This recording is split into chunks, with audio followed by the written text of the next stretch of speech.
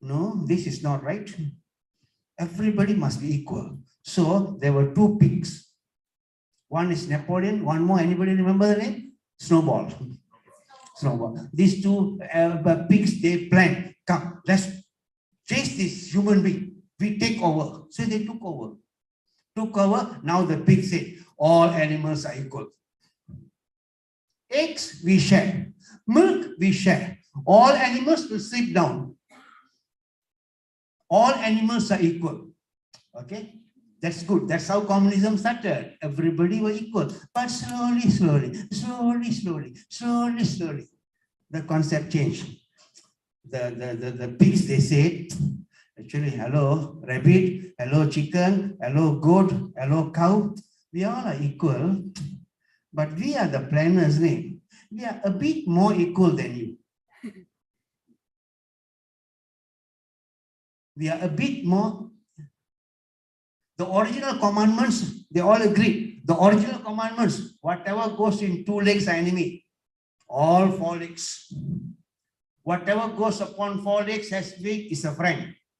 No animal shall wear clothes. No animal shall sleep in bed. No animal shall drink. No animal shall kill. All animals equal. That's the beginning. In the beginning, communism is so good. Everybody are equal. Right? Slowly, what happened?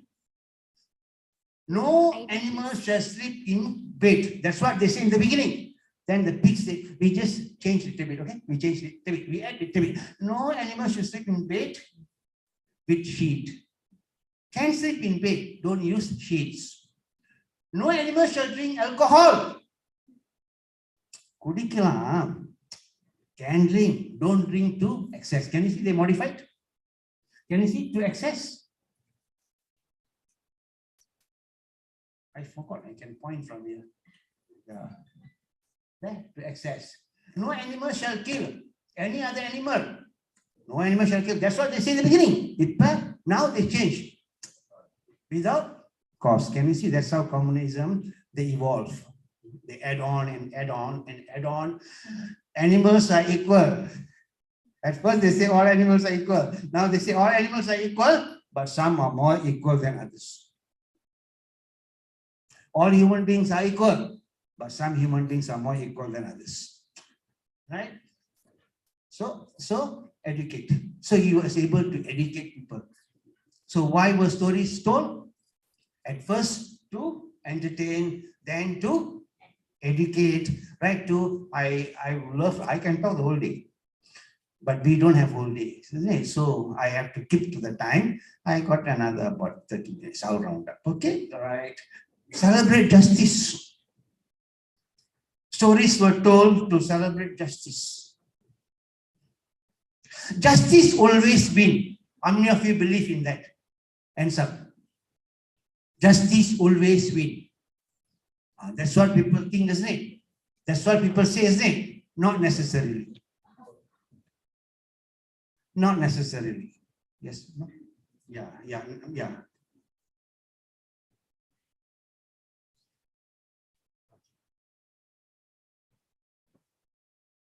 Take it up. Because the smoke.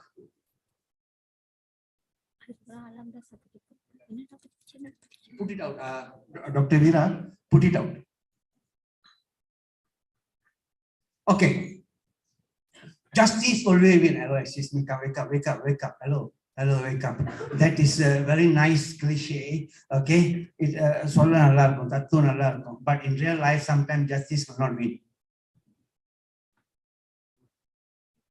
In real life, sometimes justice loses badly.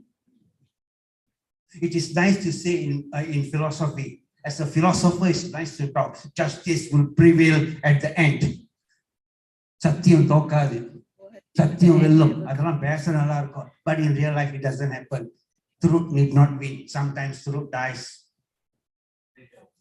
Right? That brings pain, isn't it? That brings pain. Some storytellers, they tell story just to convince themselves. Just to convince themselves that justice wins. You see,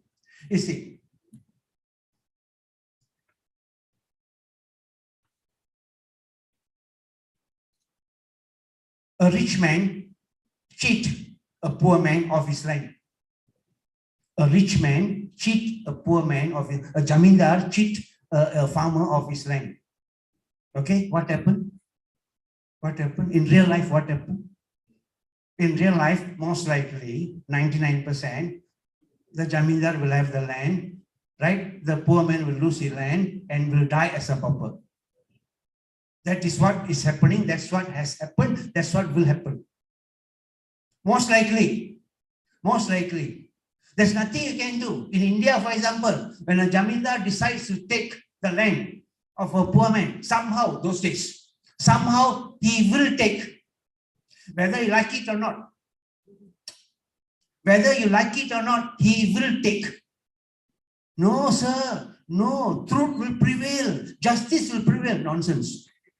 It will not prevail. Truth will die. Just to cool this heart, this painful heart. Just to convince ourselves, no. Illaya. Dharma no. Dharma tokas. Dharma vellum.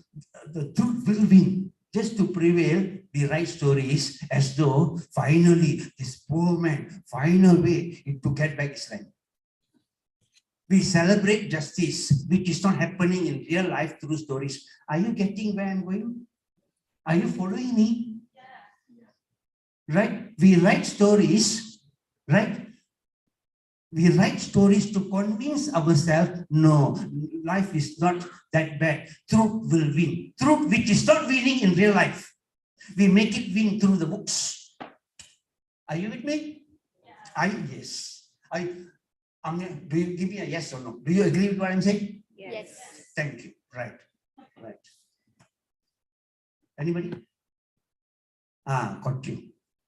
Merchant of Venice. Shakespeare. 1600. Merchant of Venice is a story. Never mind, don't worry. All of you, the photo after this, the Indians, they're not from China and Malaysia, from Indians, the next photo, all of you will know. I know. Oh, okay. Yeah, I saw the picture already. Merchant of Venice. What is Merchant of Venice? During Shakespeare's time, the Westerners, the Europeans, they simply hate the Jews. The Jews were the money lenders, right? The Jews, they were not Christians. They were not Christian. They were believers of Old Testament, okay, Hebrew, what you call Judaism, and they are rich. They are businessmen, right? And they always win. They always take the land that belongs to the Europeans because they are rich. They lend money, you cannot pay back, they take. You cannot win them. They are so powerful. They are as powerful as they are now in America. The Jews are so powerful in America politically now, you know. They are that powerful. How to win? They can only win them from stories. Which stories? Shakespeare simply hates them. So he wrote this story where there's one man by the name of Antonio. Antonio went and borrowed money from a Jew by the name of Shylock, okay, and he said, if you cannot pay this back, you have to give me 1 pound of your flesh. You take 1 pound of flesh from anybody's body, they will die because of the bleeding. So his purpose was to kill him. So finally, to make it story, Antonio couldn't pay. But somehow, so see again, can you see again? Can you see the Jews going to win? They're going to win. No, I'm not going to allow them to win. As a writer, I want justice to win. So there came a girl by the name of Portia, right? Portia, and she said, okay, she's a lawyer. She said, okay. Antonio cannot pay. Yes, cut 1 pound of meat, 1 pound of flesh, cut. Very happy, took the knife. Wait, you said 1 pound of flesh. Not even 1 drop of blood. Not even 1 drop of blood. So he lost, isn't it? And after that, okay, now our case. You were planning to kill a Venice. For that, you have to, all your wealth, his wealth were confiscated. He became a pauper. And not only that, he was forced to convert to Christianity. Telegram. So, what won? Hello, girl? What won? What won? What won? Justice won. Where justice won? In the story. In real life, it wouldn't have happened. Only MGR can fight and get back the land from the Jamindar. Only MGR, not you. Not you and me. Why? We are not India. Only Amitabh Bachchan can beat the hell out of the bad guy. Then the other room is the com and business. Hello.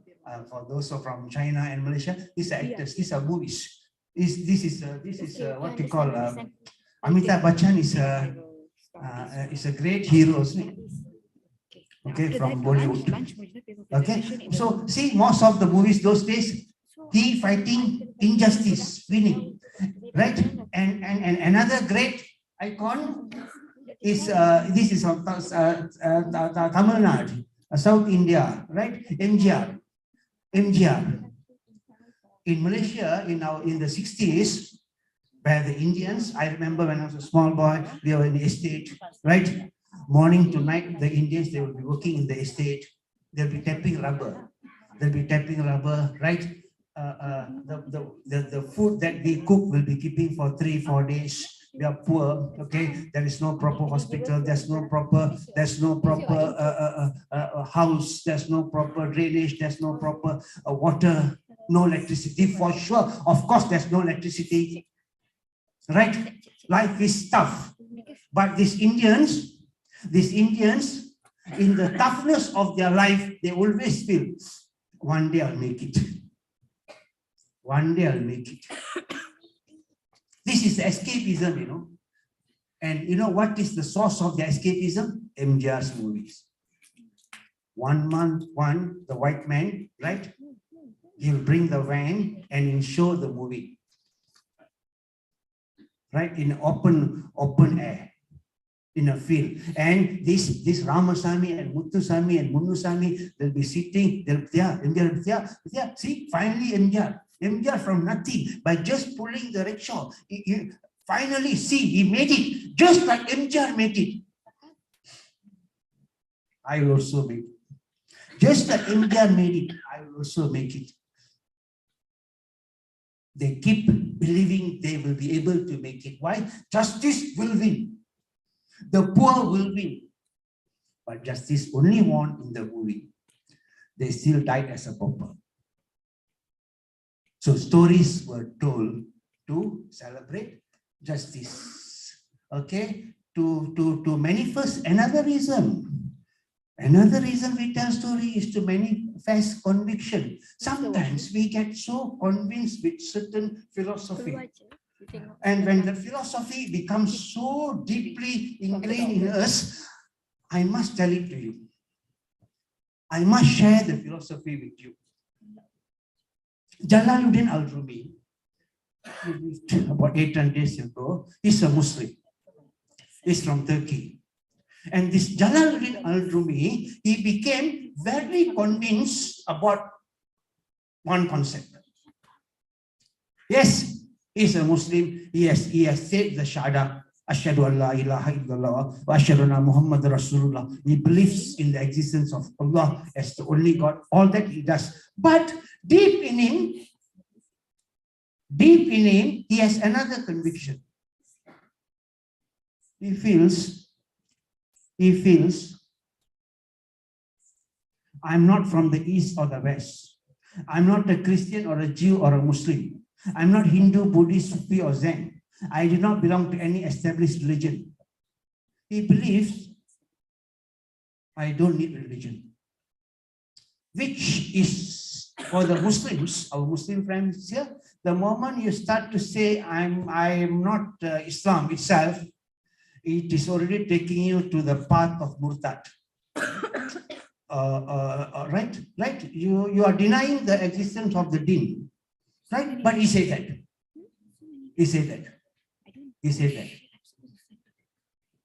said, see, can you see? I am not a Muslim. Because everything in the universe is within you. Ask all from yourself. I mean, I'm not saying this because I'm a Hindu, but this is the Hindu concept.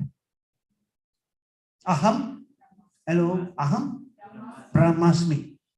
Aham Brahmasmi. Yajurveda. Brihadaranyaka Upanishad, Yajurveda is written there. Aham Brahmasmi. Okay? God is within me. The moment you say God is within me, it is already shirk. Okay? Right. And not only that, he believes. He believes. No, cannot be. Cannot be. I cannot come here, live, die, live for 70 years, live for 60 years. After 60 years, I'm going up, and there's going to be one God there who is going to look at me. I calculate, you have done more bad than good, you go to hell. You have done more good than bad, you go to hell. No, I don't think so. Cannot be, cannot be. I think I'll be coming back. I think I'll be coming back and back and back and back. This is contradictory to Islam. Our Muslim friends, this belief that you are going to come back and back and back, you are going to come back is contradictory to Islam. So when someone has that kind of conviction of something that is very different, you cannot keep quiet. Your hand will start shivering. You need to say it out. That's another reason people write.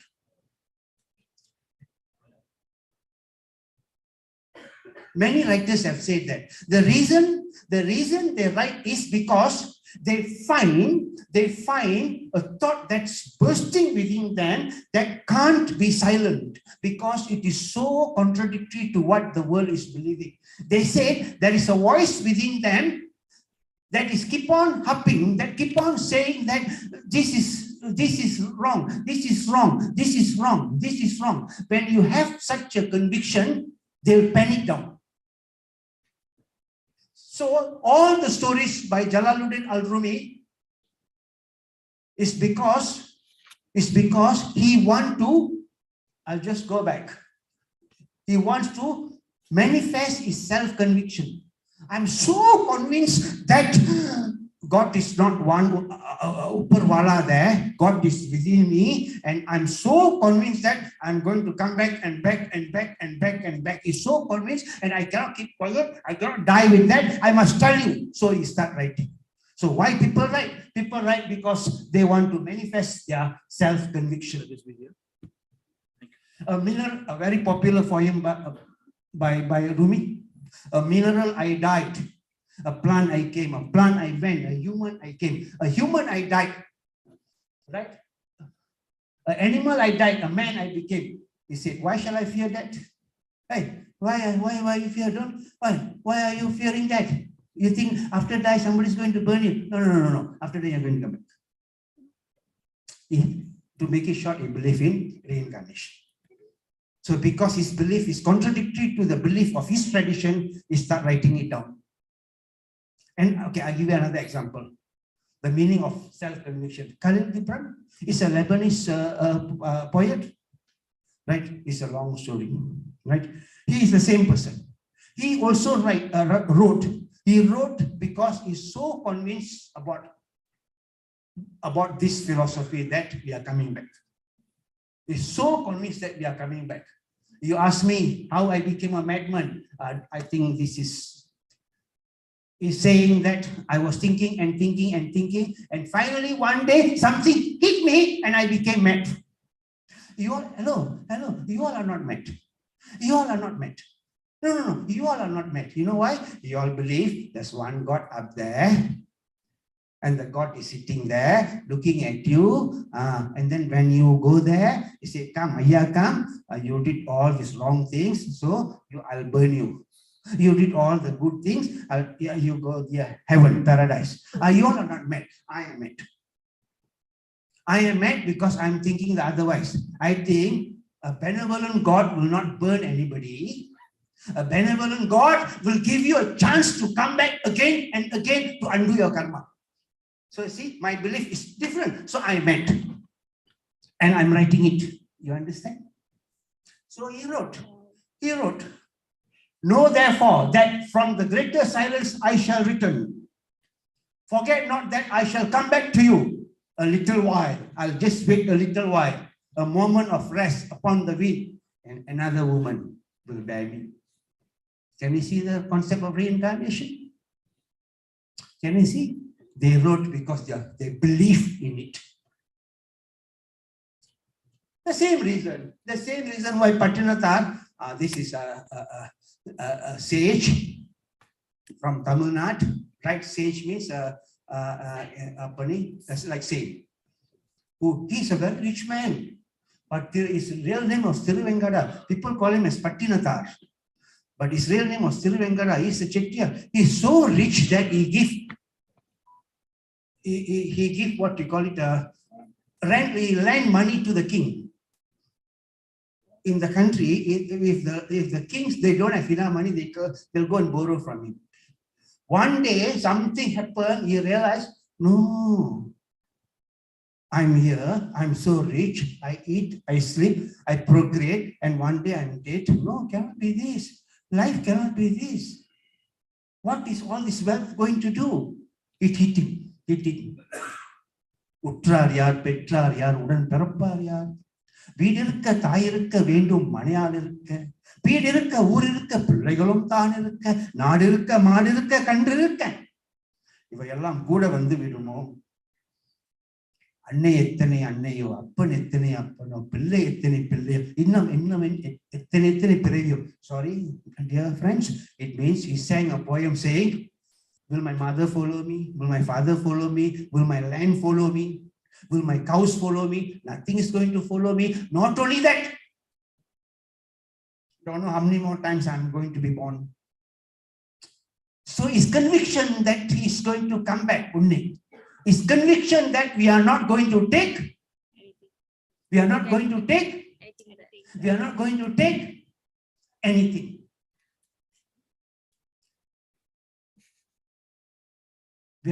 take anything, Dr. Bala. Not this name, not this fame, right? I'm not going to take this post, the 75 books, right? I'm not going to take the Ponnada with me. I'm not going to take the seats. It doesn't matter where I sit or where I don't sit. It doesn't matter. They're not going to take anything. But, sorry, excuse me, sorry. You all are not mad. Because you all think you're going to take it with you. Yeah, go and check your coffin. There'll be a lot of drawers. In the drawer, a certificate, your coffins, lot of drawers. Hello, coffins, got drawers or not? Some of you are thinking, oh, maybe. Hello, coffins have no drawers. They are not going to take anything. They are not going to take anything, right? So he realized that. And he cannot keep quiet. He must sing. Nothing comes with you. You know the needle that you stitch, the needle, it has a price only if there's a hole. Yes or not? In Tamil we say kadu. If the kadu is broken, the needle has no value. Yes or not? Even the needle without the kadu will not come. Varadayane varadu, mada malige varadu, aade ani abaranangal varadu. Poem is poem. வாராதையனே வாராது காதற்ற ஊசியம் வாராது காணும் கடைவழிக்கை வாராதையனே வாராது மாட மாளிகை வாராது ஆடை அணி ஆபரணங்கள் வாராது தேடிய செல்வம் ஏதும் வாராது என்னை உச்சி முகந்த மாதா வரமாட்டார் என் எச்சிலை பங்கு கொண்டு வாழ்வி பாகம் என்று சொல்லிக் கொள்ளும் மனைவி வரமாட்டார் உற்றாரும் பெற்றோரும் எவருமே வரமாட்டார் பிறந்ததோ நிர்வாணம் இறந்து போகும் பெரும் பயணமோ நிர்வாணம் கட்டைவர்களை கட்டி எரிக்கட்டை மேல் போட்டு சுட்டு பொசுக்கி சாம்பலாக்கேற்பேன் நான் எங்கே என் சுற்றம் எங்கே என் அதிகாரம் எங்கே எல்லாம் மாயை பெரும் மாயை காலில்லா கட்டிலை காலத்தச்சின் கடத்தி செல்லும் போது அங்கே காணி பொண்ணும் கைக்கு வராது பெண்ணே காதற்ற ஊசியம் கூட வராது கண்ணே அத்தமும் வாழ்வும் அகத்தின் மட்டே அன்பொழுக வித்திய மாதரம் வீதி மட்டே விம்மி கைத்தலமே வைத்தலம் சுடுகாடு மட்டே பற்றி தொடர் விருதில் பாவ புண்ணிய மட்டே nothing is going to follow me when I die. My wife will cry and cry and cry and follow until the hearse leaves. My sons Vimmi, kaitalo, me vaitalo, maindarum, surgadu matte. My sons will put their hand together and cry, Appa, Appa, Appa will follow until the grave. End of the day, what is going to follow me? Pavamum punyam matte, me varadu. So that conviction makes him to write. That conviction makes him to write. That is the meaning of, I've got another 15 minutes. Okay, all right. Manifest self-conviction, disseminate a stand. Sometimes when we have a stand, I believe in something so strongly, I have to tell that to the public. I write a book.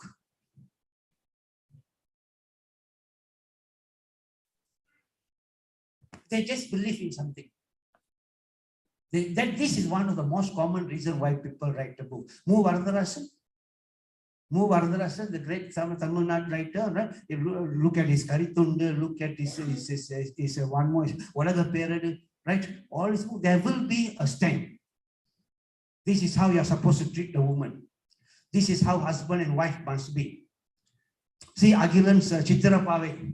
This is how life must be. Right, so okay, a common book which is popular in India, R.K. Narayanan, The Guide. How many of you have read this book? Okay. Writer R.K. Narayanan, what year he wrote the book? 1958. What year it became a movie? 1965. Okay, now, okay, quiz. Who is the actor in the movie? Devanand. Dave Anand, it became a movie. Dave Anand and the heroine, Wahida Rahman. Okay, it's a story about a man. It's a story about a man by the name of Raju. Raju is a shopkeeper's son. He's also a guide. Okay, one woman will come to the town by the name of Rosie. Rosie has a husband by the name of Marco. This Marco, this idiot, it is so busy with his work. You know, he do research on paintings, cave paintings. He's so busy with his work. Who's going to take care of his wife? This lady, this Rosie, the dancer, she is craving for love. She's not craving for anything. She just wants a husband to be there, craving for love. Okay? This Marco is not giving it. And there came this scoundrel by the name of Raju, who took advantage of the situation. Don't worry, your husband is not there. I'm here. I'll take care of you. He started taking her around, right? He started showing love.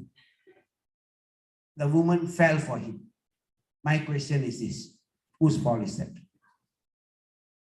And suddenly everybody will say, no, a woman, she must hold to her chastity. A woman, she must know. Okay. Who made her into what she is? Who made her into?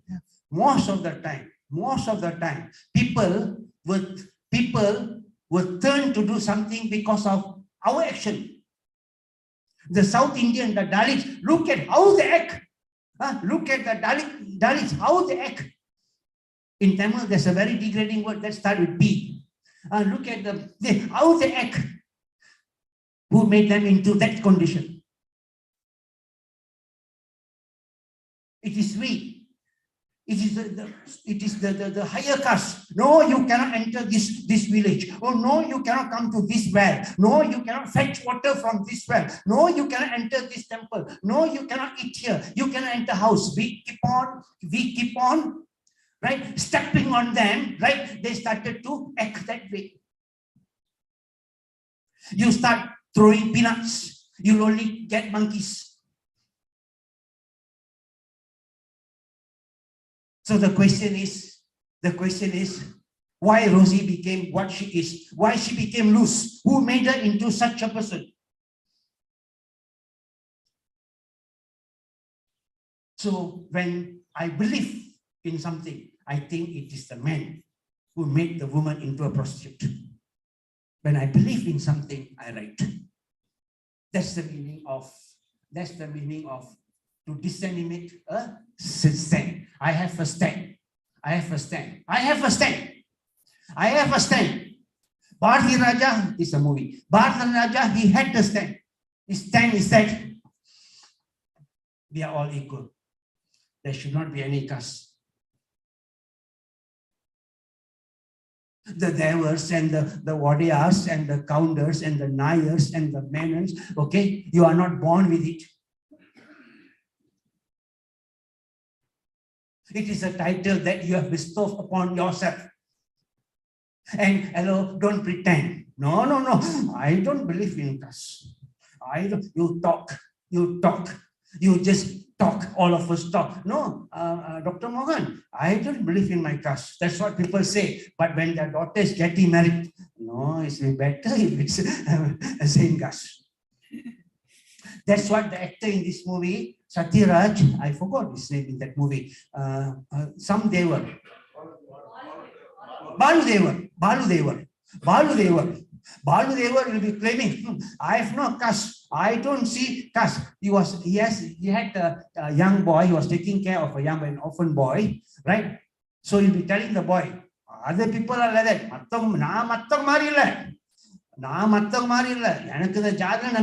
The boy will ask one question. Why are you carrying the title Devar at the back of your name? You'll get jammed. For us, it's just a movie. But for the writer of the script, for the director, he is trying to put down his stand. Look here, I'm telling you something. There is no caste. So to put a stand, people tell stories to put a stand.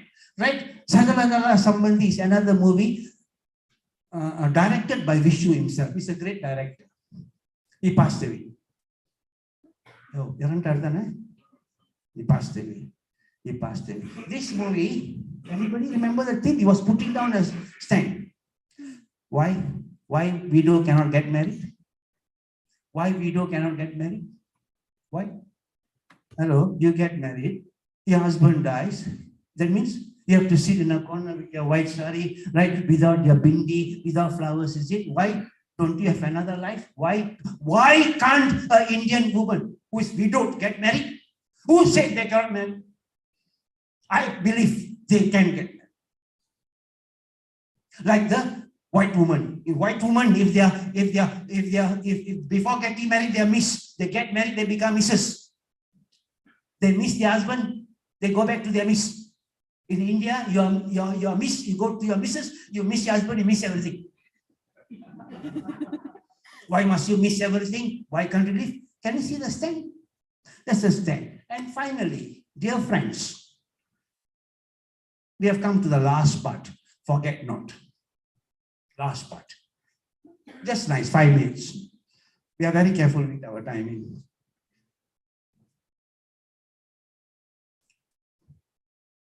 Carol Phillip is a writer. He was born in 1958, which means he's 65. Yeah, 65 years old now. He's a professor. All his books are about the blacks. Not only blacks, about slavery. Dr. Mani Mange, her PhD thesis was about him, about his book. Caribbean. He's considered as a Caribbean writer because he was born in the island of Saint Kitts, Caribbean island of Saint Kitts. When he was 5 months old, he was taken to England by his parents. He grew up in England. He studied in Oxford. He studied literature in Oxford, right? And he won Pulitzer Prize. He won Commonwealth Writers Award twice, in 2003 and 2006. Dr. Mani Mange, about 10 years ago, when she was doing a PhD, right? Both of us, we communicated with him, right? He was talking, right? We had a nice, beautiful conversation with him, right? Very friendly person, right? He writes about blacks. And slavery. Just to rekindle your thoughts about slavery, maybe some of these pictures, okay, about slavery will help us. This will become a set induction, right? This is how These are the marks beaten. From the year 1500 to the year 1800, the 300 years, the transatlantic slave trade transported 12.5 million slaves. How many slaves? 12.5 million. Right? 12.5 million. That is more than 1 crore, 1.2 crore. And out of that, 1.8 million died in the journey. Died in the journey, not including those who died because of the torture after reaching the shore. These are the bodies they threw out. They keep a ledger. Okay, they are very good. The white men, they keep ledger. How many, because of all companies, you know, how many slaves and how many were thrown? 1.8. Right? Right? This is the kind of punishment if you don't work properly. This is quite a recent photo, you know. Camera already exists at that time. Can you see? This camera, this is not artwork. This is a very beautiful picture to explain how the white look at the blacks. They are just animals, caged animals, just like we play with our animals. They are not human. No, they are not humans. Okay. And mind you, this is not art. This is photograph. Right? These are very rare photos.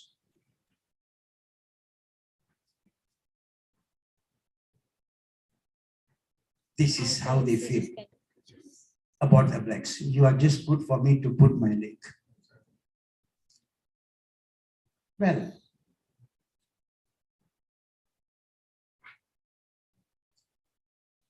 came this book, A Distant Shore.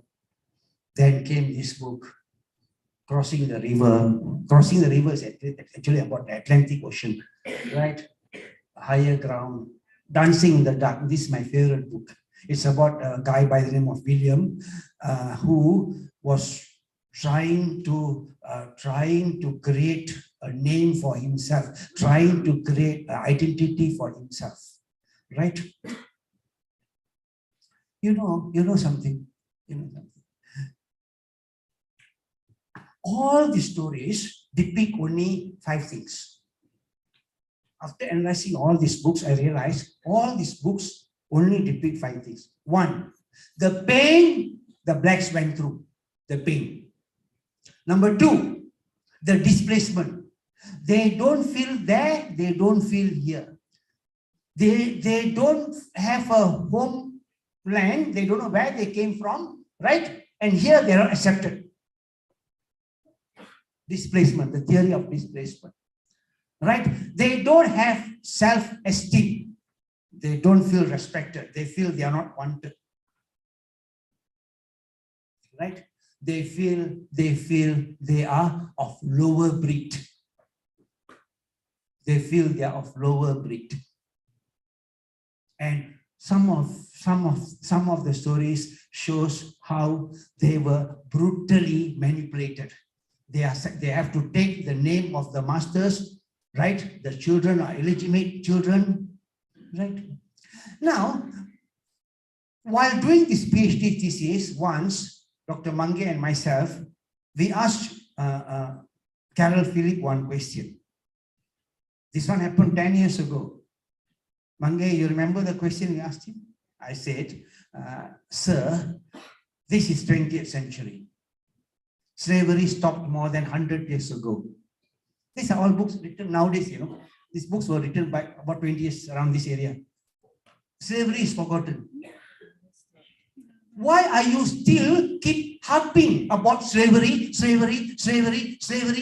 Why are you doing that? It is a long forgotten story. You know, he's a very intelligent person. He answered with one sentence. And that sentence is embedded in my heart and my mind. Mange, you remember? It's dangerous to forget history. He refused to talk anything more, you know. It is dangerous to forget history. We don't want to say anything else. It is dangerous to forget history. Don't you dare to forget. Don't you dare to forget that they treated us like animals. He didn't say that. I'm saying that. He didn't say that.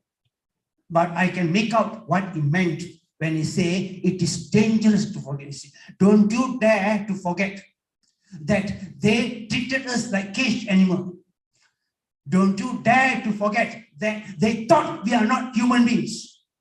Because it's dangerous if you are going to forget that. Because if you forget that, there will come a time they will start treating you that way again. It is dangerous to forget. So people write just to remind you, hello, hello, don't forget. Don't forget. Holocaust. Tell me Holocaust in this world. What are the Holocausts you can remember? Jews Holocaust. 6 million Jews were killed, right? Holocaust. Nazis Holocaust. Another Holocaust. Armenians Holocaust. Another Holocaust will be this one, right? What is the greatest Holocaust of all time? Anybody? No? What is the greatest Holocaust of all time? Anybody? The greatest Holocaust of all time, you must read the case for India by Will Durant. The greatest Holocaust happened in India. The greatest Holocaust in the history of mankind happened in India. The story of civilization, this Will Durant, he lived from 1885 until 1981. He died at the age of 96. Grand old man. He wrote 11 books, a volume of 11 books of this book.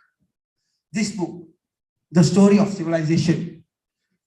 And he's well-known historian and a philosopher because of that achievement. And he said, without any prejudice, as a scholar and as an academic, I'm presenting this. Please take it with an open mind as a scholar. The Mohammedan conquest of India was probably the bloodiest story in history till today. Mahmud Ghazni attacked India in the year 1000 AD. Right? 1000 AD. From the year 1000 AD until 1525, 500 years. If you see the work of a great historian in India by the name of K.S. Lal, K.S. Lal, he wrote in his book, The Growth of Muslim Population in India, he said in the 500 years, 80 million people died. 80 million people died. 8 crores died. Why they died? They died just because of one reason. What is the reason? Because they are not Muslims. If you are not Muslims, you are killed. If you are not Muslim, you are killed. When Mahmud Ghazni entered in the year 1000 until 1525, right? After that, 1525, after the war of Panipat, Mughals took over. Babur, Humayun, Akbar, Jahangir, Shah Jahan, Aurangzeb, another 20 million died. The only reason they died is because they are not Muslims. Akbar all of you, Akbar the Great, he killed 500,000 people. See the history of Chittur. In Chittur, one place called Chittur, in a single day, how many thousand died? 30,000 hate rolls. 30,000 hate rolls because they are not Muslims. So those days, the conquerors of the Muslim conquerors, for them, the jihad for them is that they want to establish Islam rule in India, right? Everybody else are considered as infidels, and infidels don't deserve to live. So that is what Will Durant meant when he said the Mohammedan conquest was probably the bloodiest in the history of mankind. They killed and killed and killed and killed and killed and killed. You know, Mahmud Ghazni, he entered Gujarat. Anybody from Gujarat? What's the famous temple in Gujarat? Anybody heard Somnath Temple? Somnath Temple. You know how many people defended Somnath Temple? You know how many Hindu priests and workers defended Somnath Temple? 50,000 people. 50,000 head rolled in one day. Just because of to destroy that one temple.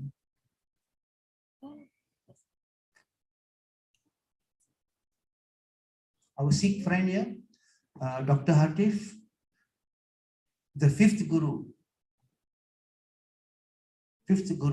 Arjan Dev Ji, right? You know how Arjan Dev Ji was killed? Arjan Dev, the fifth Sikh Guru, right? He was told to convert to Islam. He refused, so he was boiled in the water. While the water is boiling, hot boiling sand were poured.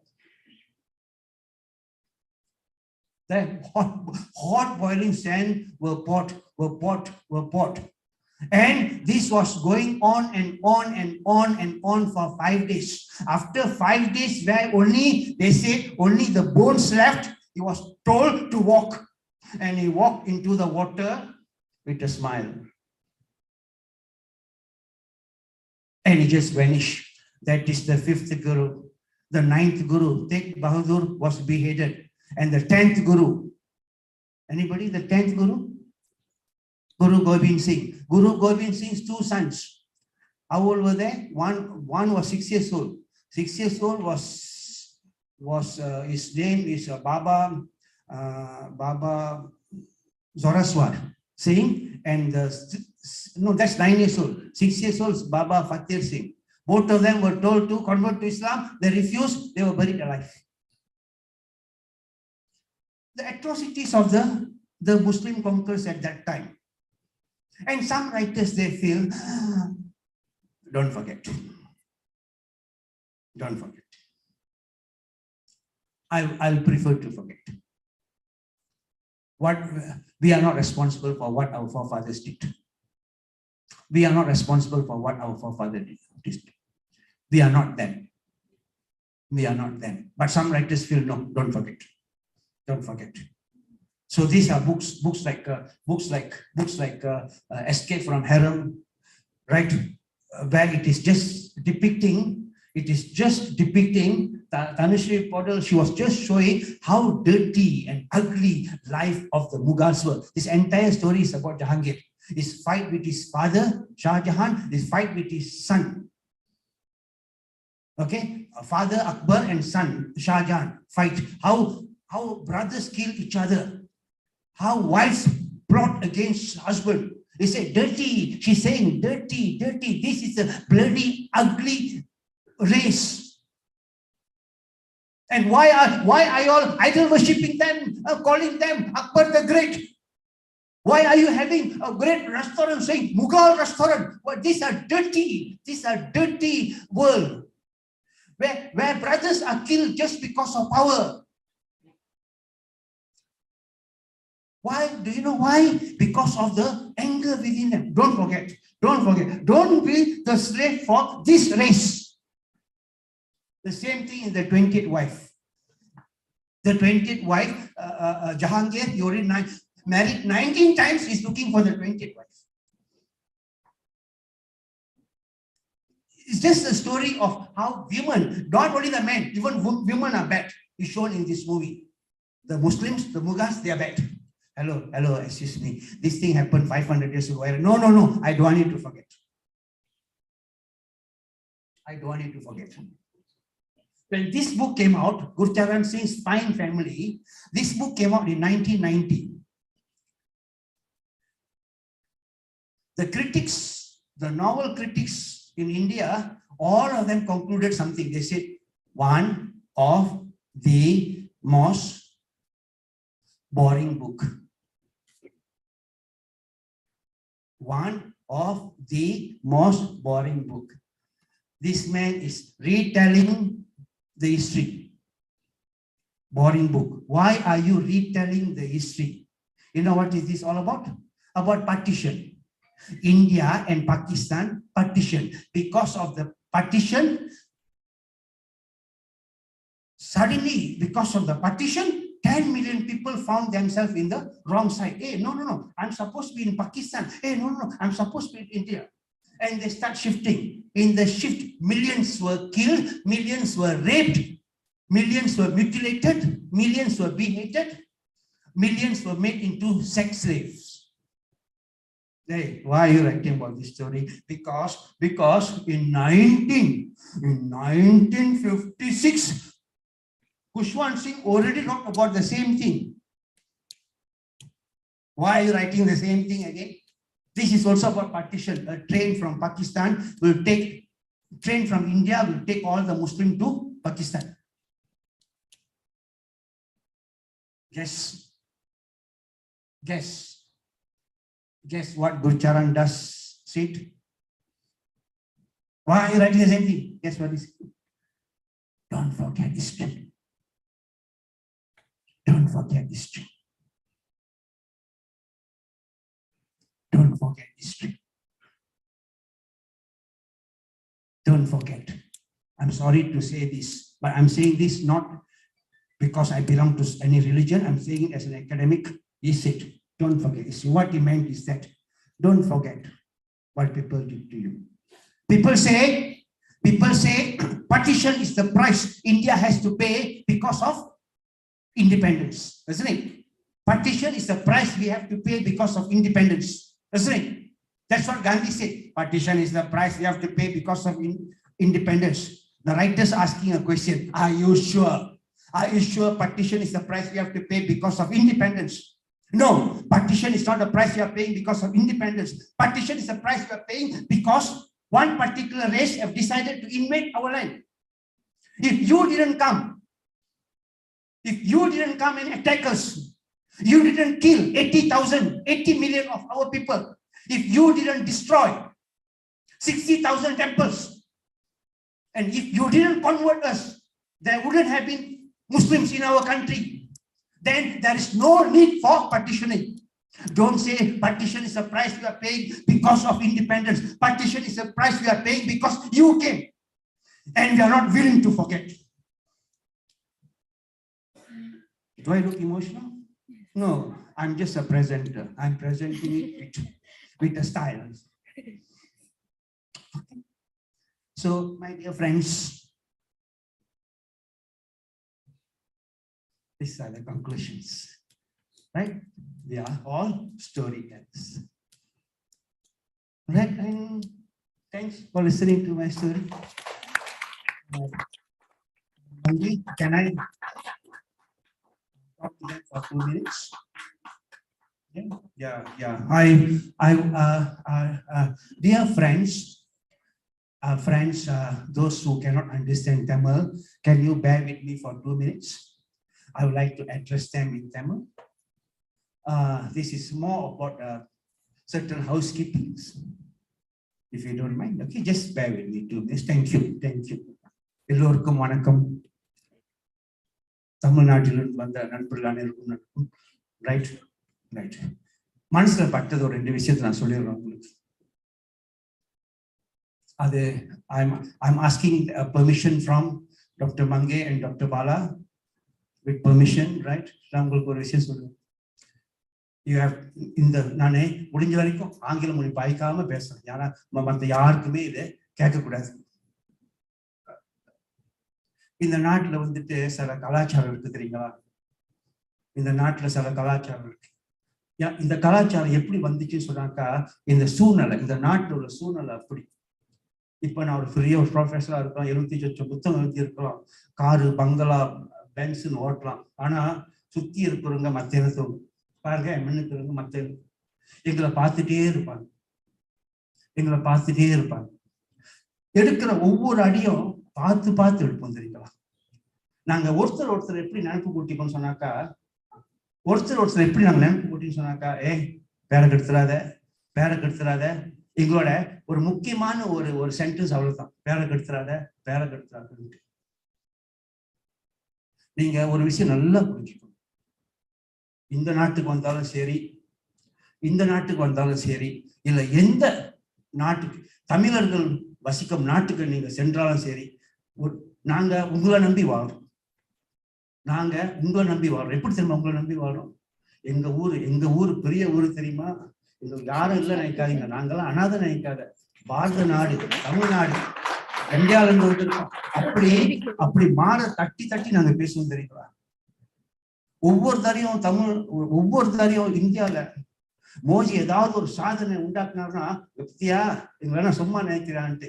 மலேசியாவும் இந்தியாவும் hockey விளையாண்டு சொன்னாக்கா எல்லாரும் பேசாம இருப்போம், எங்கேயும் கை தட்ட மாட்டோம். ஆனா எங்க ஊருக்கு எல்லாத்துக்கும் தெரியும் இந்தியா ஜெயிக்கணும்ட்டு வேண்டிக்கும். அதுதான் எங்க பெருமை. பாருங்க, அவங்களே கை தட்ட, மக்கள் கை தட்ட, அதான் உண்மை. இந்தியா காட்டிக்க மாட்டோம். உங்களை நம்பி நீங்க நல்லா இருந்தா தான் நாங்க நல்லா இருக்கோம். டைம் மேனேஜ்மெண்ட்றது எங்களுக்கு உயிர் போல தெரியும். டைம் மேனேஜ்மெண்ட் எங்களுக்கு இந்த ஊர்ல உயிர் போல. ஏன்னாக்கா காக்கா மாதிரி கழுகு மாதிரி பார்த்துட்டே இருப்பாங்க எங்களை. இன்னைக்கு 8 மணிக்கு ஃபங்க்ஷன் சொன்னாக்கா 7:30 அங்க வந்துடும். இன்னைக்கு வந்துட்டு போனாங்களே அந்த ஹெட் ஆஃப் டிபார்ட்மெண்ட், அவங்க இன்னைக்கு லேட்டா வரக்கூடாதுன்னு சொல்லிட்டு என்ன செஞ்சிருப்பாங்கன்னு நினைக்கிறீங்க? நீங்க சொல்லுங்க பாலா. அவங்க இன்னைக்கு லேட்டா வரக்கூடாதுன்னு சொல்லிட்டு 8:30 மணிக்கு ஐயோ 5 நிமிஷம் லேட்டா வந்து பயந்துட்டு என்ன பண்ணாங்க? நேத்தே இந்த ஹோட்டல் தங்கிட்டாங்க. வீடு இங்க இருந்து ஒரு 1/2 மணி நேரம் தான். எங்கடா லேட்டா போயிருமே சொல்லிட்டு நேத்தே வந்துட்டு சொந்த காசுல ரூம் போட்டு தங்கிட்டாங்க. 7:20 கீழே நின்று போன் பண்றாங்க ரெடியா இருக்குன்ட்டு. நம்ம 9 மணிக்கு வரும்.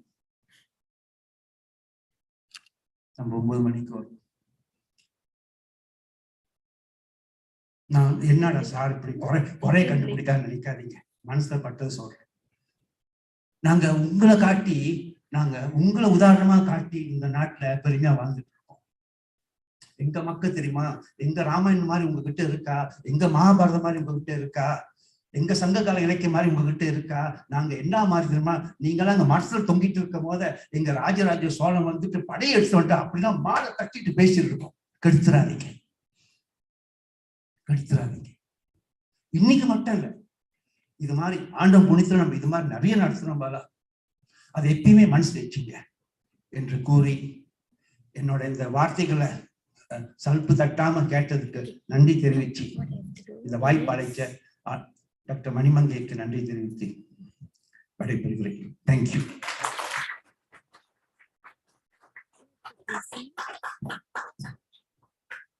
Thank you very much, Dr. Kadirisan, for such an enlightening keynote. You have definitely inspired all of us to become conscious storytellers. All right, ladies and gentlemen, with that, we'd like to commence the conference, and let us all listen to what our other participants and scholars have to share today with us in Bicohas 2023. So we would like you to enjoy the conference, all right? But before that, I would like to re-welcome you again to the third Bodhi International Conference of Humanities, Arts and Science. Before we continue with the next session, please do not forget to urgent and help yourself with some refreshment, and we will come back at 11 o'clock. We're still sticking to 11 o'clock, Dr. Mani? Maybe we give them 15 minutes, 11:05. Okay, 11:05, we'll come back and start with the plenary session. All right, thank you, ladies and gentlemen. I'm Dr. Sharon. Again, we would like to welcome you to Bicohas 2020. Enjoy yourself with the refreshment and the rest of the conference.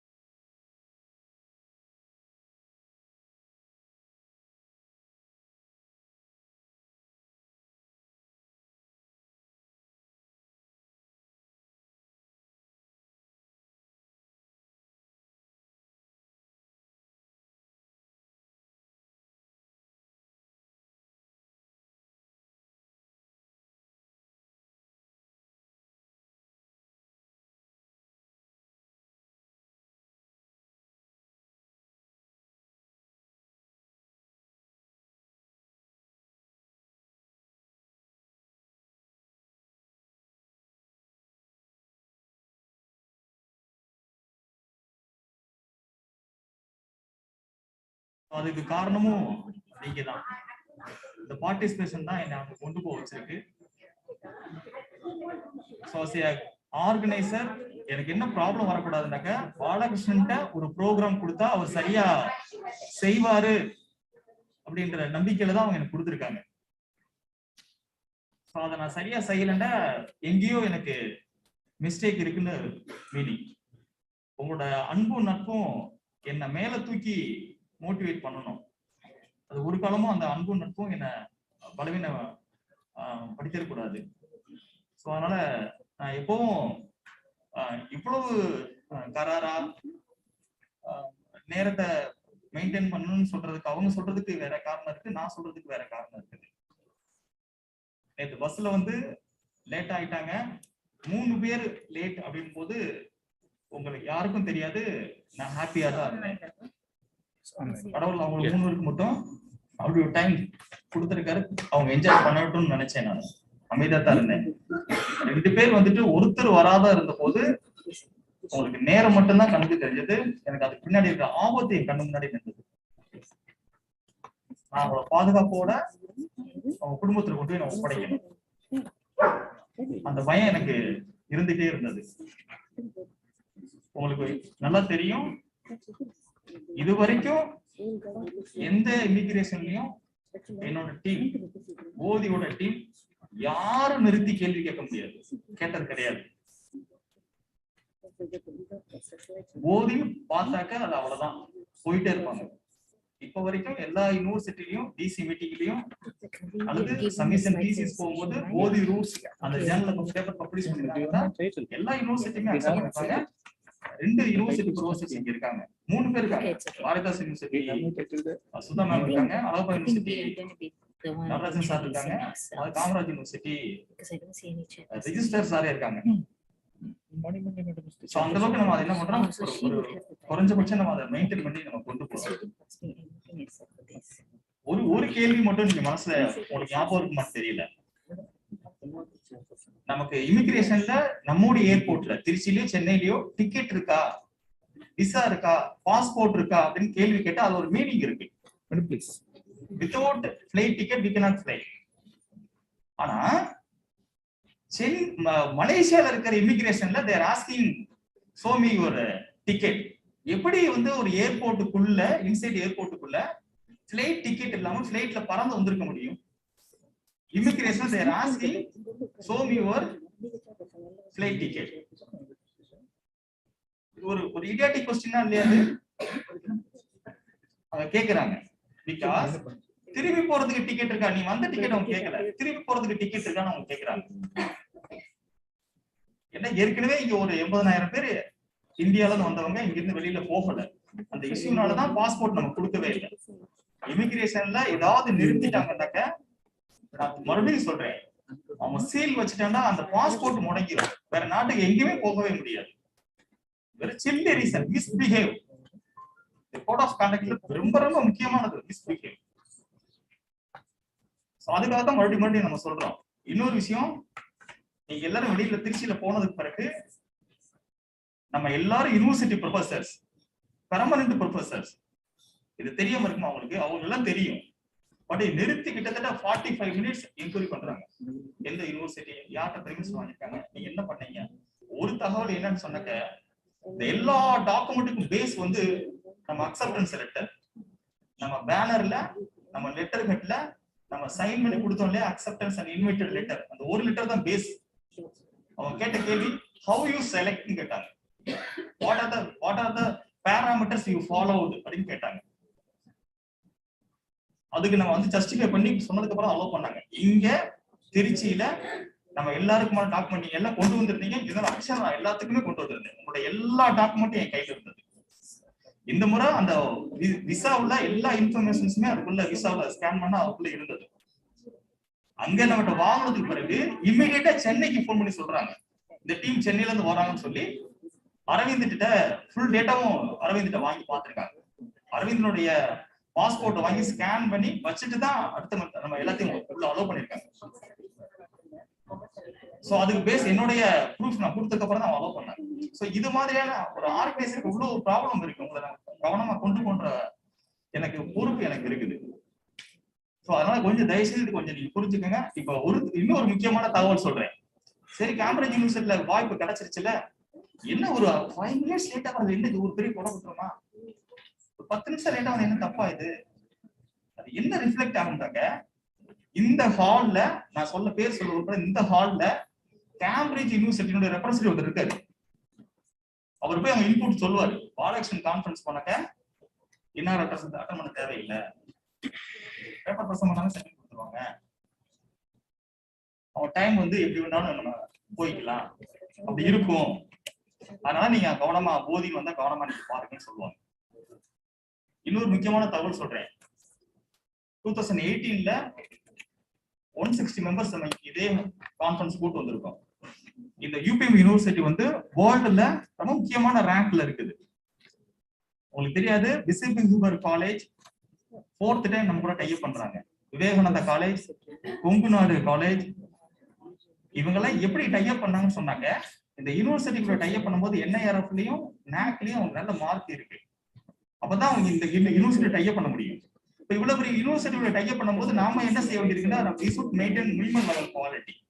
இல்ல university என்ன செஞ்சிருவாங்க, next time உங்களுக்கு கொடுக்காதீங்க, அவங்க வந்து சரியா இருக்காது. ஒரு விஷயம் சொல்றேன், I have write the letter to UPM University BC. The BC given the permission to conduct the conference. அந்த லெட்டர் கையில வச்சிருந்தனாலதான் எனக்கு வந்து இதை நடத்த முடிஞ்சது.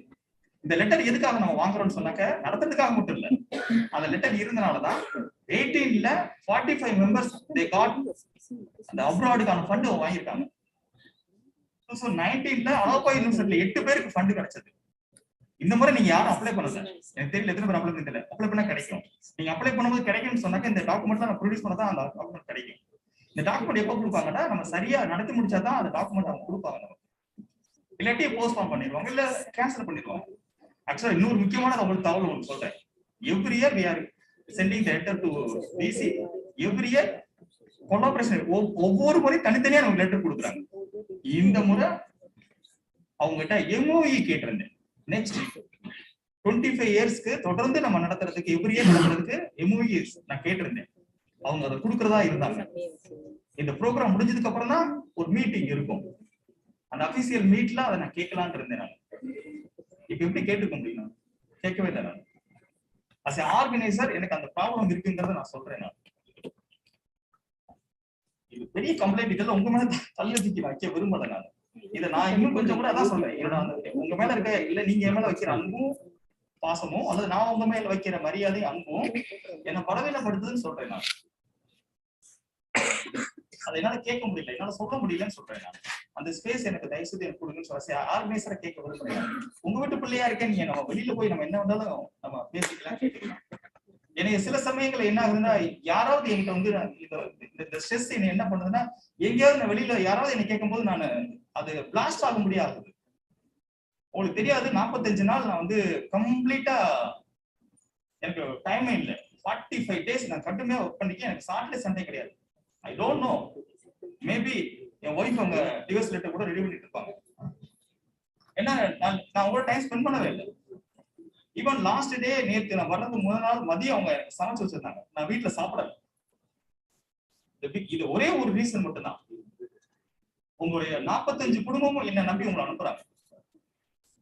சுதா மேடம் 4th டைம் வராங்க, ஜான்சே சார் 5th டைம் வர்றாரு, கவியரசு 6th டைம் வர்றாரு. ஒரு இன்னொரு ஒரு உதாரணம் சொல்றேன். கடந்த 19ல நடந்த கான்ஃபரன்ஸ்ல லாஸ்ட் டே ஷாப்பிங் டைம் பத்தல சொல்லி அவ்வளவு பெரிய ஸ்ட்ரகிள் நடந்தது. அந்த ஸ்ட்ரகிள்ல நடந்து பேசினதெல்லாம் வேற. அவரோட அவுட்புட் என்ன தெரியுமா? அந்த கான்ஃபரன்ஸ்ல வந்து அந்த ஒரு மதர் அவங்களோட பையன் அனுப்பியிருக்காங்க. இந்த மதர் பாலகிருஷ்ணன் நம்பி நம்ம நீங்க போயிட்டு வரலாம், சின்ன பையன், அவனுக்கு எதுவுமே தெரியாது, பாலகிருஷ்ணன் நம்பி நீ போயிட்டு வரலாம். நான் கேட்டேன், சின்ன பையனா இருக்கே, உங்க வீட்டு தெரியும் கேட்டேன். நான் கேட்டேன், அவங்க அம்மா போன் பண்ணி சொன்னாங்க, உங்களை நம்பி அனுப்ப முடியும் சொன்னாங்க. அந்த நம்பிக்கையை நான் காப்பாற்றணும் அப்படின்னு நான் நினைச்சேன். ஐ ஹோப் நிச்சயமா அந்த உங்க அகாமடேஷன் உங்களுக்கு ஹாப்பினஸ் கொடுத்துருக்கோம். ஃபுட் உங்களுக்கு ஹாப்பினஸ் கொடுத்துருக்கோம், ஹாஸ்பிட்டாலிட்டி எல்லா அரேஞ்ச்மெண்ட்ஸும் ஹாப்பினஸ் கொடுத்துருக்கோம். At same time how was the talk? நமக்கு வந்து குவாலிட்டி ஆஃப் கண்டென்ட் அப்படின்றத நம்ம எந்த காம்ப்ரமைஸும் கிடையாது. ஏன்னா நான் குவாலிட்டி பீப்புளால உருவாக்கப்பட்டது. ஒரு கடைசியா ஒண்ணு மட்டும் சொல்றேன், நான் கான்ஃபரன்ஸ் ஆர்கனைசர் கிடையாது. நான் ஒரு காலேஜ்ல ஃபேக்கல்ட்டியா மாறணுன்றதுக்காக படிச்சேன், எழுதுனேன். எனக்கு தெரிஞ்ச 2 மட்டும் தான், படிக்க தெரியும், எழுத தெரியும், செமினார்ல பிரசன்ட் பண்ண தெரியும். இதை தவிர எனக்கு இந்த வேலையும் எனக்கு தெரியாது. 13 வருஷம் ஒரு நிறுவனத்துல அங்கேயே இருந்தேன். நான் யூஜிசி ஜேஆர்எஃப்ல பிஹெச்டி எடுத்து எனக்கு ஜேஆர்எஃப்-ஓட பிஹெச்டி பண்ணேன். 6 வருஷம் படிச்சேன். 24 வயசுல ஒரு இளைஞனா அந்த கல்லூரிக்குள்ள நான் போனேன். 36 வயசுல என்னை வந்து ஒரு கிழவனா வெளியே அனுப்புனாங்க, வேலை இல்லாம, வேலை கொடுக்காம. எனக்கு என்ன பண்ணுன்னு தெரியல. 36 வயசுல வெளியே வந்து எனக்கு என்ன பண்ணுன்னு தெரியல. அப்பவும் நான் படிச்சேன், அப்பவும் பப்ளிஷ் பண்ணேன், அப்பவும் எழுதினேன். அப்ப கூட நண்பர்களை சேர்த்துக்கிட்டேன். அப்ப ஆட்டோமேட்டிக்கா ஒரு பப்ளிஷரா மாறினேன். எனக்கு பேப்பர் பிரசன்ட் பண்ணணும்னு தோணுச்சு. ஒரு கான்ஃபரன்ஸ் நம்ம நடத்த கூட நடத்தினேன், ஆர்கனைசரா மாறினேன். அப்படிதான் என்னோட ஜேர்னி இங்க வந்திருக்கு. ஒரு கேரியர் டெவலப்மெண்ட், அது அப்படி ஒரு ப்ரொஃபஷன் எனக்கு கிடையாது. அகாடமிக் கேரியர் ப்ரொஃபஷனா தான் நான் டிராவல் பண்ண விரும்புறேன். எனக்கு வந்து அகாடமிக்ஸா இருக்கிறதா விரும்புறேன். நான் டாக்டர் மணிமங்கை வந்து ஒரு வார்த்தை சொன்னாங்க, you are not travel agent, you are not paid servant, you should act as a organizer. நிச்சயமா நீங்க ஒவ்வொருத்தரும் நான் கான்ஃபரன்ஸ் ஃபீஸ் மட்டும் வாங்கிட்டு நீங்க எல்லாம் டிக்கெட் எடுத்து வந்துருங்க, நீங்க விசா எடுத்து வந்துருங்க அப்படின்னு நம்ம சொல்ல முடியும். ஆனா அதுக்கு எவ்வளவு டிஃபிகல்ட்டி, இண்டிவிஜுவலா மூவ் பண்ணும்போது நிறைய டிஃபிகல்ட்டி இருக்கும். அந்த டிஃபிகல்ட்டி எதுவும் இல்லாம வெளியில வரணும் அப்படின்றதா நம்ம அதுக்காகத்தான் நம்ம இந்த கோஆர்டினேஷன் நம்ம பண்றோம். அதுக்காகத்தான் நான் உங்ககிட்ட இதெல்லாம் கேட்கிறேன். மறுபடியும் ஃபோன் பண்ணி அது கொடுங்க, இது கொடுங்க, அதை செய்ய, இதை செய்ய, இது பண்ணாதீங்க, அது பண்ணாதீங்க. நான் ஏன் அந்த ரெஸ்ட்ரிக்ட் பண்றேன்னு சொன்னாங்க, ரொம்ப simple. we are coming first time, நீங்க தான் எங்களுக்கு எஜுகேட் பண்ணிருக்கணும்ன்ற ஸ்டேட்மெண்ட் எனக்கு வரும். நீங்க தான் எங்களுக்கு வந்து நீங்க கைட் பண்ணிருக்கணும் அப்படின்ற ஸ்டேட்மெண்ட் வரும். ஸோ அதுக்காக தான் நான் இதை இப்படி நான் மெனக்கட வேண்டியது இருக்குது. Kindly understand my feeling. I love you so much everyone. So நீங்க எல்லாம் என் கூட தேடி வந்திருக்கீங்க. உங்களை நான் வந்து என்னோட அக்காவும், என்னோட தம்பியாவும், அப்பாவும், சித்தப்பாவும், பெரியப்பா, மாமா, அப்படிதான் நான் அவளை பாக்குறேன். Please consider me with your family member. என்ன தனியா ஒரு நபரா பார்க்க வேண்டியது. ஸோ டாக்டர் மணிமங்கை வந்து அபிஷியல் அவங்க ப்ரொஃபஸர் சொன்னா கூட எங்களுக்குள்ள வந்து ஒரு பிரதர் சிஸ்டர் பாண்ட் எப்பவுமே உண்டு. நீங்க இந்த ஒரு மெனக்கடை தயவுசெய்து புரிஞ்சுக்கோங்க. இன்னைக்கு இவ்வளவு பெரிய ஸ்பீக்கரை கொண்டு வந்து முன்னாடி நிறுத்திருக்கோம் இல்லையா, இதுக்கு ஒரு பெரிய இமோஷனல் பாண்ட் உங்களுக்கு இருக்குது. அதை நீங்க யாருமே அதை அப்சர்வ் பண்ண மாட்டீங்க. 2019ல கான்ஃபரன்ஸ் பிளான் பண்ணி 140 மெம்பர்ஸ் டாக்டர் ஜான் சார் கூட வந்தார். அவருக்கு எல்லாமே தெரியும். எவ்ரி இயர் 2 டேஸ் முன்னாடி நான் வந்துருக்கீங்க. 2 டேஸ்க்கு அப்புறம் தான் நான் போறேன். நீங்க நல்லபடியா கிளம்பி வண்டியில பார்த்துட்டு தான் நான் அடுத்த வேலையை பண்ணுவேன். ஸோ லாஸ்ட் டைம் அப்படி நடந்த 140 மெம்பர்ஸ் நான் கூட்டிட்டு வந்துட்டு இருக்கோம், ஃபிளைட்ல வந்துட்டு இருக்கோம். அப்ப 7 இடத்துல டெஸ்டினேஷன்: திருவனந்தபுரம், சென்னை, திருச்சி, பெங்களூர், டெல்லி, மும்பை, வெஸ்ட் பெங்கால். வந்துட்டு இருக்கும்போது திடீர்னு ப்ரொஃபசர் மணிமங்கை பாதி கார்ல வரும்போது அவங்க பிரேக் பண்ணிட்டு ஒரு 1 hour போன்ல ரீச் ஆகிறாங்க. எனக்கு என்ன எதுவும் புரியல. என்ன சொன்னா, சார் வந்து அட்மிட்டட் இன் ஹாஸ்பிட்டல், ஃபர்ஸ்ட் அட்டாக். நீங்க நம்ப மாட்டீங்க, இந்த ப்ரோக்ராம நம்ம நம்பி ஒரு 140 பேர் வந்திருக்காங்கன்னு சொல்லிட்டு அவங்க வீட்டுக்கார கொண்டு போய் ஹாஸ்பிட்டல்ல சேர்த்துட்டு அவங்க நான் சொன்னேன், நீங்க இருங்க, நாங்க பாத்துக்கிறோம். டாக்டர் வீரமோகன் வந்து அவருடைய இருப்பாங்க, டீம் இருக்காங்க, அவங்க செய்து கொடுப்பாங்க, நீங்க இருங்கன்னு சொன்னாங்க. பட் ஆனா அவங்க என்ன பண்ணாங்கன்னாக்கா, அவளை ஹாஸ்பிட்டல்ல விட்டுட்டு கார் எடுத்துட்டு அங்க இருந்து கிட்டத்தட்ட ஒரு 450-500 கிலோமீட்டர் தூரத்துல இருந்து செல்ஃபா டிரைவ் பண்ணி வந்தாங்க. இப்ப யோசிச்சு பாருங்க. அது நம்ம நம்பி வந்திருக்காங்க. அவங்களை நம்ம எதுவும், அவங்களுக்கு எந்த பிரச்சனையும் வந்துடக்கூடாது, நல்லபடியா செய்து முடிக்கணும்னு அவங்க கூட வந்து இருந்தாங்க. அந்த குத்துவிளக்கு ஏற்ற மாதிரி அவங்க வந்து பிசிக்கலா அலறாங்க. பட் ஆனா எனக்கு ஒரு ஹாப்பினஸ் என்ன சொன்னாக்கா, இன்னைக்கு இதே அடுத்த கான்ஃபரன்ஸ்ல சார் வந்து ஒரு கீனோட் அட்ரஸ் கொடுக்குறாங்கன்றது இவ்வளவு பெரிய எமோஷனல் கண்டென்ட் அதுக்குள்ள இருக்கு. தயவுசெய்து நீங்க ஒன் பாயிண்ட் அவங்களுக்கு தெரிஞ்சவங்களுக்காக அவங்க டாக் கொடுக்கல, அந்த குவாலிட்டி கண்டென்ட் அவர் டாக்ல இருக்குன்றதுக்காக கீனோட் ஸ்பீக்கரான எப்பவுமே நான் என்னோட கோ ஆர்கனைசர் நான் கேட்கக்கூடியது, என் பேரை முன்னாடி போட்டேன், என் பேர் பின்னாடி போட்டிருக்கீங்க, கலர் சரியில்லை, பேரை பெருசா போடுங்க, இப்படி கேட்காதீங்க சொல்லுவேன். யார் உன் ஸ்பீக்கரோட ப்ரொஃபைல் எனக்கு கொடுன்னு கேட்பேன், கேளுங்கன்னு சொல்றேன். என்னோட ஸ்பீக்கருடைய ப்ரொஃபைல் இந்த கான்ஃபரன்ஸ்ல 75 புக்ஸ் வந்து எழுதியிருக்காரு. இன்னொரு முக்கியமான விஷயம், number 1 Malaysian language and literature writer அவர். தமிழ்நாட்டில் Malaysia school education language books எல்லாம் அவருடைய ஒரிஜினல் டெக்ஸ்ட் புக், அவருடைய டெக்ஸ்ட் புக். அது மட்டும் இல்ல, doctor John Sekar Cambridge university அவர் இன்வைட் பண்ணிருக்கு கேம்பிரிட்ஜ் யூனிவர்சிட்டியில டாக் கொடுக்கறதுக்காக. அவ்வளவு பெரிய ஸ்காலர். நீங்க ஸ்கோபஸ் நான் பெய்டு சேனல் எடிட்டர், அவர் தான் டாக் கொடுக்க போறாரு. சோ உங்களுக்கு தெரிஞ்சிருக்கும் டாக்டர் கவியரசை பத்தி உங்களுக்கு தெரிஞ்சிருக்கும். Very very popular man. அவர் டாக் கொடுக்க போறாரு. செகண்ட் டே டாக் வந்து டாக்டர் தீனதயாளன் கொடுக்க போறாங்க. 35 years rich experience. 30 to 25 PhD scholars உருவாக்கி இருக்காங்க. அது மட்டும் இல்ல, அதுல ரொம்ப முக்கியமான என்னன்னாக்க அவருடைய ஸ்காலர்ஸ் எல்லாருமே பெர்மனன்ட் அப்பாயின்மெண்ட். அதுக்கு அடுத்த டாப் கொடுக்க போறது வந்து டாக்டர் சதாசிவம், யூனிவர்சிட்டி ரிஜிஸ்டர். நீங்க ஒரு விஷயம் மட்டும் தெரிஞ்சவங்களுக்காக மட்டும் இத ஒரு வாரம் நான் கொடுக்க மாட்டேன். டாக்டர் சார் தெரியும், எனக்கு நிறைய ஃப்ரெண்ட்ஸ் இருக்காங்க. கொடுக்கவே மாட்டோம், குவாலிட்டில கொடுக்கவே மாட்டோம். At same time quality people எங்க இருந்தாலும் கண்டுபிடிச்சு தேடி அவங்களுக்கு பொறுப்பு கொடுப்போம். எனக்கு வந்து குணேஸ்வரி மேடம் வந்து டாப் கொடுக்க வைக்க எனக்கு ஆசை. பட் ஆல்ரெடி ஃபிக்ஸ் பண்ணோம். அட்லீஸ்ட் நாங்க நீங்க வந்து சேர்பர்சனாவது இருங்கன்னு சொல்றோம். குவாலிட்டி பீப்புள் எங்க இருக்காங்களோ அவன் ஐடென்டிஃபை பண்ணி அவர் ஃபுட் ஒரு பிளேஸ் கொடுக்கறதா என் வேலையா இருக்கும். அதுல என்ன யாரும் கட்டாயப்படுத்தவே முடியாது, அது எல்லாருக்குமே தெரியும். சோ ஒரு குவாலிட்டியான நீங்க மறுபடியும் சார் வந்து நீங்க நினைக்க வேண்டாம், இது ஒரு நாள் நான் செய்யல. 2-3 நாள் தீனதயாளன் சார் வீட்டுல போய் உட்காந்து மேடம் அவங்க ஃபேமிலிக்கு டைம் வந்து நான் கொலாஸ் பண்ணி உட்காந்து மீட்டிங் போட்டு நடத்தணும். ஒரு நாள் 10-15 நாள் தினசரி ஜான் சேகர் சார் வீட்டுல போய் உட்காந்து கமிட்டியை கூட்டு உட்கார வச்சு டிஸ்கஸ் பண்ணி நடத்திருக்கோம். ஒவ்வொரு மொமெண்ட் எப்படி நீங்க டெய்லி அவங்க மணிமேகலை மேட்டர் பேசிட்டே இருக்கோம். அவங்க டைம் வேற, நம்ம டைம் வேற, எல்லாம் பார்த்து செய்யறோம்.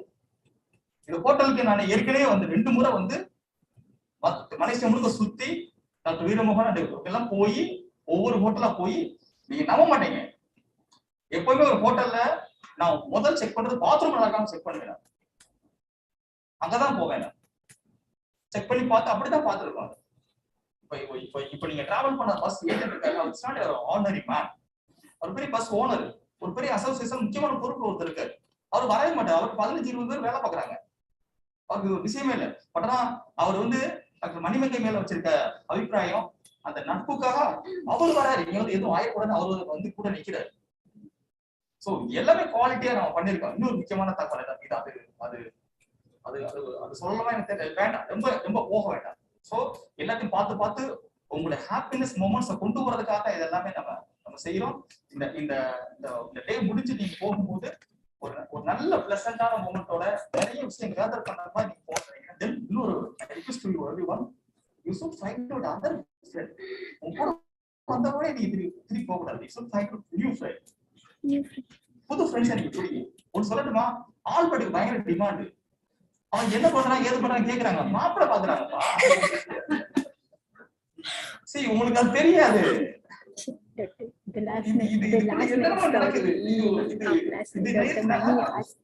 மலேசியா பொண்ணு கேக்குறாங்க, என்ன பண்றாங்க கேக்குறாங்க, என்ன சொல்றாங்க. இது சொன்னாங்க. நீங்க வந்து you should find out some people. அந்த யுனிவர்சிட்டி கூட டைப் பண்ணுங்க. உங்க ஸ்காலருக்கு நீங்க வந்து டிசிபிடி கால் ரெடி பண்ணுங்க. உங்களோட பிஹெச்டி சப்மிஷனுக்கு எக்ஸ்டர்னல் எக்ஸ்பர்ட் வந்து ஃபாரின்ல நீங்க ஃபைண்ட் அவுட் பண்ணுங்க. சோ இதுக்கு தான் நான் வந்திருக்கோம், இந்த அகாடமிக் கெட் டுகெதருக்கு தான் வந்திருக்கோம். சோ ஒன்னும் நோ ப்ராப்ளம், நீங்க வந்து நல்லா என்ஜாய் பண்ணலாம். நீங்க என்ஜாய் பண்றத பார்த்து டிஸ் ரெடி பண்றோம். டிஸ் ரெடி பண்றது நீங்க என்ஜாய் பண்றது, இந்த ஹால் ரெடி பண்றது நீங்க என்ஜாய் பண்றதுக்காக தானே. So that's all. சோ நீங்க நான் ஏதாவது எனக்கு டிசப்பாயிண்டட்ல ஏதாவது நான் கொஞ்சம் கூட குறைய நான் வந்து பிஹேவ் பண்ணிருந்தா extremely sorry. My intention is common, it's not personal. அது தயவுசெய்து புரிஞ்சுக்கோங்க. சோ நம்ம அடுத்த இது ப்ரோக்ராம் போயிடலாம். சோ 4th floorல நமக்கான பேப்பர் பிரசன்டேஷன் ஹால் நமக்கு இருக்குது. சோ அங்க ரூம் நம்பர் 1 and 2 இருக்கும். room 2. Okay, room 2 and room 3 அங்க நம்முடைய ஃபெசிலிட்டேட்டர் அங்க இருப்பாங்க, அவங்க கைட் பண்ணுவாங்க. as per schedule. ஒரு விஷயம் மட்டும், இந்த லாஸ்ட் மினிட்ல வேலை பார்க்கும் போது நமக்கு அதுல கொஞ்சம் பேர் விடுபட்டு போச்சு. 2 ஷெட்யூல் வச்சிருக்கோம். ஒன்னு எக்கனாமிக்ஸ் காமர்ஸ் மேனேஜ்மெண்ட் வச்சிருக்கோம், அதுக்கான சேர்பர்சன் அங்க வந்துருவாங்க. அந்த செஷன்ல ஒரு மேபி யாராவது பேர் விடுபட்டு இருந்தா கூட சோ நீங்க அங்க போயிடுங்க. at the same time if missing the social science and humanities, your name is missing, don't worry, you go to the room, present your paper, the chairperson will allow the present the paper. Okay, so no worries. And the remaining people, the English literature and language studies people, stay here. So we have another keynote session. So இங்க நீங்க stay back பண்ணுங்க. Economic 4th floor கூடிய room 2 நீங்க போய்டுங்க, அங்க facility இருப்பாங்க. உங்க chairperson அங்க வந்துருவாரு, நீ ஜஸ்ட் சோ நீங்க அங்க வந்து பண்ணிருங்க. தென் நெக்ஸ்ட் ரூம்ல வந்து சோசியல் சயின்ஸ் அண்ட் ஹியூமனிட்டிஸ்க்கான பேப்பர் பிரசன்டேஷன் அங்க உங்க சேர்பர்சன் வந்துருவாங்க. சோ நீங்க அங்க வச்சிட்டு நீங்க பாருங்க சேர்பர்சன் யாரு அப்படினு என்ன வாட்ஸ்அப்ல நான் போய் போடுறீங்க. அந்த சேர்பர்சன் நீங்க அந்த செஷன் போயிருங்க, அந்த நேம் கையில வச்சிட்டு அங்க உங்களுக்கு ஒரு நோட் அந்த பென் இருக்கும். சோ யாரெல்லாம் பேப்பர் பிரசன்ட் பண்றாங்கன்றதை நீங்க நோட் பண்ணிக்கங்க. சோ ஒரே ஒரு விஷயம் மட்டும் நீங்க நம்ம ட்ரை பண்ணுவோம், பேப்பர் வாசிக்க அலோவ் பண்ணவே பண்ணாதீங்க. they should present their paper. Paper எப்படி பிரசன்ட் பண்ணுங்க, அவங்க ஒவ்வொரு பேப்பர் பிரசன்ட் பண்ணுவோம், நீங்க டிஸ்கஸ் பண்ணுங்க. தென் ஃபைனலா வந்து சேர்பர்சன் தான் மாடரேட் பண்ணி கன்க்ளூட் பண்ணிடுவாங்க. சரிங்களா? so that these are things. the 1 second before that, so please. so நம்முடைய Madurai Kamaraj university registrar sir வந்து நேற்று அவார்ட் ஃபங்க்ஷன் பஸ் அவங்க அபிஷியல் மீட்டிங்கிறதுனால நேற்று அவங்க வரல. ஸோ இன்னைக்கு அவங்க வந்திருக்காங்க. So we should give the award. So please sir, doctor Sadasivam sir.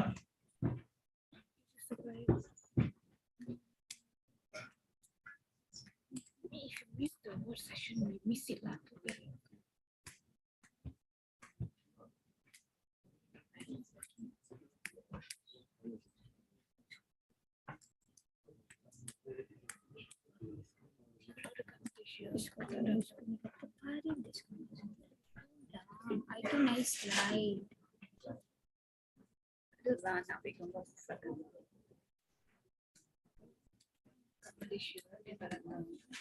Ya, terus dia tak boleh, the protocol is protocol.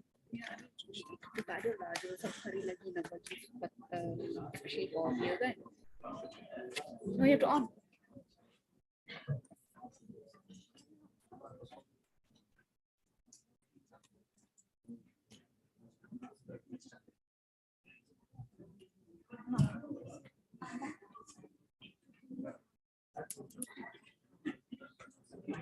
Right, presenting the Award of Excellence, Dr. K. Sadasivam.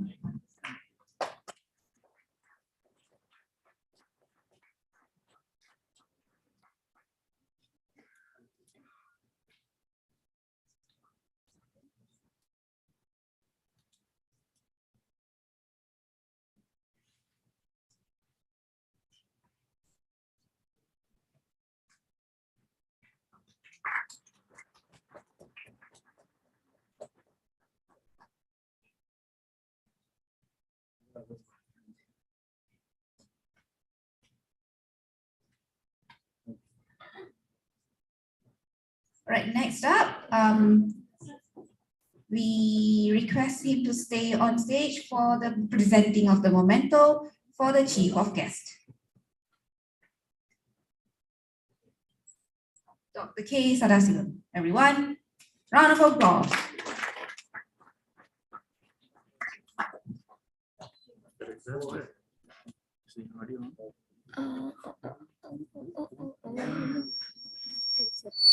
I'm currently multitasking. You have to. Okay.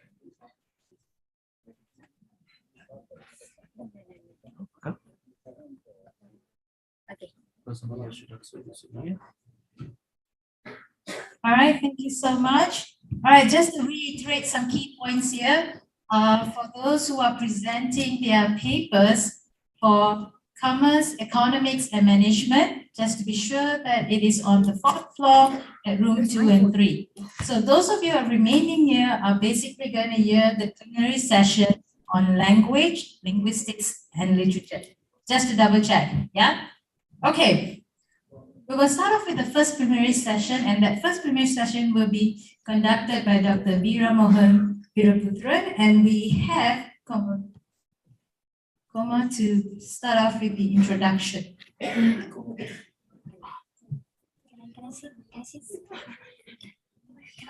அனைவருக்கும் வணக்கம். Oh, hold on. Get some.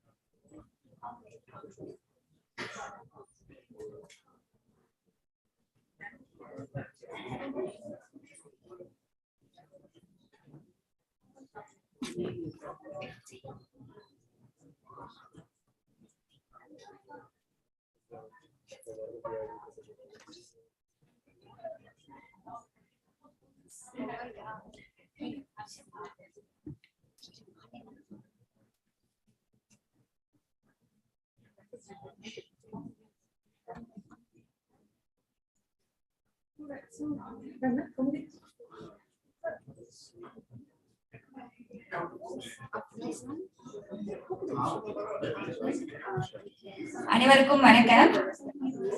மூன்றாம் போதி அனைத்துலக மாநாட்டிற்கு வருகை புரிந்திருக்கும் விரிவுரையாளர்கள், ஆசிரியர்கள், ஆய்வு மாணவர்கள், ஆய்வாளர்கள் அனைவரையும் அன்புடன் வரவேற்கின்றோம். இன்று இந்த அங்கமானது தமிழில் நடைபெறவிருக்கிறது. தமிழில் ஒரு அருமையான படைப்பினை படைக்கவிருக்கும் படைப்பாளர் முனைவர் வீரமோகன் வீரபுத்திரன் அவர்கள். கர்லிங் தோட்டத்தில் பிறந்து அங்கேயே தனது தொடக்க கல்வியை முடித்துவிட்டு பிறகு KKV காப்பாரில் இடைநிலை கல்வியையும் முடித்துவிட்டு தனது முதுகலை படிப்பினை தமிழ் துறையில் மலாயா பல்கலைக்கழகத்தில் செய்தவர். அது மட்டுமல்லாது உலகிலேயே மிக சிறந்த ஒரு பல்கலைக்கழகத்தில் ஒன்றான ஞான்யாங் டெக்னாலஜி யூனிவர்சிட்டி சிங்கையில் தனது முனைவர் படிப்பினையும் முடித்துள்ளார்.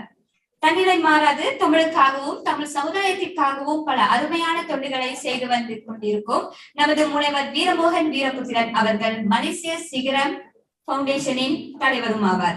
இன்று உங்களுக்காக இந்த அங்கத்தில் தமிழில் ராஜேந்திர சோழனின் வெற்றியும் தென்கிழக்காசிய பேரரசுகளின் வீழ்ச்சியும் எனும் சிறப்பான படைப்பினை உங்களுக்காக படைக்க வைக்கின்றார்.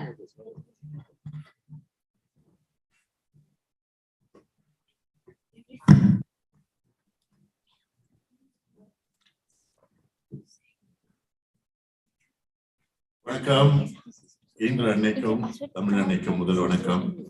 இவ்வளவு நேரம் இங்கிலீஷ் மலையில நனைஞ்சோம், கொஞ்ச நேரம் தமிழ் மலையில நனைவோம். ஓகே. என்னை நன்றாக இறைவன் படைத்தனன், தன்னை நன்றாக தமிழ் செய்யுமாறு. ஆக்சுவலி இந்த தலைப்பு நிச்சயமா ரொம்ப புதுமையான தலைப்பு கிடையாது, ஏறக்குறைய எல்லாத்துக்கும் தெரிஞ்ச தலைப்பு. இப்ப நானு டாக்டர் மணி அப்படின்னா பாத்தீங்கன்னா ஒரு முடிவு பண்ணிருக்கோம். என்ன டிசைட் பண்ணிருக்கோம்னாக்கா, பாரதி ராஜா மாதிரி என் இனிய தமிழ் மக்களே அப்படின்னு சொல்ற மாதிரியும், பொன்னியின் செல்வன் எடுத்தார்ல மணிரத்னம், சோ அது மாதிரி ஒரு படமா தயாரிச்சோம்னா, ஏன்னா அகாடமிக் குரூப் மட்டும்தான் நம்ம நிறைய நாவல்ஸ் படிக்கிறோம். ஆனா இன்னைக்கு சாதாரண மக்களுக்கு விளங்குற அளவுக்கு ஈஸியா போய் சேரணும் அப்படின்னு பாத்தீங்கன்னா அந்த படம் தான். அதுல எந்த ஒரு மாற்றம் இல்லை, ரைட்? சோ அந்த மூவி அப்ப மூவியா எடுக்கலாம் அப்படின்னு சொன்னோடனே சரி எந்த தலைப்புல பேசலாம் அப்படின்னு டாக்டர் மணியும் நானும் பேசிட்டு இருந்தோம் டாக்டர். அப்ப நிறைய ராஜராஜ சோழன், நிறைய சோழர்கள் பத்தி, இந்த எம்பையர்ஸ், கிரேட் எம்பையர்ஸ் அப்படிலாம் சொல்றோம். ஆனா உலகத்தையே வந்த நிறைய சோழர் மத்தியில மலேசியாவுக்கு யார் வந்தா அப்படின்னு பார்த்து ஒரு ஆராய்ச்சி பண்ணோம். அப்ப நிச்சயமா நீங்கெல்லாம் ஒரு மிக முக்கிய மண்ணுக்கு சொந்தக்காரர்கள். நாம எல்லாம் ஒரே இனம், ஒரே மண்ணு, யாதும் ஊரே யாவரும் கேளீர். எப்பொழுதும் நான் வணங்குற என்னுடைய அம்மா, அப்பா, அப்புறம் குரு, தெய்வம் அப்படின்னு சொல்ற மாதிரி மாதா, பிதா, குரு, தெய்வம் அப்படின்னு நான் மதிக்கக்கூடிய முழு 4 உருவங்களின் ஒட்டுமொத்த அம்சமா உட்கார்ந்துருக்காரு. சோ முதல்ல டாக்டர் கதிரேசன் ஐயா அவர்களுக்கு வணக்கம். சில பேருக்கு பேச தெரியும், சில பேருக்கு புண்பட பேச தெரியும், பண்பட பேச தெரியாது. இதுதான் தமிழோட பியூட்டியே. இதுக்கு கை தரலாம், பாதி தட்டிட்டாங்க. யாருமே புண்படாம பண்பட வைத்த நாம் வணக்கம் குரு அவர்களுக்கு முதல் வணக்கம். இன்னைக்கு நான் இங்க நிக்கிறதுக்கு தெரிஞ்சோ தெரியாமலையோ ஏதோ ஒரு உறவு. இப்ப எல்லாம் பாஸ் லைஃப் பத்தி கனெக்ஷன்ல பேசுறோம்ல, ஏன்னா அந்த அளவுக்கு எல்லாம் கனெக்டட் தான், எல்லாமே வெல் கனெக்டட். இல்லைன்னா நம்ம இங்க நிக்க மாட்டோம். சோ இன்னைக்கு இந்த அளவுக்கு இருக்கிறதுக்கு நீங்க எல்லாம் முன் ஜென்மத்துல நான் மேபி உங்க வீட்டுல ஒரு தம்பியா இருந்திருப்பேன், இல்ல உங்க மகனா இருந்திருப்பேன், இல்ல யாருக்கு தெரியும் உங்களோட அப்பாவா கூட இருந்திருப்பேன், இல்ல மாமனாரா இருந்திருப்பேன், ஏதோ ஒரு ரோல்ல இருந்திருப்பேன். இல்லைன்னா நம்ம இப்படி சந்திச்சிருக்க மாட்டோம். சோ அந்த ரோல்ல வந்து எனக்கு எப்பொழுதும் என்னுடைய மூத்த அக்காவா இருக்கிறது வந்து டாக்டர் மணி. அது பாருங்க, யூபிஎம் அதே மாதிரி செஞ்சிருச்சு. எப்படின்னா எங்க 2 பேரும் பக்கத்து ரூம்லயே வச்சுட்டாங்க, தனியாலாம் பிரிக்கல. சில லெக்சரர்ஸ் எல்லாம் பாத்தீங்கன்னா இப்ப டாக்டர் ஷேரன் எல்லாம் பாத்தீங்கன்னா ரொம்ப தூரமா இருப்பாங்க. அப்படின்னா தூரத்து உறவுன்னு நினைக்க வேண்டாம், அவங்க ஏற்பட உறவு தான். சோ ரொம்ப ஒரு அற்புதமான ஒரு சிறந்த மாணவியா இருந்தவங்க. தமிழ்ல யூ மஸ்ட் வெரி கேர்ஃபுல், மனைவி அண்ட் மாணவி. சம்டைம் இங்க வந்து என்ன ஆயிருதுன்னா, இந்த ஸ்டூடெண்ட்ஸ் வராங்க. நான்லாம் வந்து ஃபாரின் மிடில் ஈஸ்ட் ஸ்டூடெண்ட் எல்லாம் படிச்சு தரேன், சைனீஸ் தமிழ் படிச்சு தரேன். அவன் வந்து மாணவிய மனைவின்னு படிச்சிருவான். So they are different, so மனைவி வேற மாணவி வேற. சோ மாணவியா இருந்து ஆனா இப்ப வேற ஒருத்துக்கு மனைவியாகி இப்ப இங்க வந்து நமக்கு வந்து ஒரு நல்ல ஹோஸ்டா இருக்காங்க. சோ உங்களுக்கு ஒரு வணக்கம். சோ ஏன் ஒரு சின்ன இன்ட்ரோ கொடுக்குறேன் அப்படின்னாக்கா, அந்த தலைப்பு வந்து அப்படிப்பட்ட தலைப்பு. முடிஞ்ச வரைக்கும் கொஞ்ச நேரம் பாரதி ராஜாவா மாறுவேன் சார், கொஞ்ச நேரம் பாரதி ராஜாவா மாறுவேன், கொஞ்ச நேரம் மணிரத்னமா மாறுவேன். சோ அதனால நீங்க வந்து இதெல்லாம் ரெடியா இருந்து இந்த கதையை அப்படியே கேட்டுட்டே போகணும். சோ அப்பதான் கொஞ்சம் சுவாரஸ்யமா இருக்கும். ஏன்னா சில நேரம் ரொம்ப ஸ்கிரிப்டடான சில டாபிக்ஸ் எடுத்தா எல்லாத்துக்கும் ஒரு மாதிரி தூக்கம் வந்துடும். ஏன்னா காலையில இருந்து யாருக்குரிய அந்த டாபிக் வந்து ரொம்ப பாத்தீங்கன்னா டாக்டர் சொன்னது போல அதெல்லாம் ரொம்ப ஒரு பாண்டிங்கான ரொம்ப ரொம்ப ரொம்ப ஆத்ம ரீதியில உள்ள ஒரு டாபிக்கை பேசினாரு. ஸோ ரொம்ப டச்சிங் ஆனது. நான் ஒரு ஆய்வு பண்ணேன் டாக்டர், ஜஸ்ட் இந்த இடத்துல உங்களுக்கு அதை சொல்லணும்னு ஆசைப்படுறேன். எப்படி மாதா பிதா குரு தெய்வன்ற நம்மள்ட்ட ஒரு பெரிய சூத்திரம், அதே போல அந்த மாதான்றவரை வந்து நான் ஆரோக்கியமா பாக்குறேன் டாக்டர். பிதா என்பவரை வந்து கல்வியா பாக்குறேன், குரு என்பவரை வந்து பொருளாதார மேதையா பாக்குறேன், கடைசியா தெய்வம் இருக்காங்கல்ல அதுதான் ஆன்மீகம். சோ எந்த மனிதனுக்கு ஆரோக்கியம் இருந்து பணம் இருந்து ஒண்ணுமே செய்ய முடியாது, உண்மையிலே இல்லையா? அப்ப ஆரோக்கியம், கல்வி, 3வது பொருளாதாரம். ஏன்னா சிலர் கல்வி இருக்கும், ஆரோக்கியம் இருக்கும், பைனான்ஸ் நல்லா இல்லைனாக்கா ஆட்டம் கட்டுறோம், உண்மையா இல்லையா? அப்போ பொருளாதாரம், கடைசியா வந்து ஆன்மீகம். சில நேரம் கல்வியும் ரொம்ப படிச்சுட்டு பணமும் ரொம்ப இருந்துட்டு எங்க நடக்கிறோம்னு நமக்கே தெரியாது. அதுக்கு நம்மளை கட்டி போடுற கயிறு எதுன்னு பாத்தீங்கன்னா ஆன்மீகம். சோ அதுதான் ஸ்பிரிச்சுவல். சோ இத 4 பேலன்ஸா இருந்துச்சுன்னா ஒரு மனுஷன் நல்லா வந்துடலாம். இததான் அந்த காலத்துல மாதா பிதா குரு தெய்வம் சொன்னாங்கன்னு நான் நினைக்கிறேன். சோ ஐ திங்க் நீங்களும் அதை அக்ரி பண்ணீங்கன்னு நினைக்கிறேன். கடைசியில 4 பேர் வேணும்னு சொல்லுவாங்களே டாக்டர், அதுவும் 4 தான். சில வீட்டுல நீங்க கூட ஒரு ஸ்டாரி சொன்னீங்க, 4வது ஆளு தூக்காத ஆளுலாம் இருக்கு. ஏன்னா அந்த அளவுக்கு அந்த ஹியூமனிட்டி, அந்த மனிதனை இல்லாம நிறைய பேரு இன்னைக்கு மனிதத்தை தொலைத்து கொண்டிருக்கிறார்கள். சோ நாளைக்கு கூட ஒரு கான்ஃபரன்ஸ், 4ஆம் ஞாயிற்றுக்கிழமை, அதுல அவையார் மாநாட்டுல அவை கண்ட அரசியல் அதான் சொல்ல போறேன். இன்னைக்கு வந்து அந்த காலத்துல நம்ம அவையார் நம்ம மண்ணுல பிறந்தவங்க, அவங்க சொல்லாத விஷயமே கிடையாது. தீரா கோபம் போரா முடியும் சொன்னாங்களா இல்லையா? அப்படி ஒரு அதிகமானுக்கு ஒரு சிறந்த அட்வைசரா இருந்தாங்க. ஒரு மினிஸ்டருக்கு நினைக்கிற ஒரு பெண் அட்வைசரா இருந்தா உலகம் நல்லா இருக்கும்னு நினைக்கிறேன். அந்த மாதிரி பூட்டியனுக்கும் ராஜபக்சேக்கும் ஒரு பெண் வந்து ஒரு அமைச்சரா ஆலோசகரா இருந்திருந்தா நிறைய உயிர்கள் பலி கொள்ளாது. சோ அந்த மாதிரி ஆயிடுச்சு. சரி, இப்ப இந்த உயிர்கள் வரும்போது இப்ப நம்ம கதைக்கு வரப்போறோம். சரி, முதல்ல சொன்னேன் அல்லவா, அப்படி ஒரு வாய்ப்பு அமைஞ்சிச்சுன்னா டாக்டர் மணியும் நானும் டாக்டர் கதிரேசனோட ஐயா அவருடைய பிளெஸிங்கோட டாக்டர் நம்ம விரைவில் வந்து மணிரத்னத்தை பார்ப்போம். ஏன் பார்க்கணும் அப்படின்னா 3 விதமான கதையை வந்து திரைப்படமா கொண்டு வந்தாதான் இன்னைக்கு உலகம் என்ன நடந்துச்சுன்னு தெரியும். ஐயா சொன்னாங்கல்ல, நேற்று பார்த்திருப்பீங்க டாக்டர் மகேந்திரன். ஏன்னா அந்த இந்த பிரசன்டேஷன்ல ஹைலைட்டான விஷயம் அதுதான். கடைசியா அதை சொல்லி தான் முடிப்பேன். எங்கேருந்து வந்தோன்றதை நாங்க மறக்கல. ஆனா அந்த வந்த பூமியை நாங்க தலை வணங்கி இங்க மலேசியால இருந்தாலும் பல போராட்டங்கள் இருக்கு. அந்த போராட்டங்களை தான் நம்ம கொஞ்சம் கொஞ்சமா பார்க்க போறோம். ஆனா அந்த போராட்டங்களுக்கு தான் மணி கட்ட போறது யாரு அப்படின்னு பார்த்தா நம்மகிட்ட இருக்கிற அந்த எவிடன்ஸ் சான்றுகள் தான், அது மறையக்கூடாது. அப்போ இந்த 3 விதமான விஷயம் என்னன்னா, முதல்ல மலேசியாவுக்கு வந்தோடனே இந்த 20th செஞ்சுரியில வந்தோடனே ராஜுலா கப்பல் எங்க பிரிட்டிஷ்காரர்கள் கொண்டு வந்தாங்க. எங்கன்னா அங்க சவுத்ல இருந்தான், நம்ம தென்னாட்டுல இருந்தா கொண்டு வந்தாங்க. நம்மளுடைய அந்த தாத்தா பாட்டி கொள்ளு பேரர்கள் இவங்க எல்லாம் கொள்ளு பாட்டி கொள்ளு தாத்தா எல்லாம் இங்க வந்துட்டு அவங்க வந்த அந்த கப்பல் பயணம் இருக்குல்ல, அது ஒரு வரலாறு, மறக்க முடியாத வரலாறு. அதுவும் திரைப்படமா எடுக்கணும். இரண்டாவது வந்த பிறகு இந்த சயாம் மரண ரயில் கேள்விப்பட்டிருப்பீங்க. சயாம் பர்மாவோட அந்த ரயில்வே இது அமைக்கிறதுக்கு 1 லட்சம் இந்தியர்கள் நம்மளுடைய தமிழர்கள் காணாம போயிட்டாங்க. ரொம்ப பேருக்கு தெரியாது அந்த இறந்த வரலாறு. அதுவும் ஒரு படமா எடுக்கணும். மூணாவது நம்முடைய ராஜேந்திர சோழன் மலேசியா இந்த தென்கிழக்கு ஆசியாவுக்கு வந்த வரலாறையும் ஒரு திரைப்படமா எடுக்கணும். பொன்னியின் செல்வன் படம் வந்துச்சு, எல்லாம் பார்த்துருப்பீங்க. ஓகேங்களா? பார்க்கும்போது என்ன நடந்ததுன்னா, படத்தை வந்த பிறகுதான் பொன்னியின் செல்வன்றது கல்கின்றவர் ஒருத்தர் எழுதினாரா அப்படின்னு சொல்லி அங்க தெரியல எனக்கு. ஆனா மலேசியா நாட்டுல பொன்னியின் செல்வன் நாவல் முடிஞ்சிருச்சு சார். அதுக்கு முன்னாடி யாருமே வாங்கல, படிக்கிறவங்க குறைஞ்சிருச்சு. எங்க நாட்டு நம்ம மலேசியா நாட்டுன்னு சொல்றேன். மலேசியா நாட்டுல என்ன நடக்கும் அப்படின்னா, யாரெல்லாம் செகண்டரி, இங்க செகண்டரினா Form 1 to Form 5 சொல்லுவாங்க. இங்க தமிழ் பாடம் ஒரு இலக்கியமா இருந்துச்சுன்னா, லிட்ரேச்சர் சப்ஜெக்ட் இருந்தாதான் லிட்ரேச்சர் படிப்பாங்க. அப்ப இந்த பொன்னியின் செல்வன் படிப்பாங்க. இப்ப அது ஒரு பாடமா இருக்கு. அதை தவிர வேற யாரும் படிக்கிறது பருவு, அன்லெஸ் நம்ம அகாடமிக்ஸ் இந்த மாதிரி குரூப் யாராவது படிக்கணும்னு ஆர்வப்பட்டா படிக்கலாம்.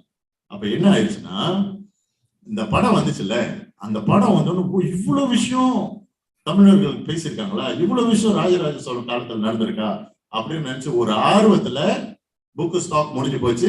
இந்தியால இருந்து வர்றதுக்கும் இன்னும் 4 ஆகும்னு சொல்லிட்டாங்க. சோ அந்த விதத்துல உண்மையில இந்த திரைப்படம் எந்த அளவுக்கு வேலை செய்யுதுன்னு நம்மளால பார்க்க முடியும். ஓகேங்களா? சரி, இப்ப தலைப்புக்கு போவோம். ரொம்ப பேர் தவறா நினைச்சிட்டாங்க. என்னன்னா, இன்ஃபேக்ட் இந்த இளைய யங் ஜெனரேஷன் இருக்காங்களா, அவங்க கூட என்ன நினைச்சிட்டாங்கன்னா, ஒரு ராஜராஜ சோழன் தான் மலேசியாவுக்கு வந்தாரோ, ராஜராஜ சோழன் தான் இந்தோனேஷியாவுக்கு வந்தாரோ, ராஜராஜ அங்கோர் வாட் கட்டினாரோ, இல்ல தாய்லாந்து மண்ணுக்கு போனாரோ, இல்ல இந்த சவுத் ஈஸ்ட் ஏசியா சொல்றோம்ல தென்கிழக்கு ஆசியாவுக்கு வந்தாரோ அப்படின்னு ஒரு தவறான இது இருக்கு. ஆக்சுவலி ராஜராஜ சோழன் வரவில்லை. ஏன்னா இது ஆராய்ச்சியாளர்கள் கண்டுபிடித்த உண்மை. வந்தது யாருன்னா அவருடைய மகன் ராஜேந்திர சோழன். இதுதான் படப்பிடிப்பு. சரி, இப்ப ராஜேந்திர சோழன் வந்தாரு. சரி, ஓகே. ஆனா அவர் வந்தது நமக்கு ஒரு வகையில பெருமை அப்படின்னு ஒரு கட்டம் நம்ம மாதிரி தட்டினாலும், ஆனா இன்னொரு சைடு என்ன ஆயிடுச்சு அப்படின்னு ஒரு ஆராய்ச்சியாளர் என்ன சொல்றாருன்னா, அதற்கு முன்பே நம்முடைய இந்திய பேரரசு, தமிழ் பேரரசுகள் நிறைய இருந்தன. அதுதான் இப்ப ஒண்ணு ஒண்ணா பார்க்க போறோம். சோ அந்த பேரரசுகள்லாம் கொஞ்சம் காண போயிடுச்சு. ஏன்னா உங்களுக்கு நல்லா தெரியும், ராஜேந்திர சோழன் மகாவீரர். 32 வருஷம் ஆட்சியிலே பெரிய காலகட்ட ஆட்சி புரிந்தது அவர் தான். வந்த அந்த வேகம், அவருள்ள உள்ள அந்த பவர் சொல்றாங்கல்ல, அவர் கூட்டிட்டு வந்த அந்த போர் வீரர்கள் எல்லாம் இருந்த சாம்ராஜ்யங்கள் எல்லாம் அழித்து ஒடித்து ஒரு ஒரு பெரிய இதை கொண்டு வந்து அவங்களுடைய சாம்ராஜ்யத்தை நிறுவிட்டாங்க. அப்ப என்ன ஆயிடுச்சுன்னா, இந்த ஒரு ஆராய்ச்சியாளர் என்ன சொல்றாங்கன்னா, அப்ப ஏற்கனவே இந்த இந்திய பேரரசு போயிடுச்சு, அதை பத்தி யாருமே கவலைப்படலையே, மேபி இவர் வராம இருந்திருந்தா அது இருந்திருக்கும்ல அப்படின்னு இப்படி ஒரு பார்வையும் இருக்கு. சரி, இந்த வரலாறுகளை தான் கொஞ்சம் அள்ளி தரிக்கலாம் அப்படின்னு சொல்லிட்டு இந்த டாபிக் எடுத்தோம். சரி, இப்போ டாபிக் போலாமா? இதுக்கு மேலதான் ஆரம்பிக்கலாமா?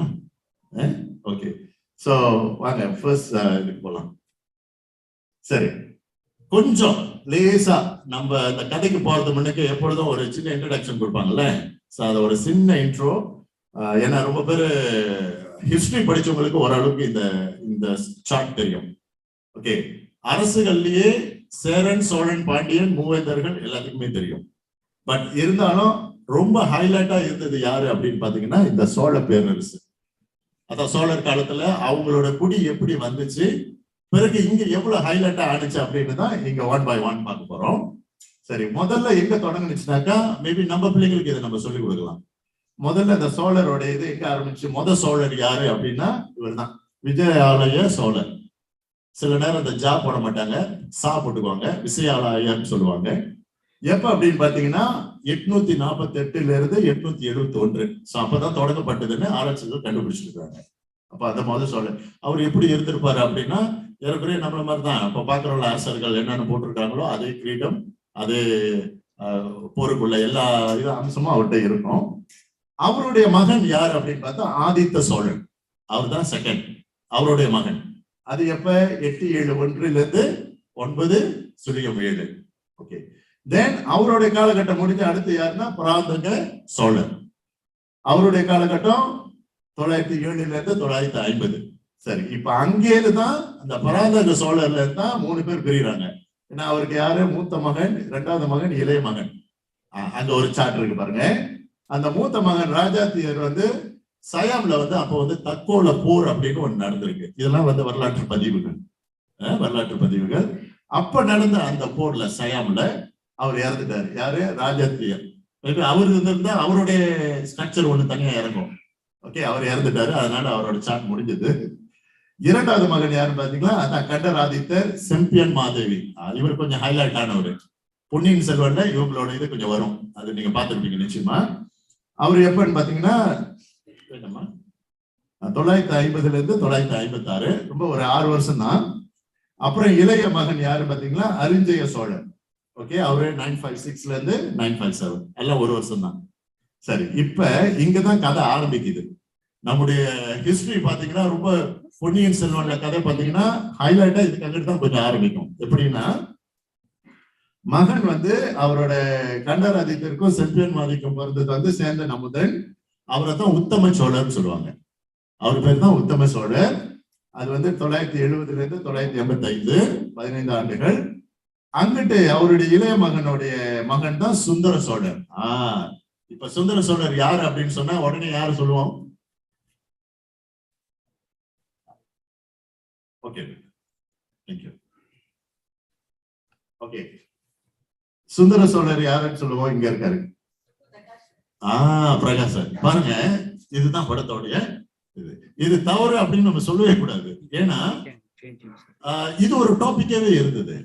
பிள்ளைங்களுக்கு ஸ்கூலுக்கு போனா பிள்ளைங்க படம் பார்க்க கூடாது, படம் பார்த்தா கெட்டு போயிடுவாங்க அப்படின்னு. இப்ப என்னன்னா இப்ப நம்ம ஒரு ஆராய்ச்சி பண்ணிக்கிட்டு இருக்கோம். எதுக்கு கிண்டர்கார்டனுக்கு ஒரு சிலபஸ் வச்சாங்க, எதுக்கு பிரைமரி ஸ்கூலுக்கு ஒரு சிலபஸ்? உங்களுக்கு எல்லாம் தெரியும், பிகாஸ் நம்மளும் அகாடமிக் லைன்ல இருக்கோம்.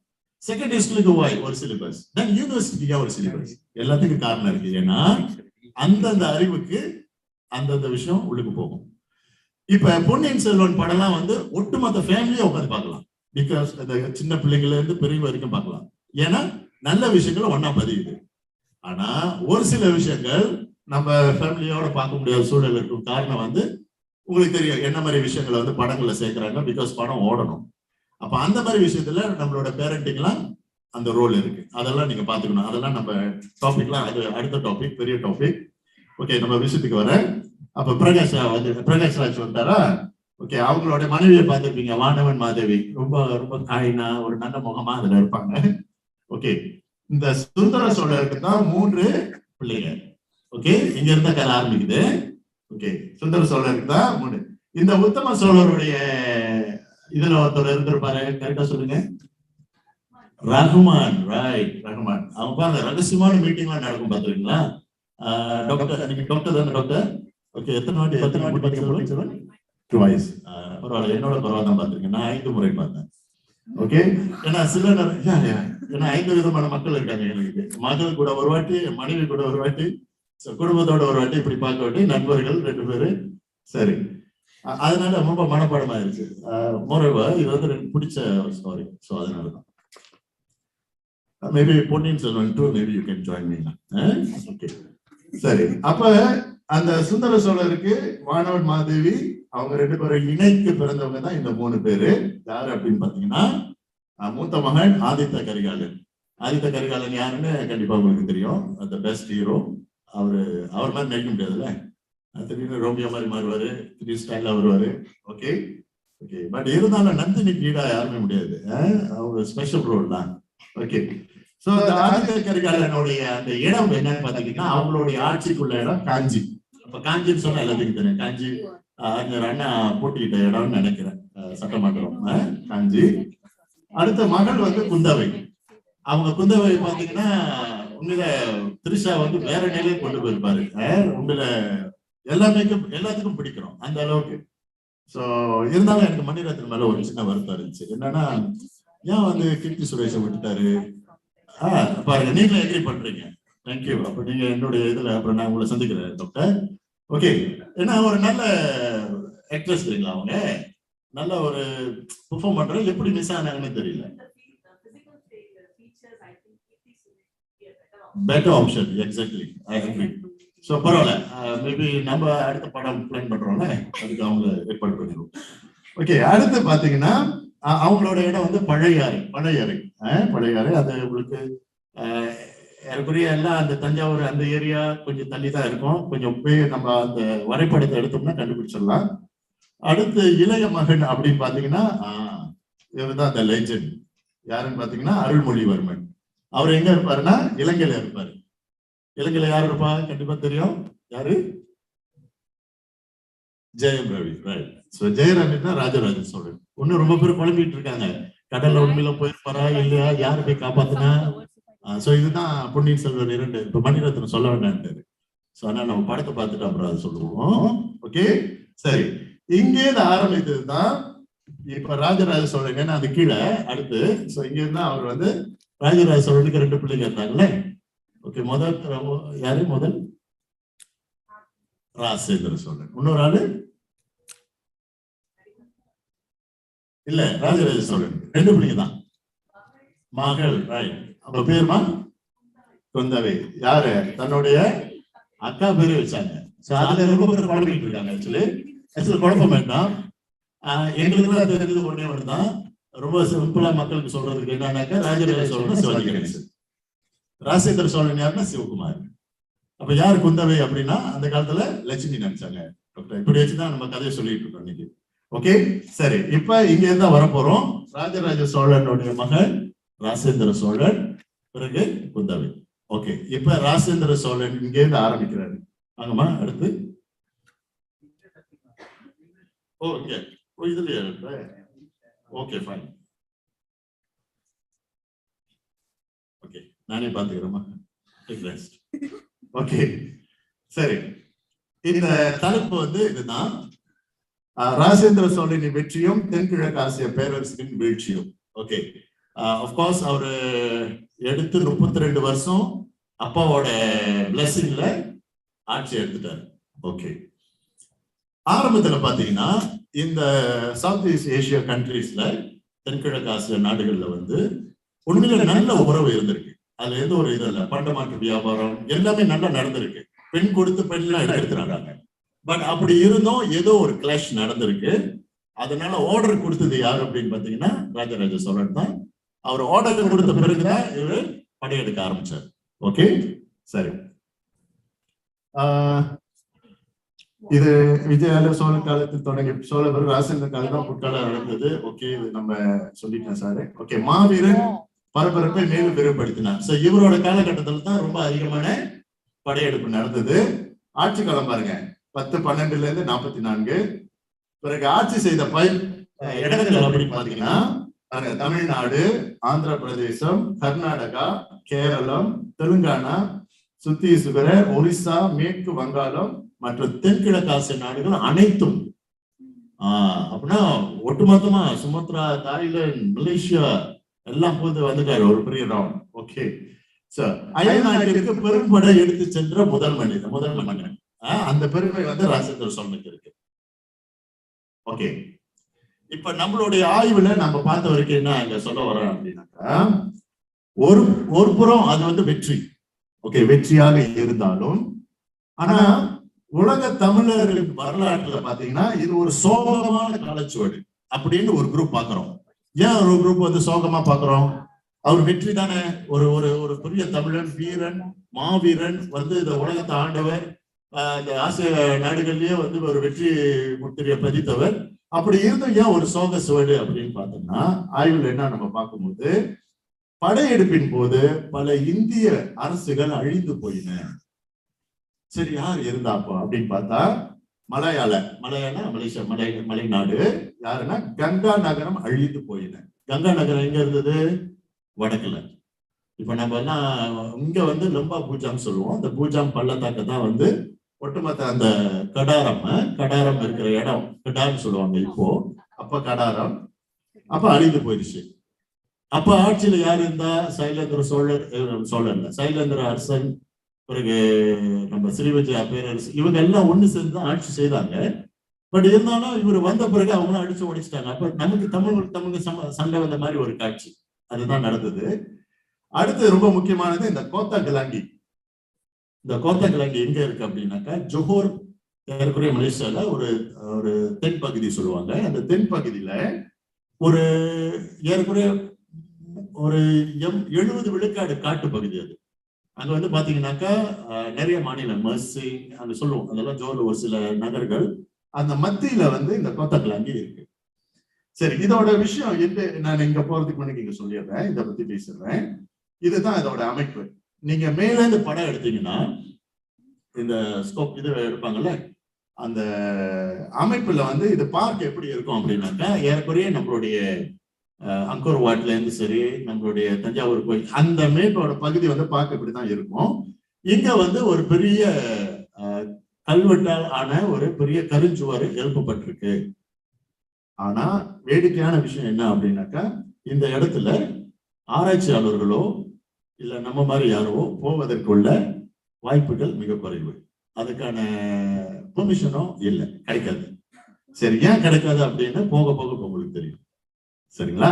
சோ அப்ப இதை வந்து முக்கியமா சரி தமிழர்களை தான் விடல, மலாய்க்காரர்கள் ஆராய்ச்சி பண்ணி போன விடுவாங்களா அப்படின்னு சொல்லி ஒரு முயற்சி எடுத்தாங்க. அவர் எப்படியோ பூந்துட்டாருன்னு வச்சுங்களேன்.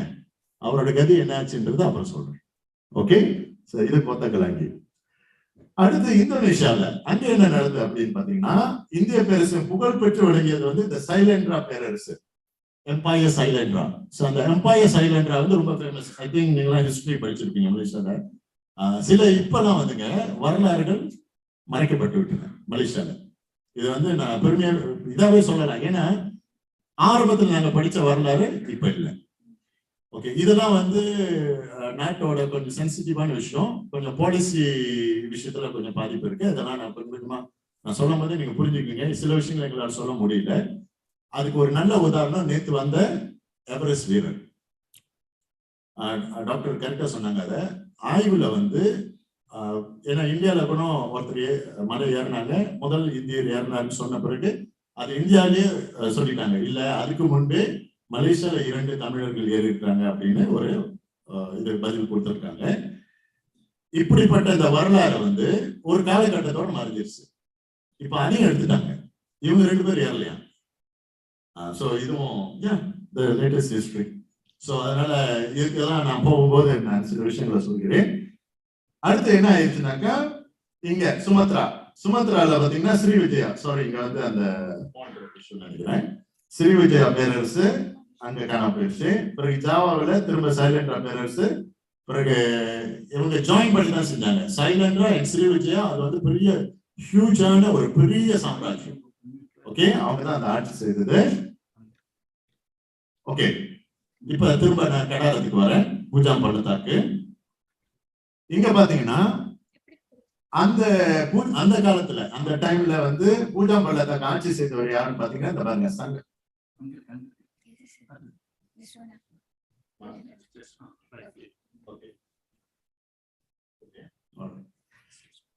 பூஜாம் பள்ளத்தாக்கு ஆட்சி செய்தது பாத்தீங்கன்னா சங்கராமா விஜய துங்கவர்மன், இவர் தான் ஆட்சி செய்தாரு. ஓகே, இவர் வந்து யாருன்னா ஸ்ரீவிஜயா எம்பையர் இருந்துச்சுன்னா ஸ்ரீவிஜயா பேரரசுடைய அரசர். ஓகே, சோ இவருடைய நமக்கு அந்த எவிடன்ஸ் எல்லாம் கிடைச்சிருக்கு. இன்ஃபேக்ட் என்னன்னா இது யாரு அப்படின்னு பாத்தீங்கன்னா, இவங்க எல்லாம் வந்து ரொம்ப ஒரு தமிழ்ல ஒரு வார்த்தை இருக்கு கோலோச்சம் அப்படின்னு. கோலோச்சம்னா ரொம்ப ரொம்ப அதிகமா புகழ் பெற்று நல்ல ஆட்சி செய்தவர்கள் அப்படின்னா அவங்களுக்கு என்டையர் அந்த ஒரு கவர்மெண்ட் ஒரு பாலிசி எப்படி நடத்தணும்னு தெரிஞ்சிருக்கு. ஸோ இவரை நானே கொஞ்சம் ரொம்ப அட்மையர் பண்ணேன். இந்த அளவுக்கு ஒரு ஸோ உண்மையில இவங்கெல்லாம் எல்லாம் போயிட்டாங்கன்றது வருத்தமா தான் இருக்கு. இவங்கெல்லாம் இருந்துதான் இன்னும் நல்லா நமக்கு வந்து ஒரு பெரிய ஹெரிட்டேஜ்ல இருந்து நல்ல ஒரு சிவலைஸ் பண்ற அளவுக்கு ஒரு பெரிய விஷயம் நடந்திருக்கும். ஓகே, பிறகு இவரே இப்படிப்பட்ட அரசரு அவர் எதுல பயணிச்சிருக்காரு அப்படின்னு பாத்தீங்கன்னா, கடால வந்து சுங்காய் மெர்போ அப்படின்னு ஒரு பெரிய ஆறு. சுங்காய்னாலே மலாயில வந்து ரிவர். சுங்கைனா ரிவர். ஸோ அந்த பேர் வந்து என்னன்னா சுங்கை மெர்போ. சுங்கை மெர்போ வந்து ஏறக்குறைய 4 கிலோமீட்டர், 4 கிலோமீட்டர்ஸ், ஏறக்குறைய 4 கிலோமீட்டர்ஸ் அகலம். அகலம்னு உங்களுக்கு தெரியும் எவ்வளவு பெருசுன்னு. இங்கேருந்து இங்கே இவ்வளவு பெருசு இருக்கு. ஜஸ்ட் இமேஜின் ஒரு 4 கிலோமீட்டர்ஸ் அகலத்துல வந்து அந்த ஆறு இருக்குமா. ஸோ அந்த ஆறுல தான் அந்த பெரிய பெரிய கப்பல்லாம் பயணிக்கும். ஸோ அந்த கப்பல்ல தான் டாக்டர் நம்ம போனதெல்லாம் இந்த பெரிய பெரிய அரசர்கள் அந்த கப்பல் தான். அந்த ஆறு இன்னும் இருக்கான்னு கேட்டீங்கன்னா இன்னும் இருக்கு. இன்ஃபேக்ட் இப்ப அந்த ஆர்கியாலஜிஸ்ட் இருக்காங்கல்ல, அகழ் ஆராய்ச்சியினர் வந்து இன்ன வரைக்கும் தோண்டிக்கிட்டு இருக்காங்க. பல்வேறு விஷயங்கள் கிடைத்து கொண்டே இருக்கு. இன்ஃபேக்ட் இப்ப ஒரு லாஸ்ட் இயர் எனக்கு கிடைச்ச ஒரு அப்டேட், அவர் பயணித்த அந்த கப்பல், பெரிய கப்பலோட சில பகுதிகள் டெப்ரிஸ் சொல்றோம்ல, அந்த மாதிரி சில பகுதிகள்லாம் கிடைச்சிருக்கு. ஸோ அப்ப பாருங்க எவ்வளவு விஷயம்லாம் அங்க நடந்திருக்கு. பிறகு இந்த சுங்கை மெர்போ ஆறு நீண்ட நதி மலாக்கா நீரிணை, மலாக்கா ஸ்ட்ரீட் இருக்குல்ல, அதோட சேர்ந்துதான் அந்த நதி இருக்கு. ஸோ தொடக்க காலத்துல சோழ பேரரசுக்கும் விஜய பேரரசுக்கும் நல்ல உறவு இருந்தது. ஓகே, இதை வந்து நான் ஏற்கனவே முதல்ல கொஞ்சம் சொன்னேன். என்னன்னா இவங்களோட உறவு நிலை ரொம்ப நல்லா இருந்துச்சு. சோழ பேரரசுக்கும் இங்க இருந்த இந்த சைலண்டா ஸ்ரீவிஜயோட பேரரசுக்கும் பாருங்க என்னென்ன நடந்திருக்குன்னு. பண்ட மாற்று வணிகங்கள், இந்த சிஸ்டம் பாட்டர் சொல்லுவோம், பாட்டர் சிஸ்டம். அங்குள்ள பொருளை இங்க மாற்றிக்கொள்றது, இங்கே அந்த பொருளை மாற்றிக்கொள்றது, நாணய பரிவர்த்தனை. ஓகே, அப்புறம் நம்ம இந்து சமய பண்பாட்டு மாற்றங்கள், அங்கேயும் அப்பயும் அந்த காலத்துல நம்மளுடைய அந்த பண்பாட்டு மாற்றங்கள், அந்த சமய பண்பாட்டு விஷயங்கள், கலாச்சார பரிவர்த்தனைகள், பெண் எடுத்து பெண் கொடுத்தல், பிறகு பொண்ணும் மணியும் கோடி கோடிகளாய் புழக்கம். சோ இப்ப இதெல்லாம் நடந்திருக்கு. அப்புறம் பெரிய அளவுல பிசினஸ் நடந்திருக்கு. இன்ஃபேக்ட் ராஜராஜ சோழன் டைம்ல சைனால தான் ரொம்ப அதிகமான ஒரு அண்டர்ஸ்டாண்டிங்ல ஒரு பெரிய அளவுல பிசினஸ் நடந்திருக்காரு. அப்படின்னா பாருங்க நம்ம எந்த அளவுக்கு ஒரு பிரெயினியா இருந்திருக்கோம் அந்த டைம்லயே. ஸோ ஒரு பிசினஸ் மைண்டட் அண்ட் ஒரு பிசினஸ் எப்படி டெவலப் பண்ணணும்னு சொல்லிட்டு ஒரு கிங் அந்த அளவுக்கு ஐடியா கொடுத்திருக்கிறாரு அங்குள்ள அரசர்களுக்கெல்லாம். ஐ மீன் அந்த பெட்டலியன்ஸ் டீமுக்கு. ஸோ எப்படியோ கருத்து வேறுபாடு நிகழ்ந்து தான் ராஜராஜ சோழன் என்ன சொல்லியிருக்காரு, ஆணையிட்டு இதெல்லாம் நல்லா இருந்த காலகட்டத்துல ஏதோ ஒரு சம்திங், ஏதோ ஒரு விஷயம் நடந்திருக்குனால கோபம் கொண்டு நீ படை எடுத்து போ அப்படின்னு சொல்லி ஒரு ஆர்டர் கொடுத்தாரு. ஸோ அதனால அந்த ஏற்குறைய ஒரு டைம் ஃப்ரேம் எப்படின்னு பாத்தீங்கன்னா 1 year இந்த போர் நடந்திருக்கு. 1 year அப்படின்னா பெருசுதான். ஓகே, இது வந்து நான் சொன்ன அந்த பூஜா பள்ளத்தாக்குடைய காட்சி. ஓகே, இது உண்மையான உணர்வு, என்னோட ஃபீலிங்க சொல்றேன். நான் இந்த இடத்துக்கு 3 முறை போயிருக்கேன். ஏனோ தெரியவில்லை, நான் டாக்டர்கிட்ட கூட இந்த விஷயத்த சொல்லியிருக்கேன். ஏனோ தெரியவில்லை, இந்த இடத்துக்கு போறது முன்னுக்கு அந்த என்ட்ரன்ஸ்லயே ஐ டோன்ட் நோ வை என்னால உள்ளுக்கு போறதுக்கு முன்னுக்கு கண்ணுல தண்ணி வந்துகிட்டே இருக்கும். ஏதோ ஒரு ஃபீலிங். அப்படின்னா ஏதோ ஒரு கனெக்ஷன் இருக்கா? அந்த டாக்டர்கிட்ட கேட்டேன், ஏன் அந்த மாதிரி இருக்கு. இன்ஃபேக்ட் நான் ஒவ்வொரு அடியை எடுத்து வைக்க ஒரு மாதிரி feeling. I don't know why. Keep on tears வந்துகிட்டு, கண்ணீர் வந்துகிட்டே இருக்கும். ஒரு மாதிரி ஃபீலிங். இந்த இடத்துல போய் நிற்பேன், இதெல்லாம் படம் பிடிச்சிருக்கேன், இதெல்லாம் நின்று பேசியிருக்கேன் நான். அந்த அரசன் வந்து அங்க நின்று அந்த ஒரு ஃபீலிங் எல்லாம் ஃபீல் பண்ணோம். என்னமோ ஒரு சம்திங், ஏதோ ஒண்ணு பேசுற மாதிரி ஒரு ஃபீலிங் இருக்கும். யாரோ வந்து ஏதோ ஒரு முறையிடுற மாதிரி ஒரு ஃபீலிங் இருக்கும். சோ அப்படின்னா என்ன எனக்கு சொல்ல வரேன்னாக்கா, இந்த பூஜா பள்ளத்தாக்கு, இந்த கடாரத்துல, இந்த மண்ணுல இங்கதான் நிறைய ஆட்சி செய்து நிறைய உயிர்கள், நிறைய போராட்டங்கள், நிறைய போர்கள்லாம் நடந்து மக்கள் நிறைய உயிர் விட்டுருப்பாங்க. வீரர்களுடைய பெரிய பெரிய இதெல்லாம் அந்த இடத்துல இருந்திருக்கு. தோண்டி எடுக்கிற பல விஷயங்கள் அங்க தெரிய வந்தது. அங்கதான் நிறைய கிடைத்தது. பொற்காசுகள், நம்முடைய அவங்க பயன்படுத்தின அந்த பொருட்களுடைய இது எல்லாமே நல்லா தோண்டப்பட்டிருக்கு.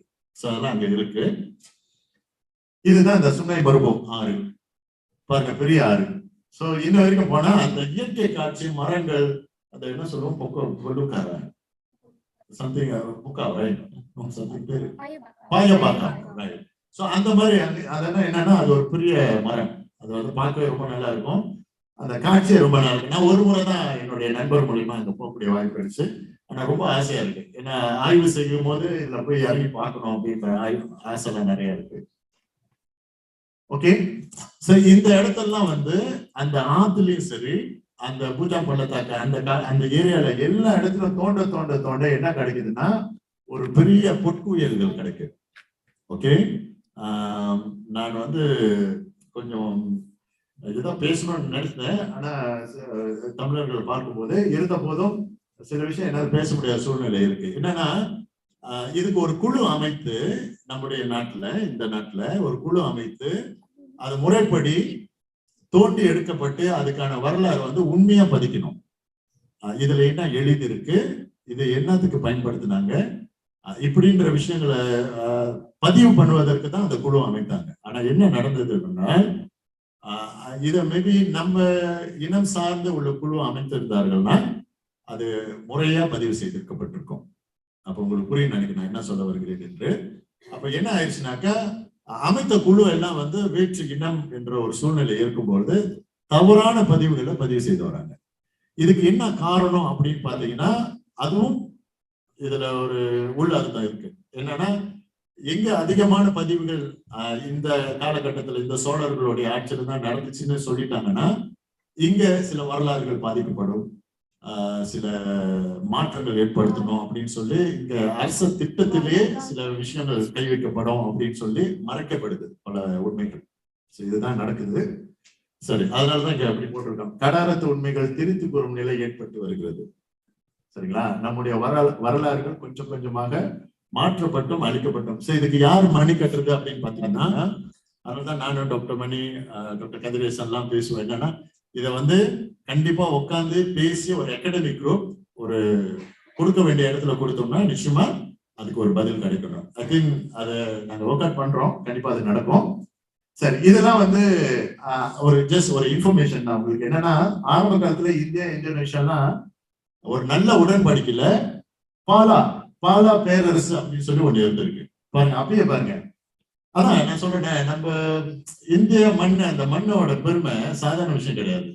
அவங்கலாம் வந்து உண்மையில இந்த சிவிலைஸ் கண்ட்ரி ரொம்ப நிறைய விஷயம் செய்திருக்காங்க. இப்ப வந்து அது என்னன்னா, ஆப்கானிஸ்தான், பாகிஸ்தான், நேபாள், வங்காளம். சோ இந்த அந்த காலத்துல இந்த ஆப்கானிஸ்தான், பாகிஸ்தான், நேபாள், வங்காளம் இந்த இடத்துலயே வந்து ஒரு நல்ல உறவு இவங்களுக்குள்ளே ஏற்பட்டிருக்கு. அப்பயே வந்து இந்த ஸ்ரீ விஜய பேரரசு வந்து பெரிய அளவுல போயிருக்காங்க. சோ இதை நிறுவனதெல்லாம் யாருன்னு பாத்தீங்கன்னா பாருங்க, எல்லாம் இந்தியன் தான். கோபாலா, தர்மபாலா, தேவபாலா, இப்படிதான் வரும். எல்லாம் நம்மவங்க தான். சோ இந்த பால பேரரசனுடைய மகாராஜா யாருன்னா பாலபுத்ரா அண்ட் ராஜராஜ சோழன். இவங்க எல்லாம் வந்து நல்ல உறவு இருந்தனால நல்ல நிலைக்கு வந்து. ஓகே, இது பின்னால உள்ள சுமைபாத்து. இந்த இடத்துல சில பொற்கோயில்கள் தோண்டப்பட்டிருக்கு. ஓகே, இறுதி முடிக்க போறேன் Saran. Just give me 2-3 minutes. Okay, கல்கி பொன்னியின். ஓகே, முதல்ல சொன்னல நம்முடைய கல்கி நாவலாசிரியர் எழுதும் போது கூட அந்த விஷயம் வெளியே வரல.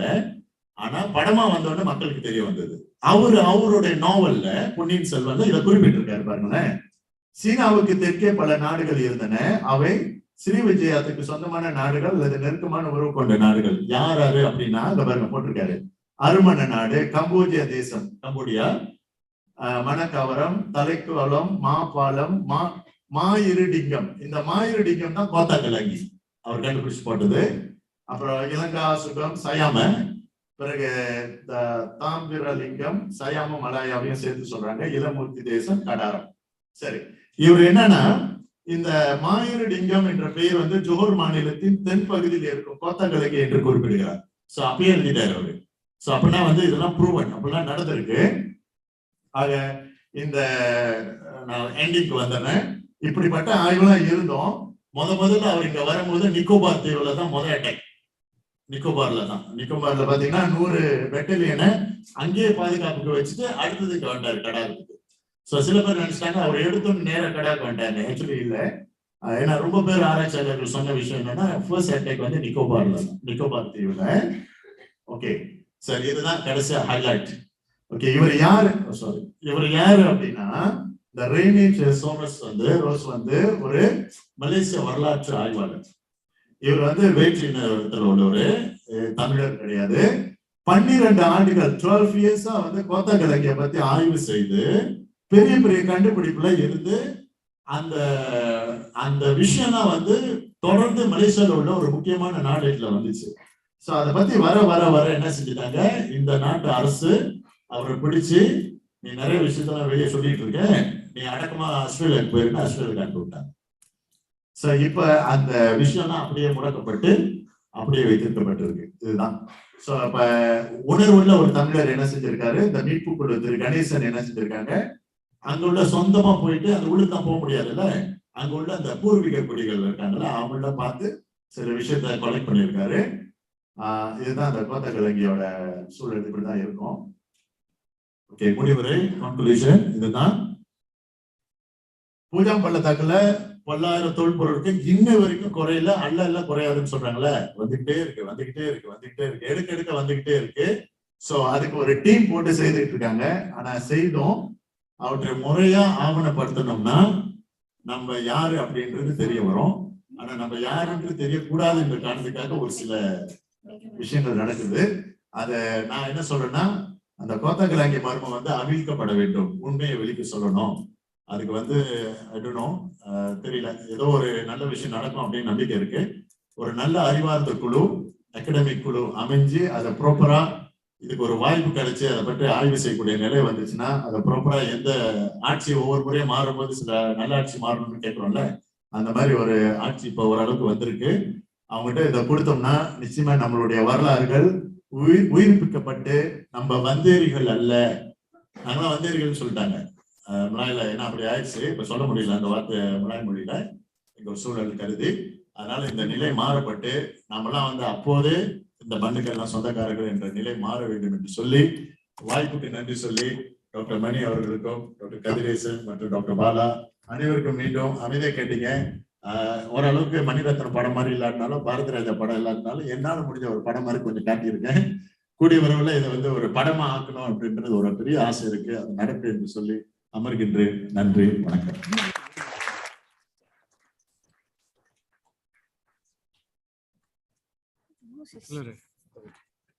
யாருமே சேரவே இல்லை.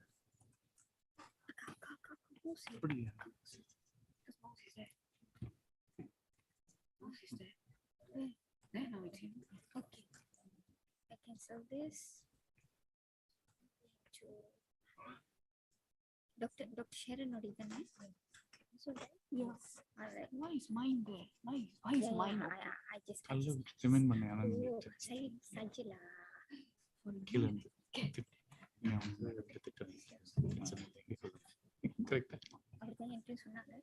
Okay, good afternoon.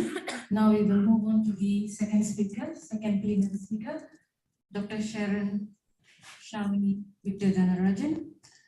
Dr. Sharon is a senior lecturer at the English Department in University of Putra, Malaysia.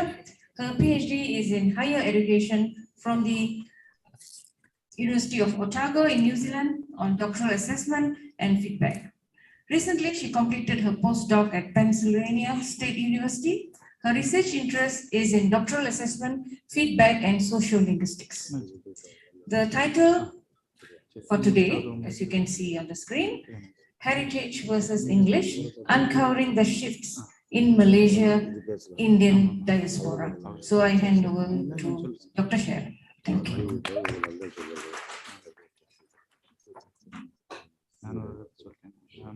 All right, a very good morning to everybody.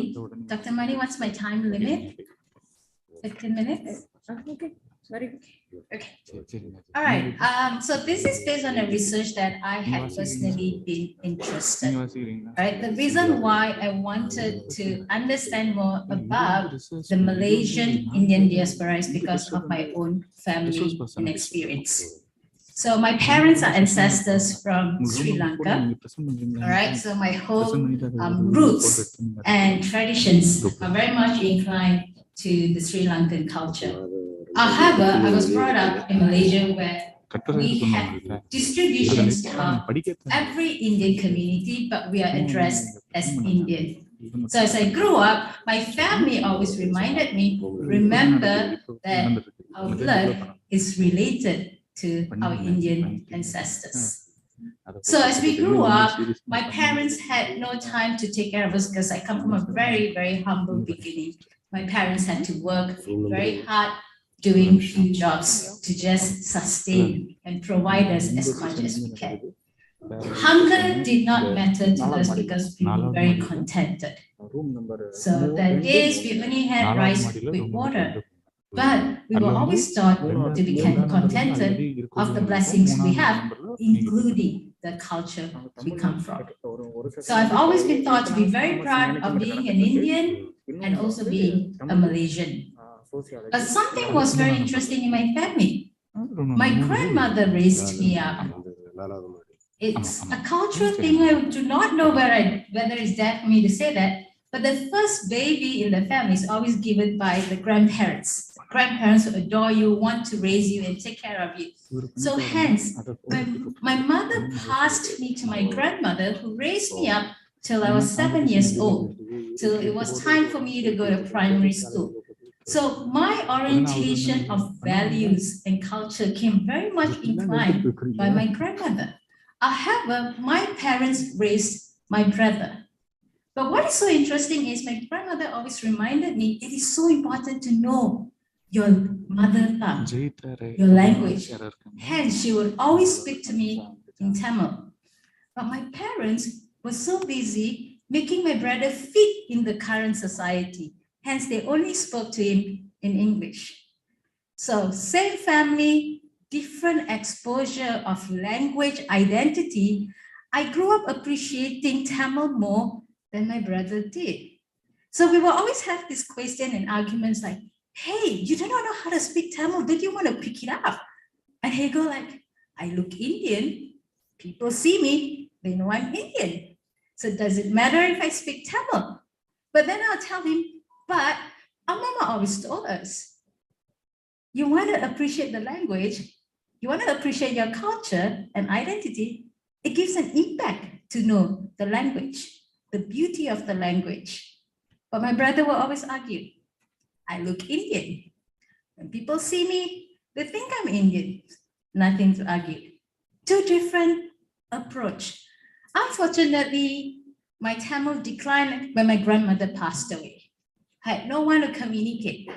Schools were very much oriented in focusing the national language because the period while I was growing up, nationalism was the emphasis. So language policy influences the distribution of our language and also how we acquire language. Hence, the focus was focusing on the national language of Malaysia, which is Malay, and English, obviously because of the history we come from. So my limitation of Tamil became smaller and smaller as I was growing up because I did not have my grandmother to talk to me. My friends around me were just focusing on being very proficient in Malay and English. My parents were focusing on us talking in English because that was the only medium my brother spoke. But when I meet my grand uncles and grand aunties, they will only speak to me in Tamil. Thank God I still can survive in the marketplace and have conversation with them. But when my brother comes to them, he would immediately run away because he can't speak the language. Now, with that story, it raised a burden in me as to, are we going to eventually let go of the mother tongues we have in order to fit in? Hence, this is the research topic and the grant that I got to understand about the shifts that are happening among the Malaysian Indian diaspora.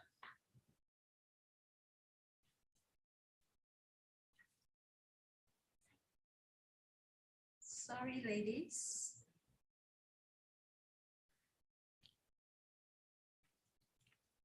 All right, I'll just go down if it's okay for me to use the slides. Would that be all right if I just walk among y'all? So on, sir.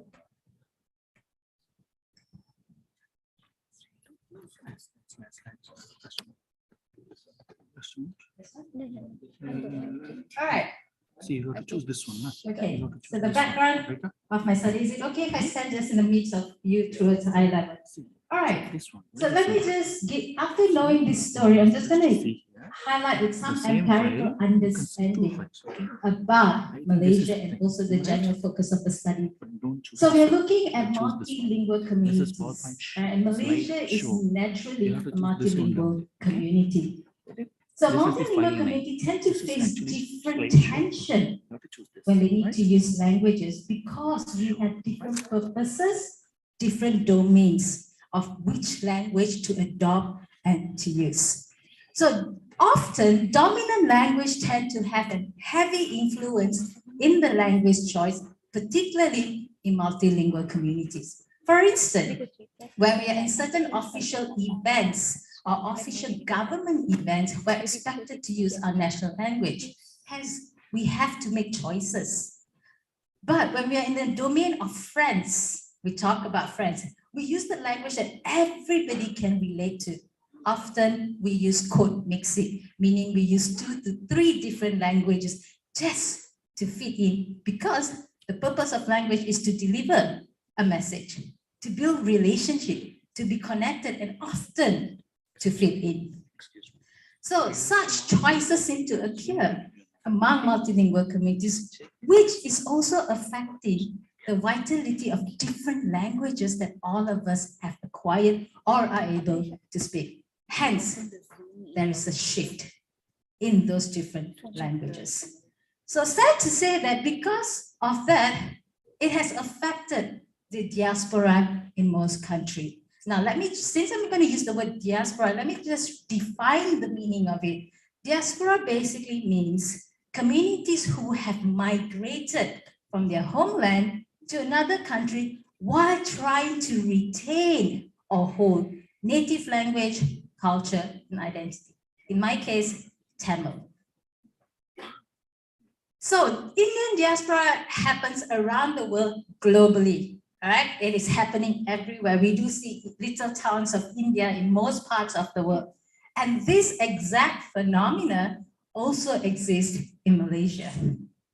Now, you are aware Malaysia, where it is, you are in the foot of this country, all right? This is the national flag and the emblem of our country. So diaspora is not different from anywhere, but the distribution of language has also affected the Indian diaspora.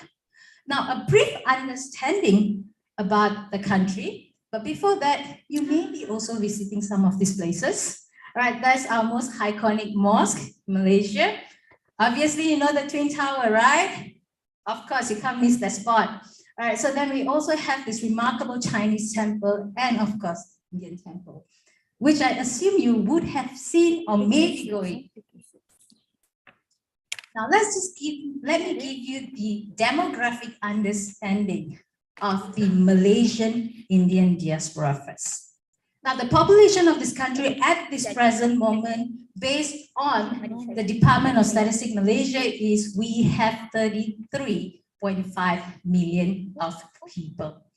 Now, the distribution of the ethnicities, predominantly we have Malays and Bumiputra, 70% in this country at the present moment, Chinese 23%, Indians 6%, and other races 1%. Now, the languages in Malaysia at the moment, we have the national language, which is Bahasa Malaysia or Bahasa Melayu. For the purpose of this conference presentation, I'll be using the word Malay language. We have Mandarin, Cantonese, Hakka, Hokkien. Those are variations of the Chinese language or dialects. And we also have the Indian variations of languages and dialect, which is Tamil, Telugu, Malayalam, Bengali, Punjabi, and also tribal languages, which seem to be more dominant right now is Iban and Kadazan. So these two languages are in the east part of Malaysia, which is called Borneo or Sabah and Sarawak.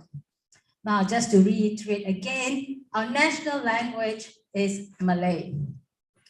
But the official languages in our constitution is Malay, English, Mandarin, and Tamil. So we have one national language, 3 official languages. Now, coming back to the 6%, the 6% represent here the Indian population of 2.01 million. That's a good number, right? And the Malaysian Indian diaspora that seem to be very much focused is the Tamil diaspora, the Telugu diaspora, and the Malayalam diaspora. But for today's presentation, I'm going to focus the Tamil diaspora. My story. Now, we are all aware that English is a global language. We cannot deny the fact, we cannot run away from that purpose. English is a global language and also a lingua franca because it's a language that bridges people and communities. All right. Some of us, because we do not speak same languages, we need a language that can bridge us and bring us together. And English seems to be the most used language to determine that bridge. But it's also used for various purposes among different groups of people with different domains of communication, because we have different purposes when we communicate with different groups of people. But then it raises a question of identity. But identity will not be an issue in monolingual communities, where, for instance, in America, if English is the main language, hence everybody is going to adopt the culture, the tradition, and the linguistic uniqueness. But that doesn't happen in multilingual communities, because we have not only English, but other languages that play side to side to the different languages. Hence, a lot of people have tension in associating their identity, because you know what? The language you speak represents the identity, who you are. Often, that is what we think. But then we also want to fit in. So hence we use the most dominant language, but this has effect throughout the different generations. Now, my story is my grandma retains Tamil. My great-grandparents retained Tamil. My parents retained Tamil among themselves. Me and my brother, I retained Tamil. My brother lost Tamil. Can you see the difference of generation? So when he had kids, will they be able to speak Tamil? If I have kids, maybe, because my husband is American, so I do not know how that works. Okay, but obviously, because I'm so passionate, I'm going to make sure the language is retained. But it changes, because different purposes will allow you to have different reasons of using languages. So if someone migrates, which language would you use? Your language or the language where you have migrated that has more effective domains? Which one? The language where you have migrated. So that's why it has different reasons. Thus, understanding those different research issues and cultural issues that are happening, decided, let's see how English can influence in the Malaysian community in terms of our choices. And what are the driving factors that actually cause these differences? Okay. It doesn't like me, for some reason, but maybe it needs your touch again, sir. Is the battery mixer?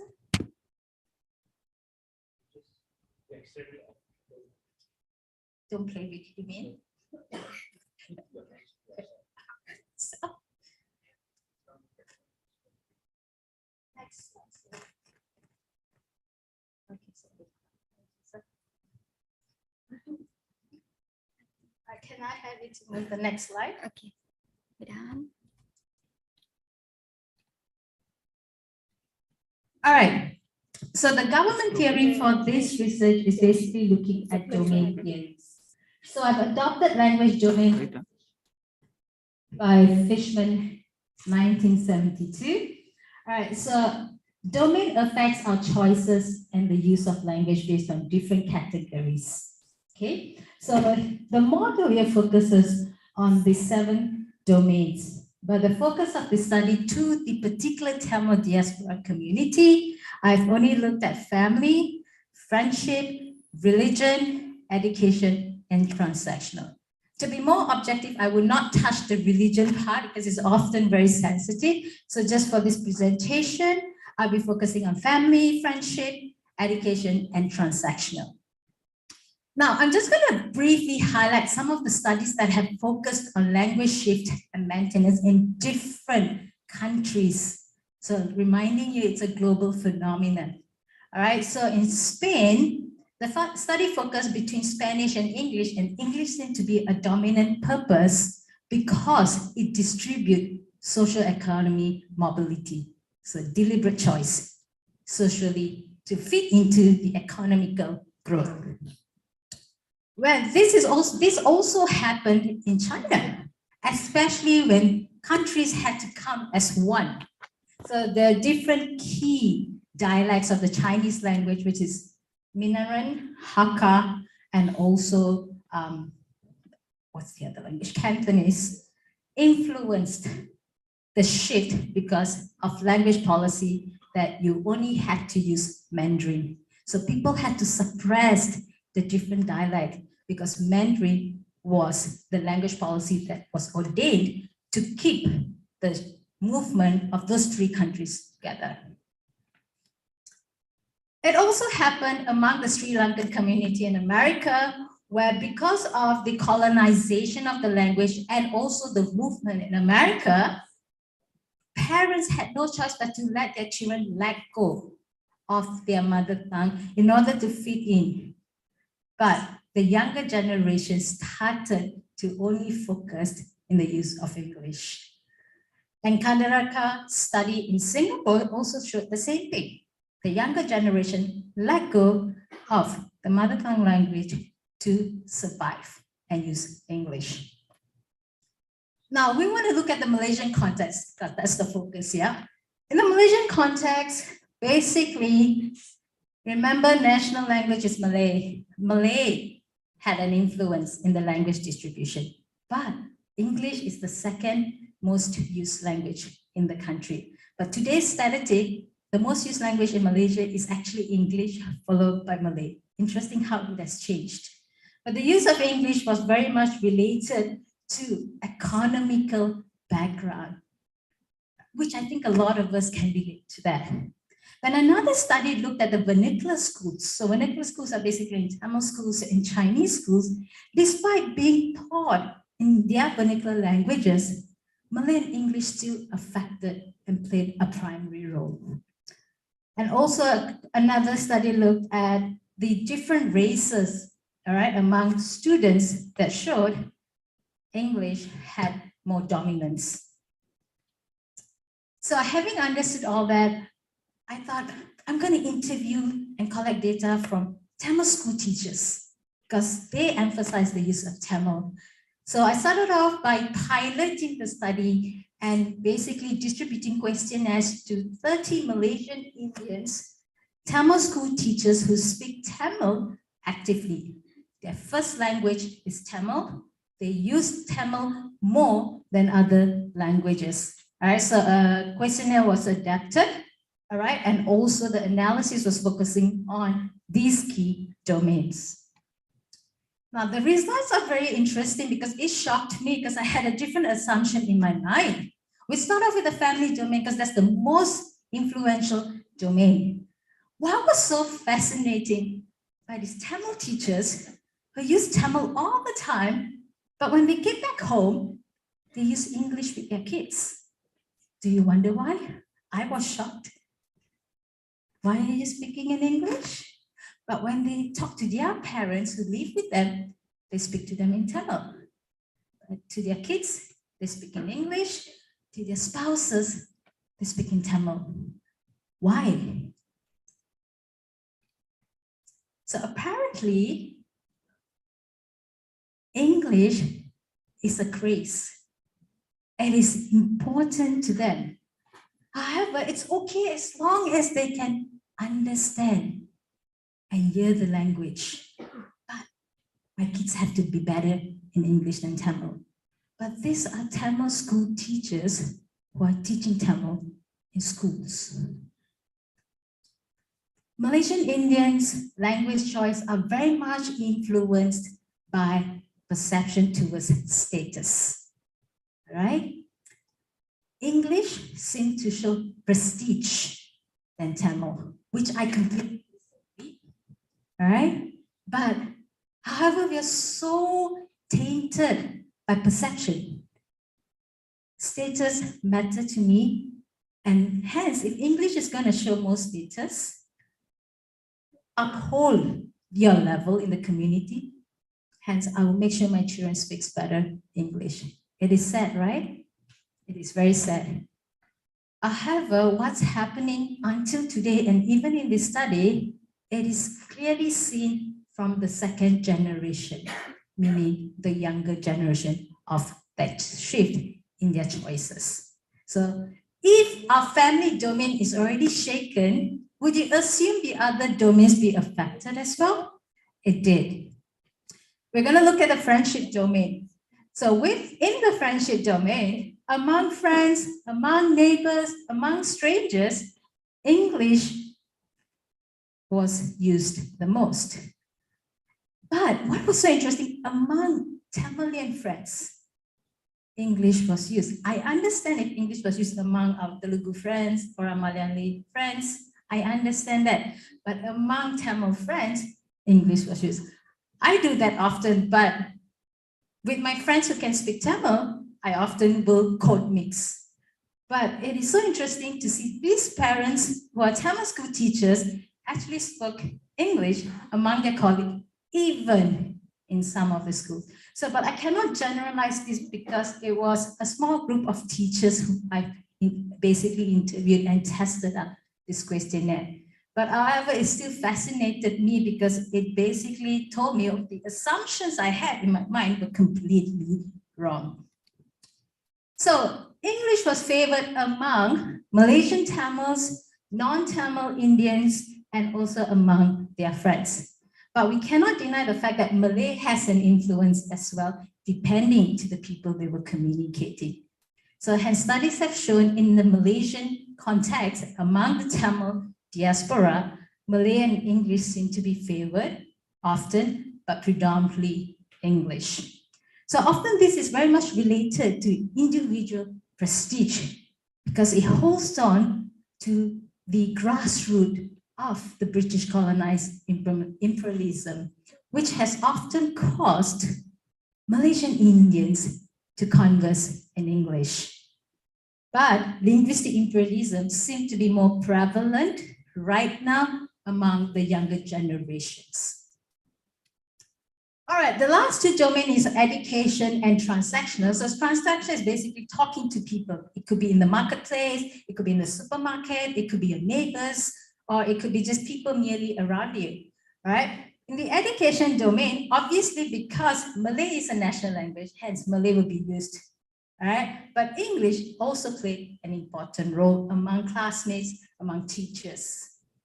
Whereas in the transactional domain, for instance, going to the supermarket or doing administration purposes with people around, Malay was used naturally because of the setting. We will often speak in Malay.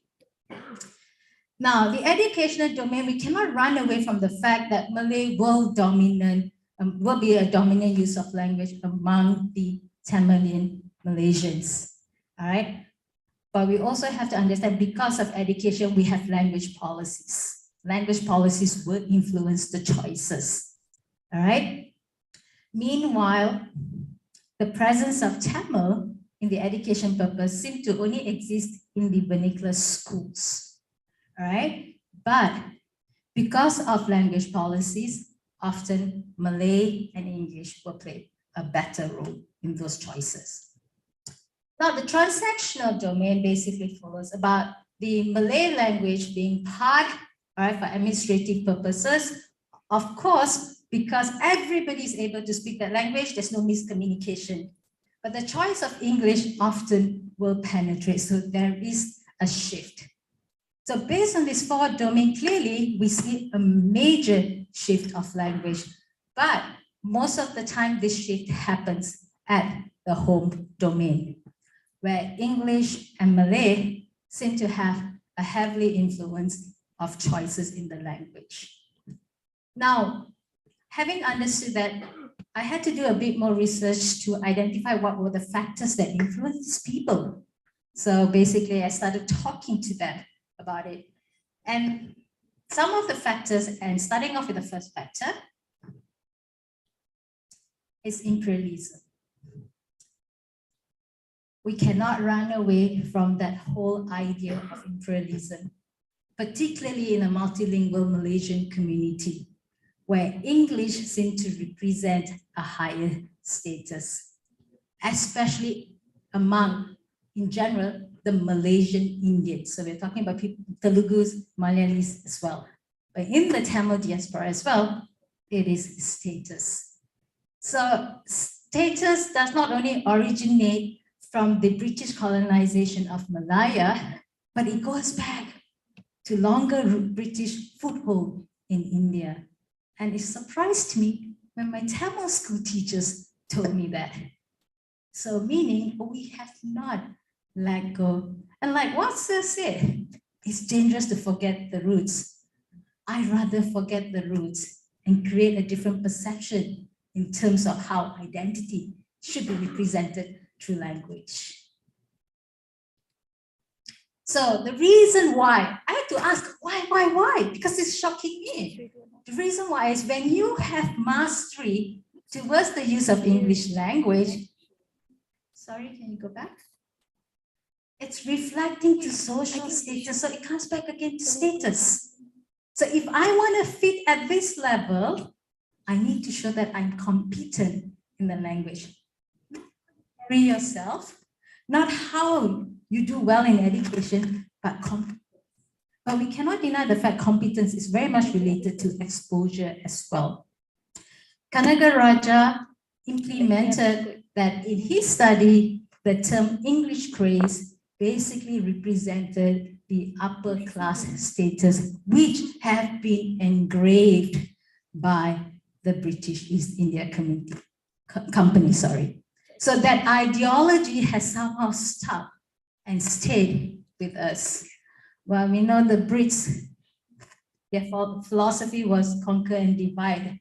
They did establish a way, but what was shocking is it is still prolonging until today's generation. Therefore, English became more important than Tamil among the Malaysian Tamil diaspora. Another reason or factor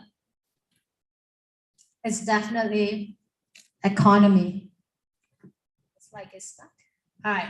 So economy reflects to status in terms of job or positive employment. All right. So when you are fluent and proficient in the language, it gives you better employment in the country, because the growth of economy is very much related to funders. Companies, people being funding of the country has influenced the status of employment as well. Now, in terms of relevance usage of languages, we have to understand the fact that different domains require us to make different choices in the use of language. But among the current generation or the younger generations that are coming forward, the limited usage of Tamil is demonizing day by day and seconds. Do you know that we lose one language every 4 seconds? If you look at the UNESCO status, we lose one language every 4 seconds. That's a short time. And of course, relevance are also very much limited to the distribution as to where we use it, how we use it. And because of this distribution, we also decide when to code mix and code switch just to fit in, to adjust to the purpose of the communication in the specific context. Now, those are my 4 themes, but then it left me with lots of questions. Besides just knowing and understanding those different purposes and distribution of language choice and use, it has also affected the vitality level of Tamil, mainly among the younger generation. So there are 3 key factors that influence the shift among the Malaysian Indian Tamils: is imperialism, economy status, and the relevance use of language domains. But the question is, will this shift resort to language death among the Malaysian Tamil diaspora? Do you think it will? If we do not use language and we let it go, what will happen? I see that in my brother. The language is dead in the next generation of his family line. In mine, I do not know. But I have friends who deliberately make choices, because my friends are all married with kids, sending them to school. And they told them, Tamil is important, I understand. I'm not denying the fact. But I want my children to have a brighter future. Hence, they need to be competent to the language that will give them good education, jobs, good career, good prospect in life. So it's okay to learn it later, but to focus what matters. But when we say later and later, we forget, because there's so many other reasons that will come up. in the phases of our lives. But if all of us deliberately make that choice, it would die in Malaysia. Not anywhere in the world but in Malaysia. But what is so funny is they always say, look at the West and learn from the West. In Australia, they have implemented Tamil as one of the language in the schools to give children the choice to learn the language because it's the oldest and richest language with culture and history. If Australia has acknowledged that, why are we not embedding that in our language policy? You know why? The influence of status. So maybe it's a challenge for me to share and tell people time to change here. Because this mindset is causing the loss of the language. But if I have closest friends to say, what do they gain out of it? If they don't lose anything, it's fine. They still look Indian. With that, thank you for listening to my presentation.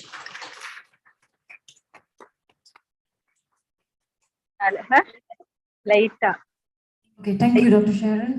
Okay. மத்தியானத்துக்கு மேல நம்ம ரொம்ப dull ஆயிரும் அந்த ஒரு இதுல தலைவலிக்காது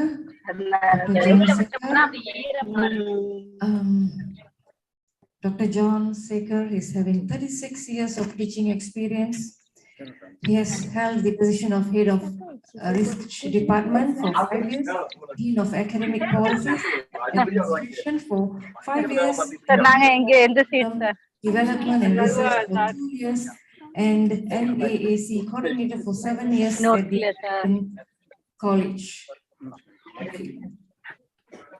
Oh, English page about him. English, UGPG. Very famous person. Very handsome person. Ever young person. All right.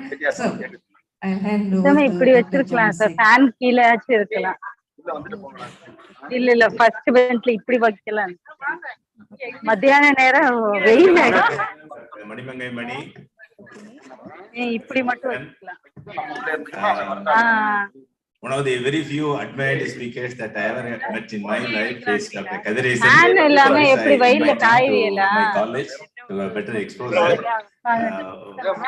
students' point of view. Sharon, yes, your reflections compliment my reflections. Scholars, தண்ணீரை என்ன சொல்றீங்களோ நான் follow பண்றேன் to all of you. Been listening to different very interesting informative narratives. To start with what is a fictional. Though I have put in 36 years of service, today I learned the use of teaching literature. The way literature was taught to me, the way my colleagues are teaching literature is without any context in India. And most of the literature teachers are teaching English literature as if they are all distant cousins of Shakespeare. And they think that Shakespeare holds a solution to all third world problems. This is, as Sharon implied, a kind of internalized colonial result of which we have created negative image of our own language, our own literatures. And she concluded now that we have this problem because of this imperialistic English and colonization. But problem is the impact of colonization. And the next talk I enjoyed is by Veeruputra. It's a kind of historical narrative. And many foreign examiners, when they adjudicate Indian thesis, particularly literature, they say that Indians lack a sense of historicity. Okay, so thank you, sir, for having a historical approach to this issue. Then linguistic narrative by Dr. Sharon. And now I'll be, what's the time limit? 15 minutes. Okay, so better not to use my even iPad. I never use a PowerPoint. Okay, so I'm going to have an educational perspective, an educational approach to this issue. Issue is language. Now, ever since India became politically independent in the year 1947, we recently celebrated 75th year of independence. India has seen 5 major educational policies, educational reports. The latest report was released during the pandemic. at a time when educationists could not meet and discuss, it was implemented. And out of 5 educational reports, the most resisted, debated, contested report is NEP 2020, National Education Policy of 2020. And it's quite unfortunate that most of the college teachers are not aware of the content of this educational report. Very often we say that it was released and it was implemented during the pandemic, but that is not an excuse. Okay. And many of the claims, many of the recommendations made in NEP 2020 were already made in the very first report of 1948-49, Dr. Radhakrishnan. Coming to language and literature issue, okay, Dr. Radhakrishnan, the first report, the University Education Report of 1948-49, recommended the adoption of English studies in India. On the simple reason is that English literature is very rich in the human experience. Quite ironically, he is also from the south. He knows that Tamil is one of the richest languages, a language which has got a lot of humanist perception, values, and so on.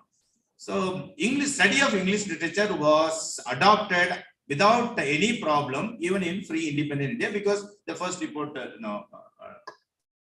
supported that idea, the continuation. Okay. As far as the language is concerned, the first educational report recommended 3-language formula. It is a total failure in India. 3 languages. Every child in India must learn at least 3 languages. And the very, very first commission, the same recommendation has been reiterated in NEP 2020.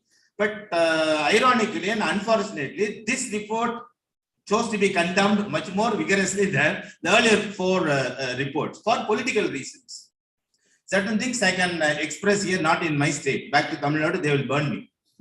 So this is the safest forum for me to hear my opinion. Of course, I have written a couple of articles on that also. So for the sake of friends from outside India, you should understand that I'm happy that Malaysia has got, Sharon, Malaysia has got one national language. Though it has got 3 more languages to celebrate constitutionally, India is a country which cannot be understood as a country by non-Indians. Because Indians themselves categorize Indians as non-Indians and people who are un-Indian. Go by the religion, go by the state, go by your language that you speak. Some dominant political parties say that you are un-Indian. You are not so Indian as we are. So we are the custodian of Indian patriotism. So that kind of idea, parochial idea also, no, that's a danger. Now the point is that why India cannot be understood as a country, particularly by European standards, which say that one country, one nation, one language, one nation, one culture, one nation, one eating habits, one nation, all one. The present Indian government is trying to implement that European understanding of monolingual policy in India. So that has created a lot of, more than NEP 2020, the ruling party leaders have created lots and lots of heat and dust, not any sense. So that, and one of the states which has reacted bitterly is Tamil Nadu. And Tamil Nadu is singled out. So the rest of the nation thinks that Tamil Nadu is an appendix to India, not part of India. Because these Tamil guys have no sense, they oppose anything that is coming from the union or the center. That is their perception. Now, why India is I mean, in terms of language, I am saying why India cannot be perceived as a country, because very interestingly, I don't know whether there is any other country in the world. India is a country without any national language. Imagine a country without a national language is India. No language has been declared as the national language. India has a national bird, national animal, national flower, but not national language. And the people who speak, India is a country of minority languages. No languages are spoken by, Sharon gave me the statistics. How many percent of people are speaking Malay, followed by Chinese, and then Tamil, am I right? And 1% of other, Now, if you're going to look at this kind of details as far as Indian situation is concerned, all languages are spoken by only minority. No language is spoken by more than 50%. Clearly, you have established that in this country, 66%. I'm subject to correction. How many? What's the percentage of speakers of Malay? 70. Now, as far as India is concerned, no language is, though Hindi is being projected as the national language, which has not been declared as the national language, because it's also a minority language. You can say that Hindi is the majority minority language, spoken by 40% or something. But that is the majority language because it's spoken by more number of people compared to other languages. So this language of politics now is very, very sensitive in India. And this aspect of NEP 2020 has thrown open a few more problems which we never perceived as a problem, particularly English. Now the ruling dispensation looks at English as a colonial heritage, colonial baggage that must be jettisoned as early as possible. Indians are not able to make any worthwhile contribution to knowledge production globally because Indians are not capable of thinking in English because it's a colonial language. You are not able to think in your mother tongue. When you cannot think in your mother tongue, how can you think in English? So earlier the better. You just say goodbye to the English language. And we have, very interestingly, the union government is adopting a strategy of appointing governors of different states who would propagate the central government policy. And we have very nice ex-DGP or police officer who is the governor of, every day he is coming up with one or the other controversial ideas. Day before yesterday, when I left India, he had said that Marxism ruined, Marxist ideas ruined Tamil Nadu, ruined India. That's the latest one. I don't know what he spoke yesterday. I don't know. But all these ideas, because he is basically a person who has been oriented in Sangh Parivar. But some ideas are good. What he says is, the thought-provoking at least. At least each of the idea that this gentleman is making every day helps me to write an article. To that extent, I revere my governor. Okay. Then earlier he said that something about Dravidianism. He doesn't stand the very idea of Dravidianism. It's a race, ethnic group, because he doesn't belong to that. That's the problem. Then he has got some uncharitable comments on the English language also. Okay. Now, Home Minister Amit Shah, after this NEP 2020 was released and implemented, he is the head of a group called Official Language Committee that was formed in the year 1964, and the major function of that committee is make suggestions for the improvement of Hindi, because Hindi constitutionally, Hindi is the official language of Union Government of India. Official language of Government of India is Hindi.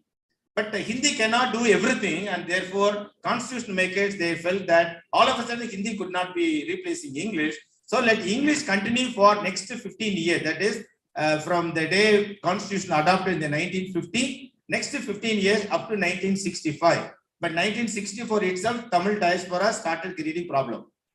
They said that they perceived the imposition of Hindi on other states, therefore create a lot of a problem and ruckus. Then there were few suicide cases, few killings, few murders, and the arson and all. And finally, the Prime Minister gave the then Prime Minister, first Prime Minister, gave a promise on the floor of the Parliament that English would continue in India as long as non-Hindi speakers would accept Hindi. That would never happen as far as Tamils are concerned. Now, the whole of the country, which is divided into states on the basis of language, Tamil Nadu stands a very unique position of rejecting Hindi totally. In other words, we are not permitted, not encouraged, we are not allowed to learn Hindi in Tamil Nadu because it is not offered. Ask these two Dravidian parties which are alternatively ruling Tamil Nadu, DMK and AIDMK, there are two parties, Dravidian parties, never ever would allow Hindi to be taught to young. We are not going to lose anything by learning additional language. I'm happy that you are learning 4 languages, 3 languages in this country. Whereas English is perceived now by the ruling dispensation. It is not Hindi that is being imposed on Indians or Tamils, but you fellows, you are imposing Hindi on your people, imposition of English. NEP says that Nothing wrong in learning English as a language. We need, as Sharon says, a global language. No one can undermine the importance of English now. But then, why do you want to have English medium instruction in Tamil Nadu? Why do you teach? Why do Tamil Nadu government schools use English as a medium of instruction? Dangerous decision taken by these two parties, these two so-called Dravidian parties. But the children and grandchildren of all these Dravidian politicians are not studying in Tamil medium schools. They are all studying only in English medium schools and colleges. And most of the retired Dravidian politicians have become fathers of higher educational institutions. Once you retire from politics, then you become a pita of some self-financing engineering college or some university. If you are more powerful, you can become a deemed university, which is almost doomed. Most of the deemed universities in Tamil Nadu are doomed universities. So now the union government says that you Dravidian people, you politicians, you are talking about the importance of Tamil, but you are not talking in Tamil. You are not writing in Tamil. You are not educating your children in Tamil, but simply you are talking about Tamil. As a result, Tamil teachers do not know how to talk in English. And English teachers, madam, many English teachers cannot talk in English. Kind of linguistic chaos taking place. I don't know about the rest of the country, but I am sure about my own state. So there is now the NEP says that let mother tongue or the regional language, in the case of Tamil Nadu, for example, in the case of Punjab, for example, let the Punjabi be used as medium of instruction from the primary level to university level. All state universities should offer higher education only in the regional language, which happens to be the mother tongue of the larger population of the people. In all central government institutions like IIT, IIM, NIT, Hindi must be the language. Hindi is the medium of instruction in all central government institutions, while local languages must be the medium of instruction from primary to tertiary level in all state government. Now, this is not acceptable to the present ruling government, which has always been from the days of his father. Father ruled, son is ruling. Very soon, I think that grandson will also become chief minister. This is a dynasty. Okay, so they're all talking about Tamil, and this is being upheld by the, as I said, fathers of higher educational institutions who retired from politics. I think that some of you may be working in such institutions. Now, what does NEP 2020 say? Let our country be multilingual. Friends, there is a difference between multilingualism and bilingualism. A person can be bilingual, but society is multilingual. The presence of too many languages or people who are speaking different languages living together is what we call multilingualism. But if you know 2 or 3 or 4 or 5 languages, still you are known as bilingual. But now what the government is advocating is that you use your language, your mother tongue. And English, you have learned it as a language of either colonization or post-colonialism or whatever it is, you are learning English. Whether you are learning English for a higher status or for economic purpose, it's good. You are learning English. But why can't you learn one more language of Indian origin?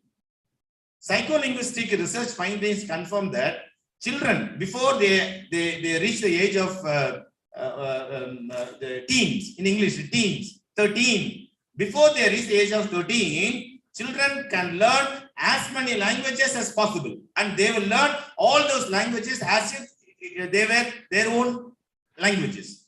For children up to 13, they do not know the distinction between mother tongue and other tongue. Once you perceive English or another language as other tongue, you become a politician.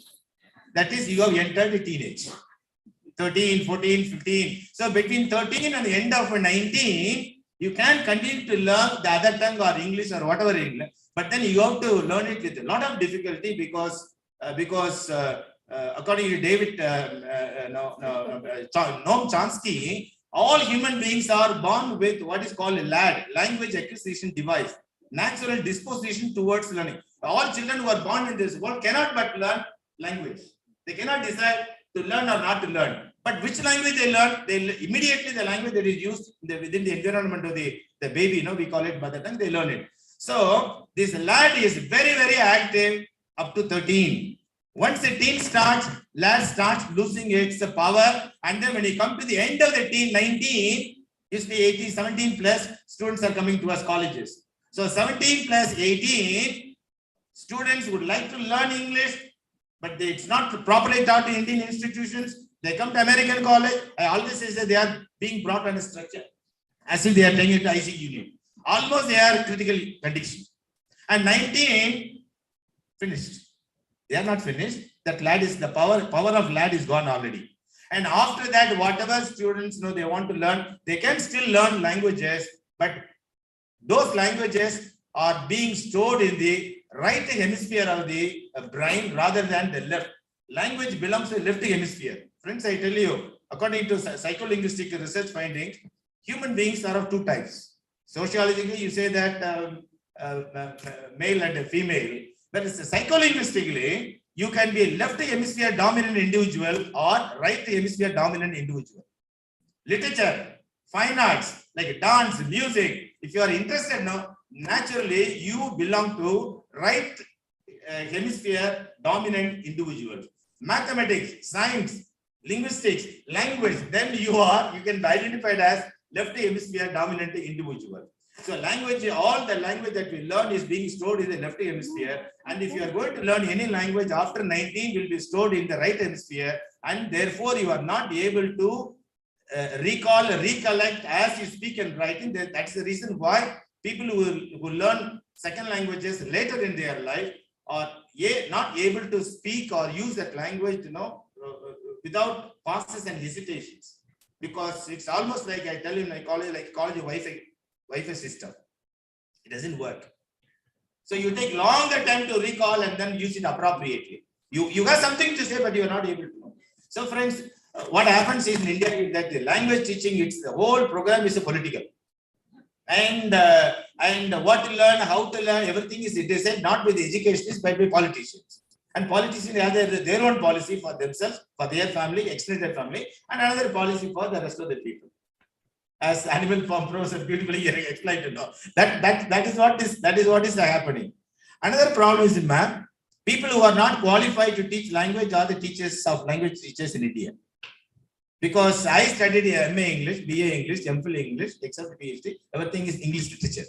But once I became a teacher of a school or a college, I am expected to teach English as a language of which I don't know anything. I know I use English, but I don't know how to teach. That pedagogy is not part of my DNA as a teacher. Okay, so this is the problem. I think here in Malaysia is a different. Education system is a different. And that is what NEP says. Having wasted 3 years of your study or 5 years of your particular discipline and then joining a BEd, there's a separate college of education where you go daily, then you become a school teacher. And when you are studying your BA English, MA English, you do not learn pedagogy. And when you go and join BEd colleges, you don't know the content and knowledge. So you become totally useless. This is all. Whereas here, I think you have 4-year integrated educational program. And that is what NEP is suggesting. So NEP is encouraging all Indians to be multilingual. But a lot of opposition to, I think that another psycholinguistic research says that multilingual brain is multi-competent. That is why Americans, in their, they declared the end of this century, they said, 21st century is ours. Whereas American problem is that it's a monolingual country, monocultural country. So our children must now have certain C's. Certain C's, they must acquire 6 C's or 7 C's, they speak in terms of C. In India, when politicians, common people use the letter C, it means crore. Crore. Here, competencies. Multiculturalism. Now, that is a competency. So we must learn to appreciate, we must become multicultural, we become part of multicultural culture because it's got a lot of benefits. Multilingualism, multiculturalism, a lot of benefits. So let the next generation of Indians be multilingual. That is the crux of the policy. But unfortunately, it is not appreciated by uneducated politicians and educated illiterates. It happens, both ways. It happens. Okay, so I think almost time is. My point is that earlier the better. The earlier the better. All of us can learn many languages. Tamils can learn Hindi. Punjabis can learn some other language.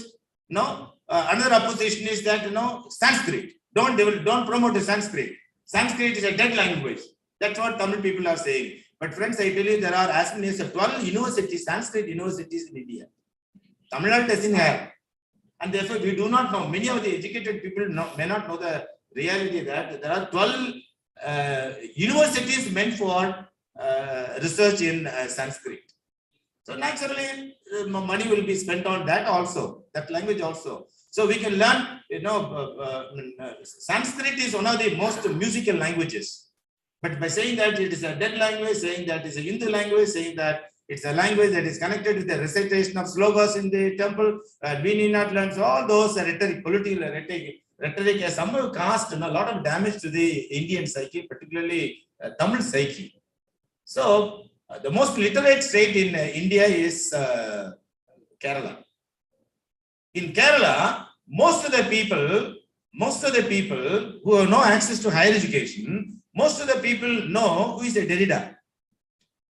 They know who is a Shakespeare because most of the theories, most of English canonical literature have been translated into Malayalam. And one of the recommendations of NEP is to the establishment of National Institute for Translation and Interpretation. Let all see that one of the things that I really appreciated and then I was envious about when Dr. Kadireswar Veeraputran presented. No, they could speak English. They could speak English as much as an English teacher, Krishna, am I right? The other way around, you just go back to India, then you think of it, how many Tamil teachers are capable of talking in English? Because we got a negative attitude towards no. Because no, I think you beautifully said, who reads novels? Only those people for whom novels are prescribed. So novels have, or literature has got a prescriptive value. Do the common public, do they read literature? No, because we pocketed literature. Very sadly, it has been pocketed by academia. For what? For producing PhD. What PhD? I think Indian PhD is not valued here in. Man knows that. Mani knows that the less said the better. The less said the better. She is so friendly to me that when a thesis is sent here, okay, for the sake of John Sager, okay, it's recommended. Otherwise, it is right. So, kind of recycling. We never ever encourage ourselves or teach our children to be critical thinkers. Critical thinkers. That's why at the beginning said no. This is the sir, we have become the victims of the situation. Victims of the system, systemic victim. Somewhere something has to start, and I think that NEP 2020 is the starting point. And we have to take this report very seriously and to do something about it. It's not simply there's a fashion of late has become a fashion. Anything comes from Modi is bad. So that kind of anything that is coming from this is something related to religion, something related to this or this and that. So we are inventing new reasons for rejection of what is otherwise good in them. Thank you very much for this. Time is short, otherwise I have a lot of things to share with you. Thank you very much for the opportunity.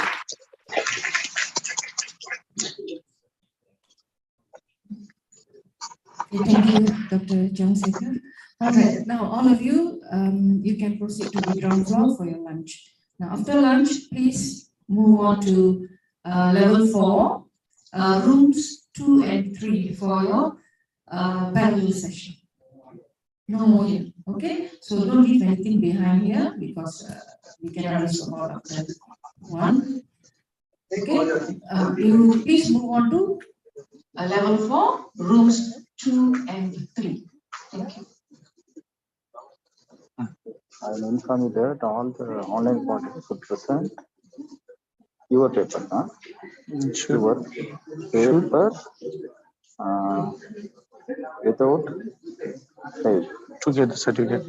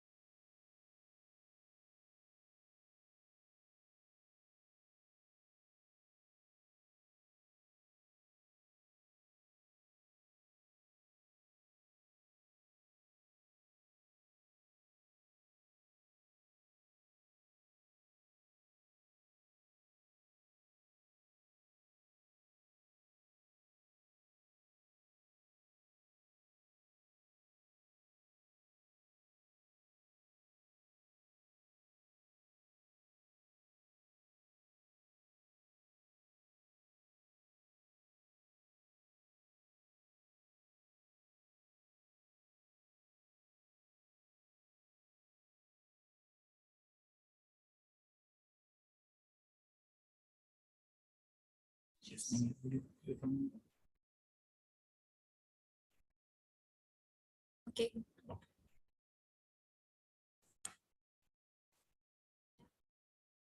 Good afternoon. Good afternoon, everyone. Am I audible?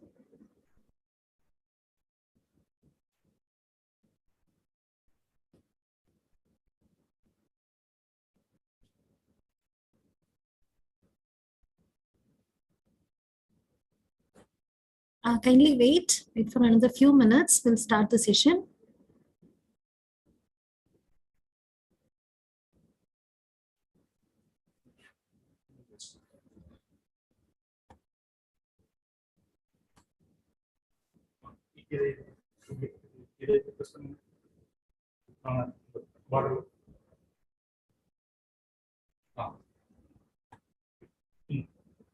So then now you can. See the participants.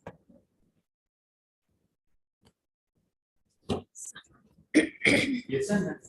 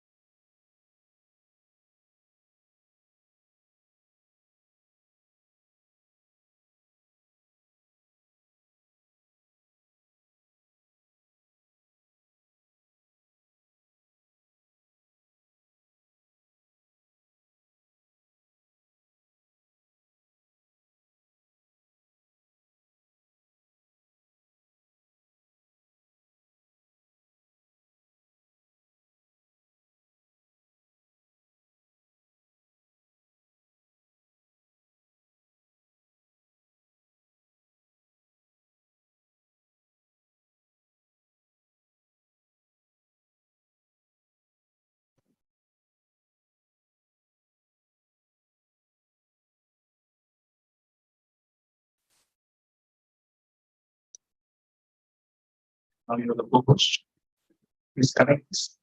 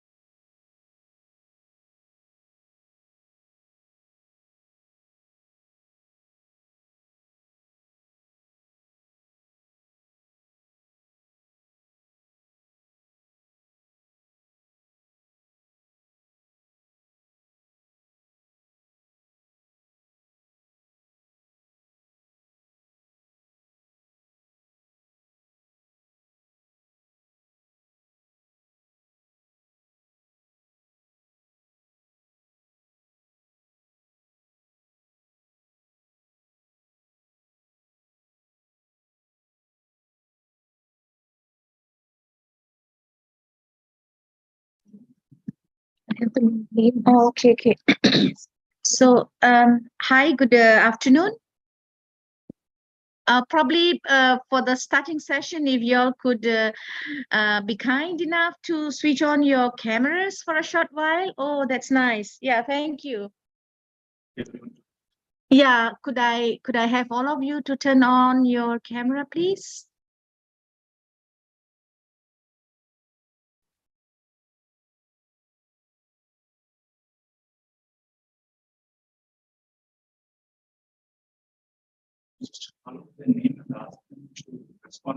Yeah.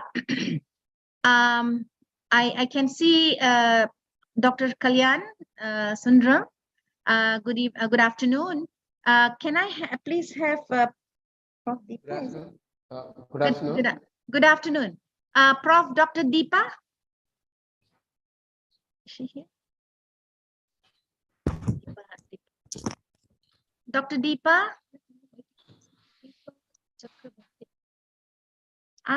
Dr. Deepa Chakrabarti.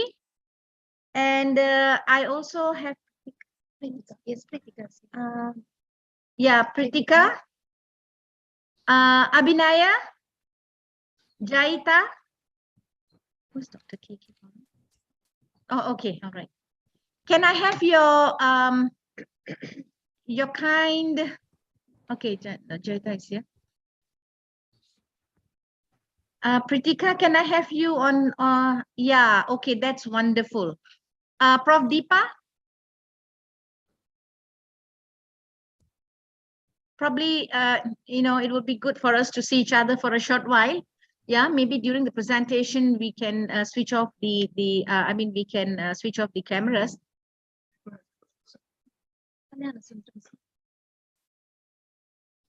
Prof. Deepa, are you there, please? Can you all hear me clearly?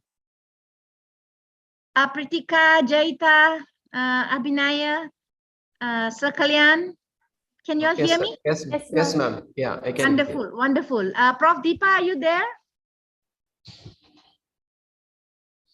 Okay, never mind. I think while waiting for her, let's not waste our time. Yeah, probably we could start off this presentation.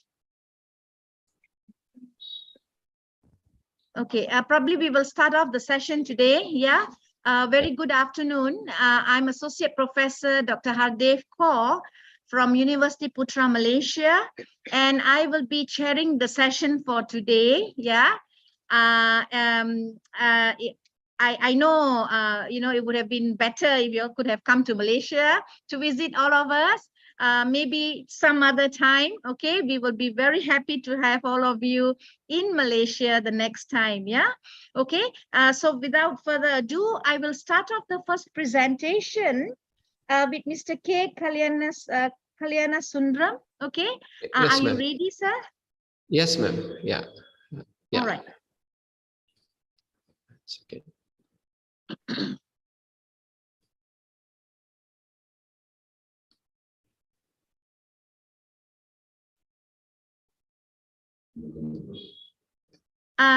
Just to remind you that the presentation will be Yeah. for 10 minutes and we Okay. will be checking on the time. Yeah. When it's 9 minutes, we will just make an announcement for you to tell you that you have another 1 minute. Yeah. Yeah. Sure. Thank you. Sir, you can start off your presentation, sir. Yeah. I thank the delegates, the other participants, the scholars. I thank the organizers too for giving this wonderful opportunity to present my paper. My paper is Making Learning Visible and Inclusive in English Classrooms. This is, it's out and out. It is a paper which I prepared based out of my experiment with my students where I work, and also my guide, Venkatramani Chella, who was assisting me in drafting this. Moving forward. So nowadays, modern classrooms are in modern classrooms, students don't sit and listen for several hours, unlike in olden days. And then accordingly, the teachers will have to have their lesson plans. So who can be considered as an ideal teacher in the modern days? This paper actually depicts a typical classroom setting and how a classroom can be handled to make the classroom more inclusive. By the term inclusive, so I just want to tell you that the picture that you see on the right, it involves everything. Collaboration, making students active from different communities, diverse students, and involving in various activities. And all these things put together, we call them inclusive. Inclusive classrooms foster a sense of community and belonging among all students. And then it is a variety of teaching strategies and materials that are responsive to the diverse learning needs of students. So it is appropriate that the teacher need to understand the kinds of learners. We have today a variety of learners. We can't just restrict them to one particular learning style. We can't expect them to be learning through one way.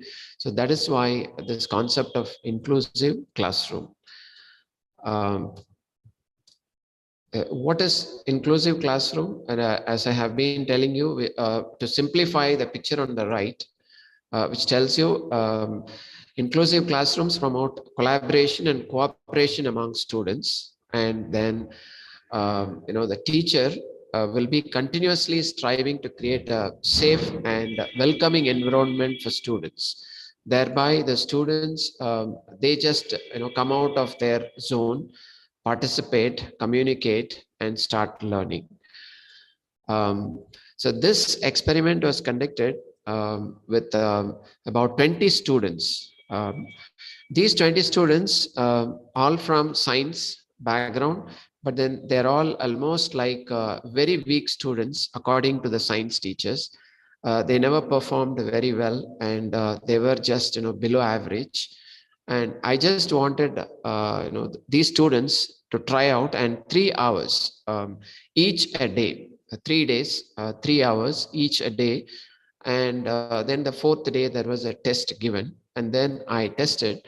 It's not that these students, they learned everything in 3 days, but then the motivation they received, and then standing alone, and the curiosity with which they started learning, all that was very important. And that helped the students to say that yes, we like the classes, and we would like to involve more, not only in English classes, but also they tend to tell that they would focus more on their other core subjects too. And the lesson chosen was The Water by Chinua Achebe, an African writer. And then, in this particular experiment, the questioning technique was very, very important. The teacher talk is considered to be a very precious thing when you begin a classroom, when you begin a session. But then next to teacher talk is the questioning techniques. You can't just go ahead with questions haphazardly, and the students will not be heading towards the right objective if the questions are well set. And so questioning techniques play an important role, and this triggers more than one idea from the students, and the students they build their own, whatever they learned, they try to bring it out and then try to think differently. Evidence-based learning. Basically, in a evidence-based learning, the teacher has to make students understand that yes, there is learning which takes place, and that needs to be understood by the students. Then only the students are going to have the enthusiasm to further their studies. So some of these questions, this is a lesson about politics in Africa. This particular chapter story is about Chinua Achebe's lesson, Water. So initially, the students were asked to read the lesson. So the time was allocated, maybe about 5 minutes. Then there was a break. Then I pitched in with questions like, can you guess what kind of story it is? What is the location of the story? Can you name some characters you came across? So it is not leaving the students to just read the lesson on their own, but then after restricted time, the questions were asked, and the teacher, here I am the teacher, so I get to know what exactly they are able to understand. Then accordingly, I have to change the questions. Then I have to plan the lessons, quickly modify certain things when I deliver the lesson. Then when I say my next part is very, very important after this questioning techniques, along with that it comes scaffolding. Scaffolding is without which the students are not going to learn. You need to be there and make sure that you have to give that confidence to them that, hey, don't worry, I am there. Okay, this is what you learned. Okay, I am there to help you out. And also put some of these students among themselves to learn a little bit also, right? So carefully scaffolded the learning process, keeping in mind what the learners already knew. So my part becomes very, very challenging here. I just can't treat all the students alike, but then I need to be specific to a certain set of students. And then when it comes to other set of students, I have to scaffold them very differently. And as I mentioned earlier, all these 20 average learners, they developed an interest in the ELT class, and they look forward to attending more sessions of a similar kind. The first time these students went to these particular sessions, they became more self-confident and interested in their studies. When I took the feedback, there seems to be a positive mindset. There was a growth mindset. Earlier, some of the science teachers, they were complaining that their interests are reducing, and they have chosen science, but then they are not up to the mark. But then, given the opportunity for the students to learn something, you try to make them construct knowledge with the help of what they have already learned, and provide all that scaffolding. Obviously, they create that, they have that interest, the craving to learn. Once they start learning, then they want to apply this, even in other subjects. And then the next part, this started happening, not just, I was not aiming, of this higher order thinking skills. But obviously what happens is when you involve students in reading and making them construct knowledge through effective teaching methods, it can automatically lead to higher order thinking skills. So Sir, it's almost time, sir. Thank yeah, you. yeah, yeah. This is, like I could see that, the higher order thinking skills were, found in them. And with that, I would like to conclude, one method of teaching does not help the entire session in their learning. As a result, the teacher has to make his or her instruction very, very inclusive. That's what. Thank you.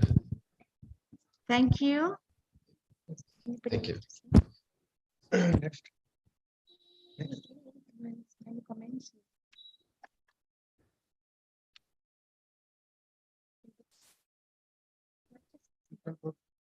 Hello.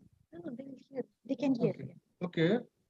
You have presented on making learning visible and inclusiveness in English classroom. The topic is more interesting as it is concerned with special education, with special segment of education. I mean, this part is most challenging because the classroom situation is it's a practical situation that teacher used to face while they are teaching the students. So inclusive is the call of time because there is discrimination or there is inequality and there is there need proper environment to create in the classroom situation. So unless and until we are very much practical, we have very much practical approach, we cannot be successful in the process of teaching and learning. And teaching learning process, it takes place in the classroom situation, especially in the formal system of education. So thank you very much. Thank you.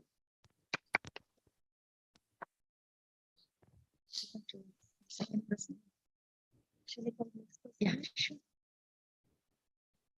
Next person, Meenakshi. Is Meenakshi here? Meenakshi?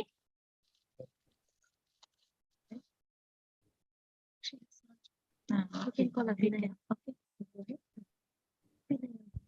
Is your winner?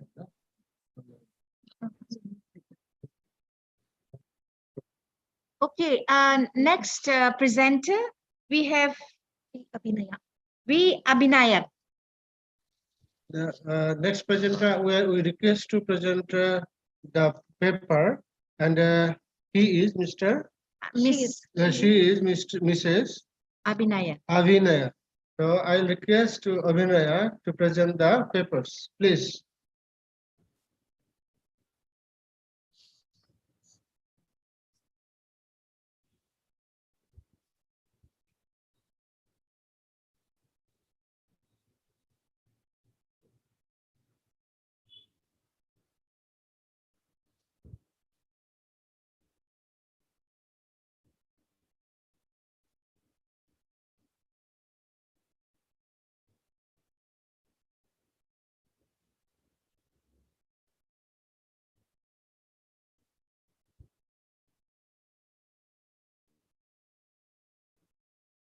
Yeah, you may begin. 10 minutes, yeah? 10 minutes. Yes, ma'am. Yes. Good afternoon, everyone. This is Abhinaya V, student of MA English from Auxilium College, Vellore, Tamil Nadu, India. My presentation topic on a diasporic study of ocean owangs on Earth, we are briefly gorgeous. Ocean Vuong, he is an American Vietnamese poet, essayist, and a novelist. His notable works are Night Sky with Exit Own, which published in the year 2017. It is a collection of poetry. This book won the T.S. Eliot Prize in 2017. Then, On Earth, We Are Briefly Gorgeous is his debut novel, published in the year 2019. It was longlisted for the National Book Award for Fiction and then won the Carnegie Medal in Fiction, the Hemingway Debut Novel Award, and then the International Dylan Thomas Prize. On Earth, We Are Briefly Gorgeous. It is a semi-autobiographical epistolary novel. This novel has an autobiographical element of the author, Ocean Vuong. Ocean Vuong and his family immigrated to the United States from Vietnam when he was 2 years old. Many of his works take the Vietnam War as the subject matter. Ocean Vuong dedicated this novel to his illiterate mother. The reason behind his dedication to one who does not even know the English. In order to show the world, a person who is a non-native English speaker can write and explore all his conflicts in his writing, which gives hope to the immigrants in the world. The title, On Earth We Are Briefly Gorgeous, which significantly reflects the subject matter of the novel, that is poor, black and brown and yellow bodies gorgeous, which is said by author himself in one of his interviews. Fundamental issues of the immigrants. Those who were migrated from their homeland to the host land, they were all facing these issues in the host land. They have language issues, cultural conflicts, racial discrimination, and class discrimination. Objective of the paper, approaching this novel from the diasporic perspective in order to explore cultural conflicts of the Vietnamese in America and they hope to overcome such conflicts in future. By applying Safran's concept of a diaspora to the expatriate minority community that is given in the Cohen's Global Diaspora and introduction, when ancestral home is idealized, if the conditions are favorable for them, either they or their descendants will return to their homeland and restore their homeland for its safety and prosperity. Then the little dog, who is the protagonist of the novel, mirrors the life of the author, Ocean Vuong, writes letter to his mother. Lan and Rose, Lan, who is the grandmother of the little dog, Rose, who is the mother of little dog, arrived at America in 1990 from Philippines. And this novel is written in a non-linear narrative structure. This novel also recounts the life of little dog's grandmother, Lan, who escapes from her arranged marriage during the Vietnam War, becomes a prostitute. She marries a white American soldier, gives birth to a child, although the father of the child is another man. The child, who is none other than little dog's mother, Rose. She is illiterate because she left school at the age of 5 when her school house in Vietnam collapsed during an American napalm raid. Then she marries an abusive American man, but eventually she separates from him. Then she works in a nail salon.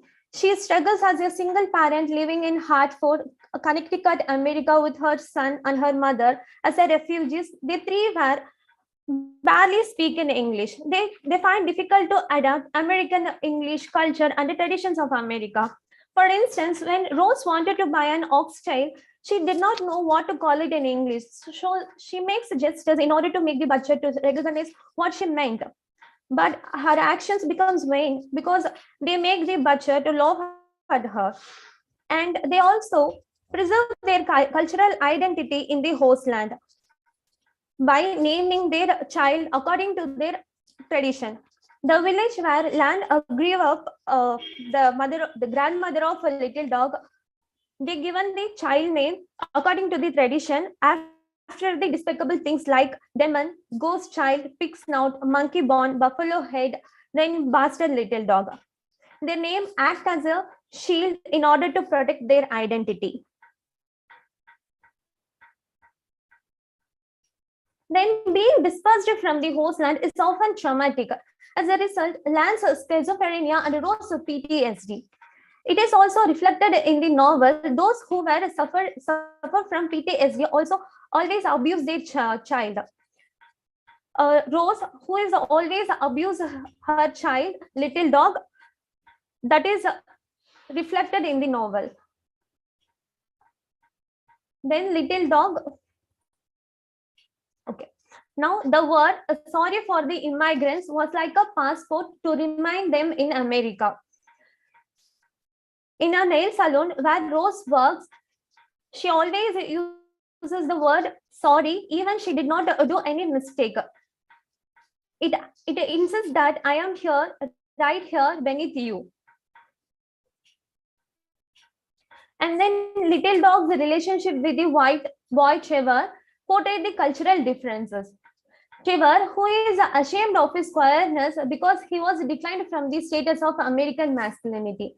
Little dog, who is not ashamed of it because in his culture, every human must be treated as a human. And he refused to use the French word pederasty because before the occupation of the French in Vietnam, Vietnamese didn't have a term for queer bodies. Then Ocean Vuong gives the living example of exemplary golfer Eldrick Thorn Tiger Wood, who identified himself as a Gabonesian. It is a portmanteau to describe his identity as a Thai, Black, Dutch, Native American in order to proclaim that he was a product of a mixed identity. Then he won the Master Tournament in 1997. That was his first major championship in professional golf.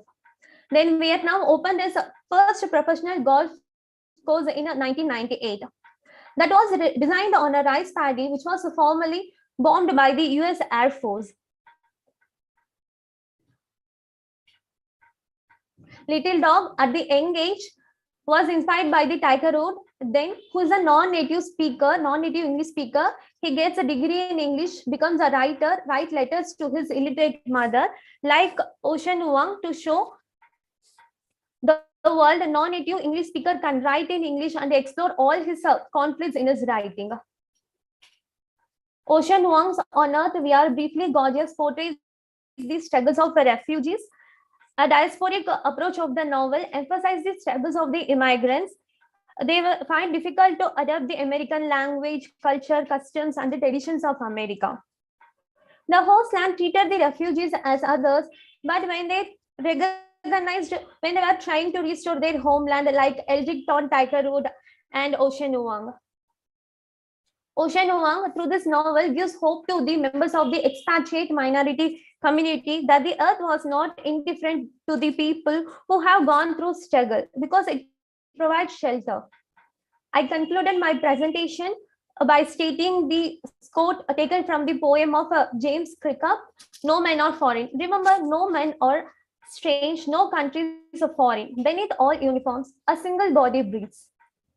Reference for this work.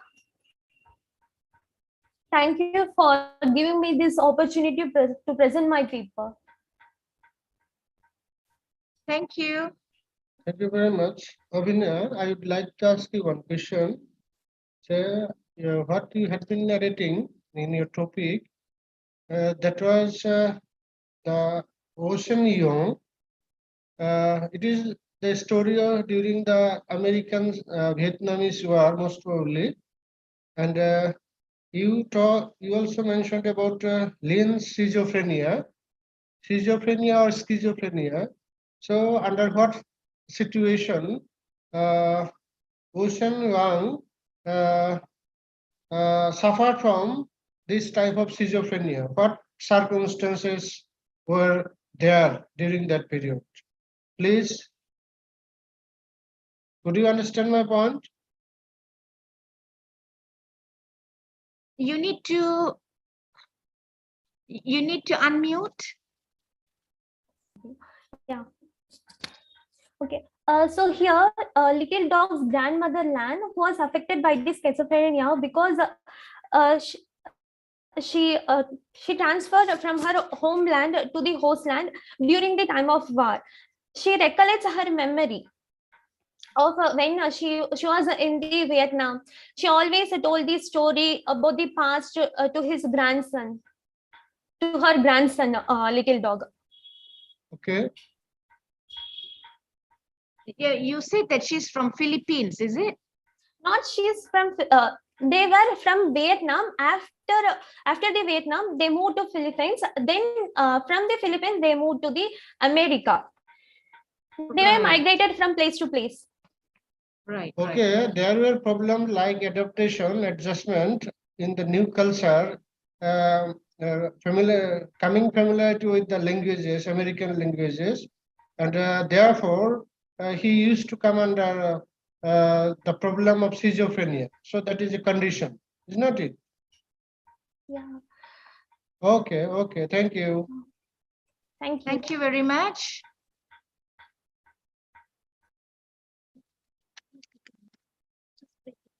Next, we will have Pritika to start her presentation. Thank you. So just a reminder again, 10 minutes, yeah? Good afternoon. Could you, good afternoon. Could you please on your video, please, or start your slides? Yes.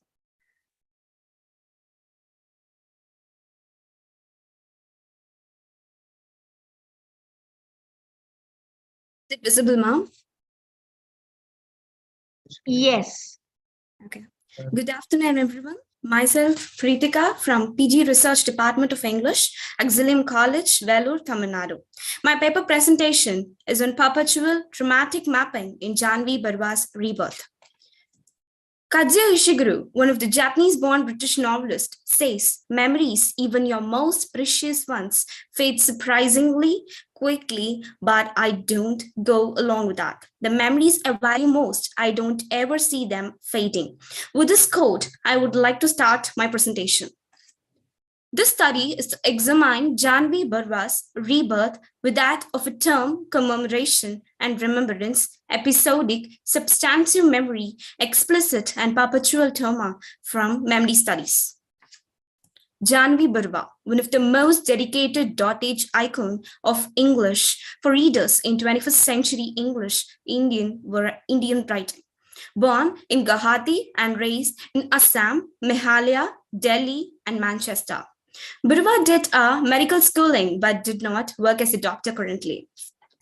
Her work, collections of short stories, Tales, Next Door, published in 2008, a subsequent book, Rebirth, published in 2010, Third, Untown, a novel, was released in February 2020 by Penguin Random House, India. Next Door was nominated for the Franks O'Connor International Short Story Prize. Rebirth made a Commonwealth Author Award and shortlisted for Man Asian Literary Prize. Her novel deals with the theme, the spectrum of emotions, that is anger, happiness, frustration, anxiety, innocence, desire, and fruitive longing, home, family belonging, finding oneself, and self-love. Rebirth is written as a monologue from Kabiri to an unborn child, published in 2010, is an indigenous example of the effectiveness of one's person narration.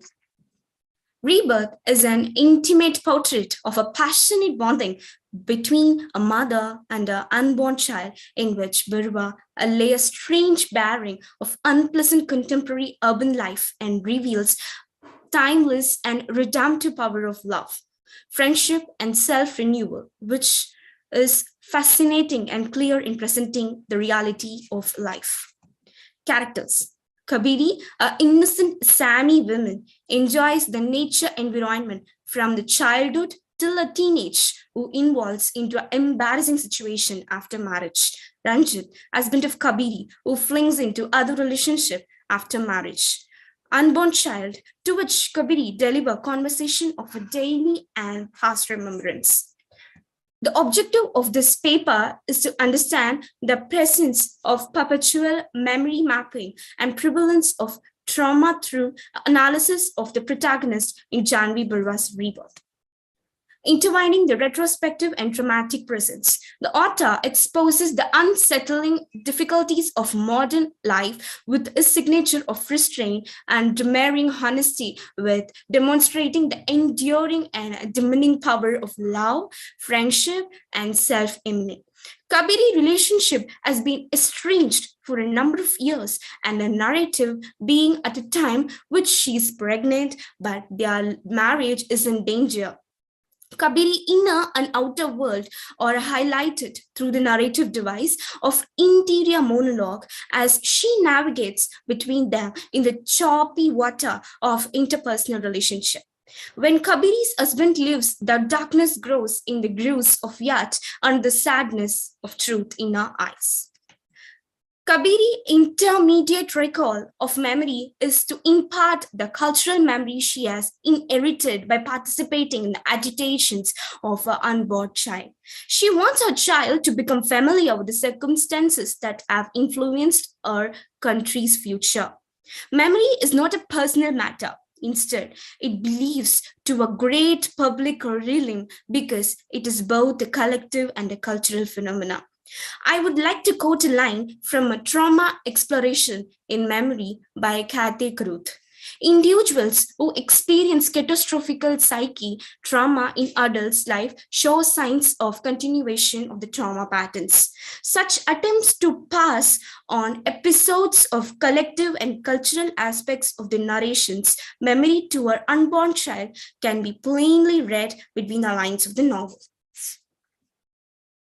Commemoration, remembrance, and traumatic and substantive effects.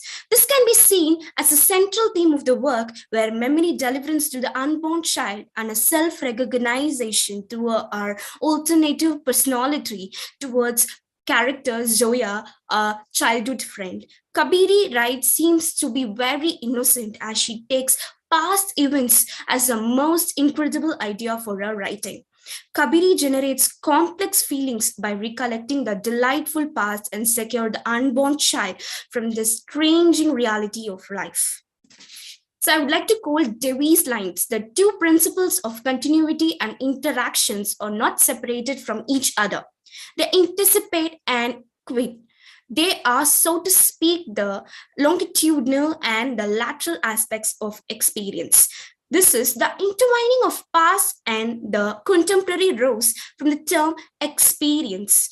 It seems to be a vehicle for both past and present. Experience is very much visible in the phrase of Kabiri, who laments to the unborn child.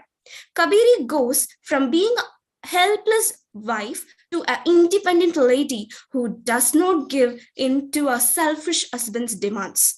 Joya, a childhood friend of Kabiri who has felt to attractive sides in rhetoric, demands her thoughts throughout the book. By frequent encountering the past, Kabiri is able to find retrospective from the stress of present and develop confidence and needs to lead a life on her own. Episodic remembrance leads to prosthetic memory. So the combination of the past and the present of Kabiri is the biggest lesson for the future generation. The sense of Kabiri is disordered by the past encounter of her episodic memory. Kabiri had faced many peoples in her life and have crossed many stages of life, but still she searches for such way to relieve her stress and depression, and for that she chooses an unborn child. For this, I'm going to quote some lines from Cultural Memory Studies by Idle. The interplay of present and past in social culture contexts. It seems to be a sense of equilibrium, that is the past and the present, where Barua finishes the narrative while still keeping her sense of equilibrium as Kabiri intertwines both past and present in a perpetual notion. This novel presents a blend of memory that leads to action of traumatic relief from two lives that can also be seen from a psychological perspective in future studies. And there is a subsequent question that rises about why Kabiri chooses her own life story for her own child, unborn child. She could have selected other stories, but without dilemma, she chooses her own story. This offers an additional evidence for the story and the effect of undergoing traumatic mapping.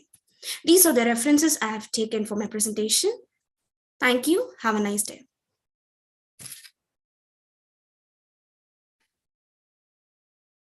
Who was talking? Pritika. Pritika, okay. So, Pritika, very interesting topic. Yeah. Thank you, Thank you. I really enjoyed it, as I've been enjoying everyone's presentation so far. Can I just ask a question though? When you talk about cultural trauma here, maybe can you explain to us what sort of cultural trauma did you see in the book very distinctively? Yes, actually, Kabiri, from her childhood, she was from an atmosphere where she lived with the nature and plants, animals, and all those things. But when she got married and moved to the cosmopolitan place, where she faces herself to be dumped into the houses. Like she can't go anywhere out, and her walls has been stuck with only the buildings. And when she faces outside the wall, there's no plants or animals or mountains, just only the buildings. That made her to face the cultural trauma too much. Right. And was there a lot of sort of suppression from the husband as well? Yes. Yes. Right. Okay. Thank you. Very interesting, sir. Okay, Kamari, it was a very much interesting topic as I belong to the Department of Education and Psychology. Also, I have specialization in disability area, intellectual disability, autism, autistic children, uh, uh, uh, visually impaired, then then other psychological children having psychological problems. So I feel very much interesting in your presentation and the mother-child relationship, how much the mother has to nurture their children for balanced development of personality, and otherwise how it affects their future life. So very good, nice presentation. Thank you very much. Thank you, sir. Have a nice day. Thank you, you too. All right, so we will move on. I'm just wondering if Meenakshi is in yet. No, she's not. All right. So I guess we will go to the next presenter, Jaita Ray. Oh, you are here. Jaita, Yes, 10 very good minutes. afternoon. And yes, you can go ahead. A very good afternoon to all present there. I'm Dr. Jaita Ray, Associate Professor, Department of English, Rabindra Bharati University, Kolkata. The topic of presentation is an ecological reading of the select novels of Anita Desai.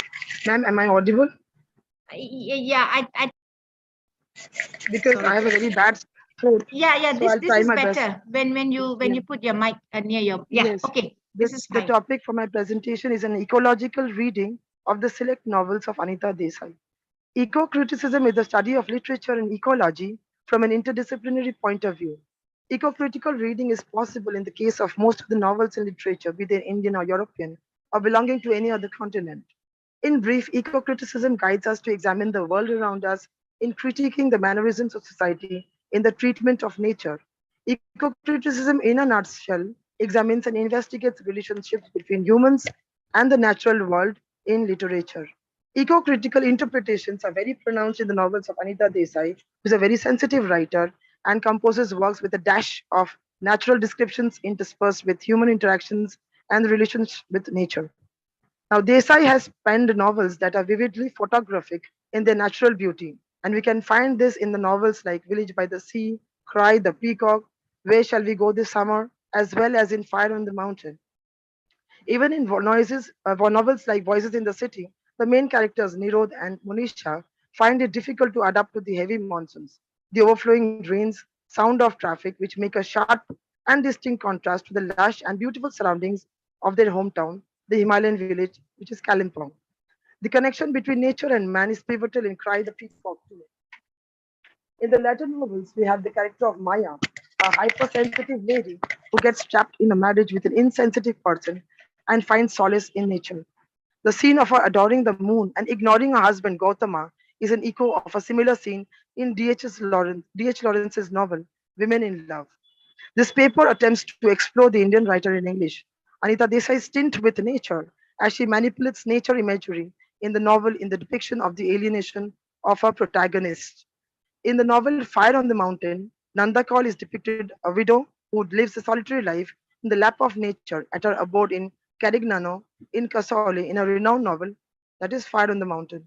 In her novels, in Anita Desai other novels, Where Shall We Go This Summer, we come across the protagonist, Sita, who is suffering from immense dilemma because she is in a dilemma whether to deliver her fifth baby or whether not to, and even if she delivers it, whether to do it in the city or to go to her hometown, Manori, which is in the outskirts of Mumbai. So there's always some dilemma in the present in the minds of these women protagonists in Anita Desai's novels. In her earlier novels like Village by the Sea, we come across the protagonist Leela, the eldest child, who is 13 years old, and her 12-year-old brother Hari, living in a scenic village called Thul in western India, where the entire novel is sprinkled with descriptions of nature, especially the vivifying and beautiful sea. Anita Desai thus emerges as a writer par excellence who is not only superb at delineating the characters with the emotional complexities, but at the same time engages in the issues of ecology and environment. The novels of Desai are multifaceted. They may be treated from many and varied perspectives. The term ecology has gained prominence in the present scenario, which I've already mentioned. It is the relationship between nature and eco-criticism means that the relationship between nature and literature or criticism. Now, Anita Desai was born in Missouri, and it's a place of lush greenery, and it has a beautiful scenic, almost photographic views and landscapes. And as a natural consequence, nature appeals and attracts Desai, and the strong influence of nature is well evident in her myriad renditions of nature. And this comes out clearly by having a look at the titles of her novels. Like you will see, Where Shall We Go This Summer, Fire on the Mountain. So in most of her novels, the titles itself have an element of nature in them. And we can see her passion in nature just looking at the titles, leave alone going in details through the novels as such. Desai is a sensitive soul, and along with a deep search the psyche of men, and especially women, she has touched the nerve of two issues, one women and the other nature, both being at the mercy of others in the society. None of her novels bypass or avoid nature and natural concerns. Anita Desai's The Village by the Sea is by far one of the best novels. The innocent lifestyle of the inmates, so far, especially of the protagonists Hari and Leela, are heart-touching. Now, in this novel, she has depicted protagonists who are very down to earth. They are not so very intellectual, not educated, but how they live in nature, view nature, and breathe nature is what the entire novel is about, and how they innocently go through their uh, day-to-day living amidst the natural hardships, overcoming all the natural obstacles that are given by nature that come their way. This is what the entire story is about. Nature in all its bounty affects their sensibilities. Leela is found to be going regularly to worship a rock worshipped as a god, wading in knee-deep water, but balancing carefully her flower basket taken to the god as offerings in the fashion of carrying the sacred chalice. Being the eldest children in the household, Leela and Hari take it upon themselves to take care of the two younger siblings, Bela and Kamal. The simple, grounded lifestyle of these village people is very touching. At one point in the novel, Bela and Kamal are seen to be brushing their teeth with neem twigs. Neem twigs, single inverted commas, giving an Indian touch and a touch of nature. Hari, being the eldest son, tries his best to make both ends meet and so leaves for Mumbai with the hope to find a job and thus the solution to all their financial problems. The act of Hari finds an echo in a famous story by Ruskin Bond titled Dust on the Mountain, where the protagonist there too, whose name is Vishnu, a young boy goes to the city in search of a job and then returns home and mother in the village disillusioned but much wiser. The wealthy and powerful people like the MLAs lure innocent, needy souls, and this is exactly what we see happening with her. Hari, caught in an adverse situation with a lazy, jobless, drunk father and an ailing mother, is left with no option but to take on his shoulders the duty of earning for the rest of the family, and so he falls an easy prey to the tempting traps of one trade union leader called Adarkar. Both Hari and Leela are caught in a disadvantageous situation with their father and mother, mother ailing, father jobless, drunk, and it is on them to take the responsibility of the entire family. In showcasing the plight of young penniless boys like Hari, the writer Desai tries to show how the scenes are held in sharp contrast in the eyes of Hari, the congestion and stench of city life, in contrast to the invigorating, fresh, windy breeze blowing across sea in Thul. In showcasing the plight of Hari, this we find. And now Hari, while living in or spending his days in a restaurant or a hotel, small hotel called Sri Krishna Eating House, he is made to go through a very grueling service period with no place to rest, no corner to rest, and nothing much to eat. So, in one of the passages in the novel, we get within quotes, Hari's tired eyes long for the deep darkness and the quiet nights of the seaside village. He could hardly remember the soft sounds of the sea, or the wind in the coconut palms, or the feel of the clean sand between his fingers and under his feet. He had only been aware for he had only been away for one season, just a few months, but it seemed like a lifetime. This is from Village by the Sea. Seeing the positive aspects in life, Hari's trip to the city is a flop, and it's even more appreciative of the lush green, pristine, pure beauty and greenery of the village. Thus, the whole countryside for thus the whole countryside is treated by Anita Desai as a contrast to the prospects of these people like the MLAs, Adarkar, for factory construction. And these people make all the nature, like the sea and the river, a dumping ground for the waste from factories, which pollute the waters and thereby endangers the life of the fishes, which all take a toll on the health and happiness of the simple and innocent villagers. This is depicted like the words say, like the factory belt of Thane, pouring out evil smelling smoke into the discolored sky, all the land around, blighted and bare, not a blade of grass to be seen, and the few remaining trees coated with suffocating dust. Hari wondered if this could possibly be the way that the green coastline from Revas to Alibag would look like one day. The fertilizer unit will definitely turn their farmland into a wasteland soon. Anita Desai tries to present how the fast industrial mechanization of Bombay affected the lives of the poor innocent villagers. Leave their agricultural work in villages and go to the cities in search of jobs. Moreover, Ma'am, time the is over, dirt, ma'am. Then maybe you can come up to your conclusion, ma'am. I'll just conclude. This I'll just in a few words. In almost all the novels of Desai, be it village or voices in the city, Anita Desai has tuned in to the deep psychological trauma in the characters and how they are trying to grapple with the obstacles while at the same time living their lives on a day-to-day basis.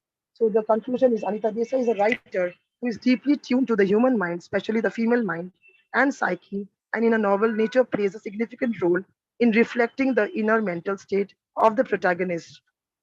Almost all the characters, be they Maya in Cry the Peacock, Munisha in Voices in the City, Nanda Kaul and Raka in Fire on the Mountain, Sita in Where Shall We Go This Summer,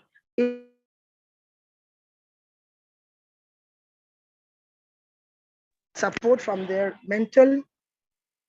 married partners, and so try to find succor and mental support in and through nature. Thank you so much. Have a nice day. Thank you, ma'am. Just one very short question because we're also running out of time.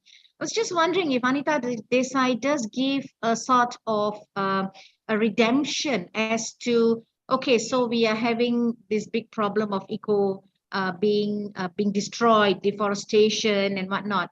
Does she give some sort of redemption anywhere in which we as humans, through her novels, will be able to preserve the eco? Ma'am, every writer writes with a purpose in his or her mind. In the similar manner, I feel Anita Desai also tried through her novels to leave the message that we should preserve, conserve environment, ecology, nature, and by showcasing these characters suffering by the depletion of natural bounty and natural resources, she tries to leave this message to us that become victims like these case studies that we have seen.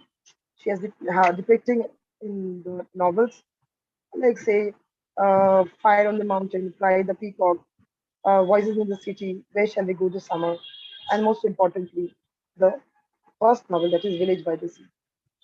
Right. Thank you, ma'am. Thank you so much. Okay.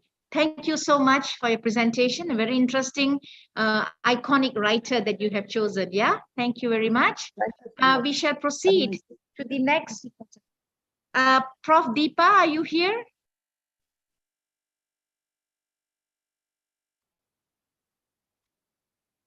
Prof. Deepa?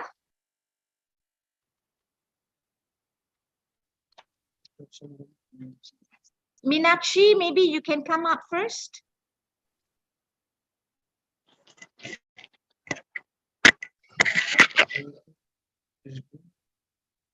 Meenakshi, are you here, Meenakshi? Dr. A. Meenakshi, can you please present?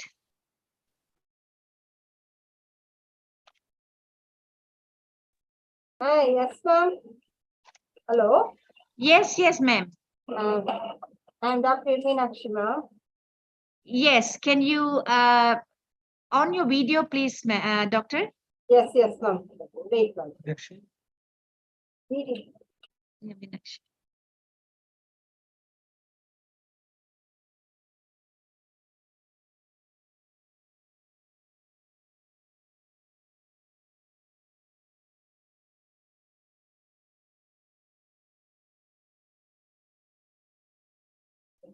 Can I present, ma'am? Yes, you may go ahead, but we cannot see you nor your, if you have a PowerPoint.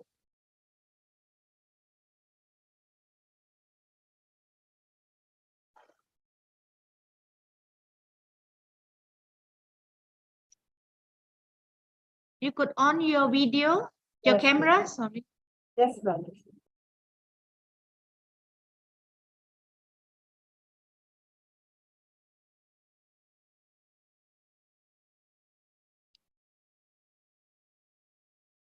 Yeah.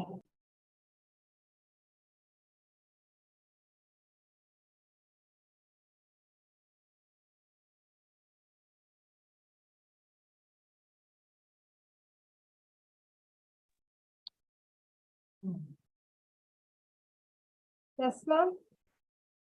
Yeah, we can see you now. Yeah, yeah. Now we college, ma'am. Please. Do you have a PowerPoint to show? Or you will be No, reading? ma'am. No, ma'am. Okay, go ahead, go ahead. 10 minutes presentation, yeah? Okay, You may okay. go ahead, doctor.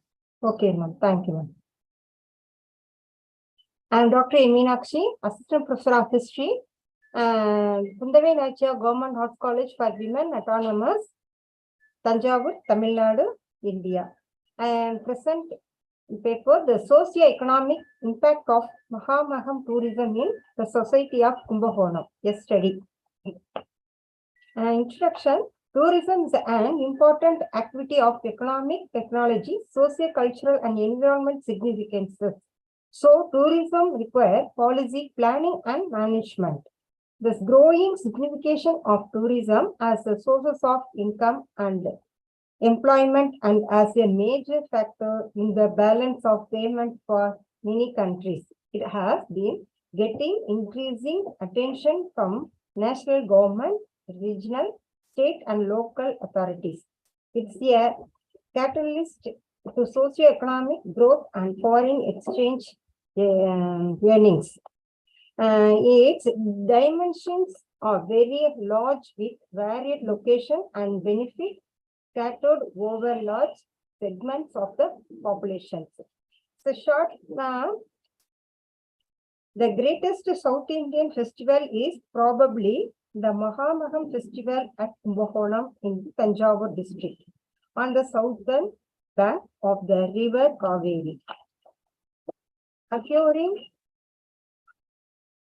in 25 years, the last festival occurred on the 16th February 2016 on the Masi Maham Day. The festival attracted about 15 lakhs of people from all over India and abroad. This festival is similar to the Kumbh Mela of Prayag and Pushkaram of Andhra, but unlike those two which are celebrated on rivers. The Tamil Nadu festival is celebrated on a tank, now always as the Mahamaham tank. The antiquity of Mahamaham is reasoned from the structural and epigraphically examples. The roof of the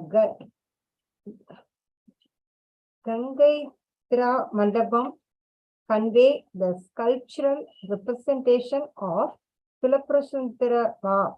It is trusted that Govinda Dikshidhar subject himself to the occasion and gave the gold to the building of the 16 mandabas. Let every one of you this very day go to Kumbakonam, a spot dear to me and to Vishnu, and that there is the nectar full tank made by the bearings of the Purabhamba. Do bath in the vicinity of Kumbeshwara is Vishkubha Lakna and the Mahamaham day. The full moon day consolidated with Mahastar with Jupiter in the indication of Leo. Subsequently, you will dispose of all our amazed sins and recover energy to fight off the wrongdoings of others. Saint Arthur and Periya Puranam notes the holy rivers as importance. A dunk in the sacred tank on the Mahamaham day is proportionate to pledge in every single heavenly waterway and promote common thriving. The structure of that tank benefited on the bank of Mahamaham tank. There was 16 small mandapam housing a lingam each. There are 20 the tank in the tank and bathing in the waters of each. There them reek of a specific sin and best town a specific blessing. The tank is spread over 20 acres and is not a proper rectangle. The north and south banks are a little curve in the center, and from an aerial view look like pot. There are 16 temples all around it, 4 in the north, 3 in the south, 3 in the west, 2 in the east, and 1 in the corner. All are lingams, hence they are called Sodasa Mahalingas. There is a tank held to be more sacred than Gangas. It's only the Mahamaham tank and the Kumbakonam. As Kumbakonam are celebrated rivers, Mahamaham is celebrated in this tank. The Mahamaham occur once in 12 years. In Kodaikanal Ishwarap, called Kurinchi flowers only once in 12 years. Scholars opine that these occurrences once in 12 years are due to planetary effect. They have also noted that sunspot in large numbers occurrence in 11 years, and that they are responsible for certain events in Earth.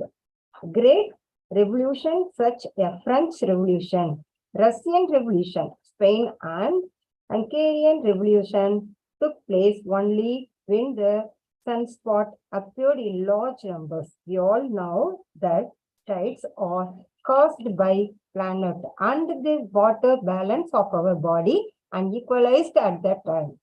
Sunspots cause earthquakes too. So, okay, it's a conclusion, ma'am.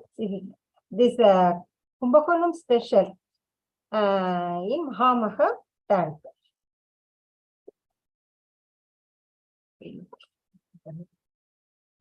Tourism enables to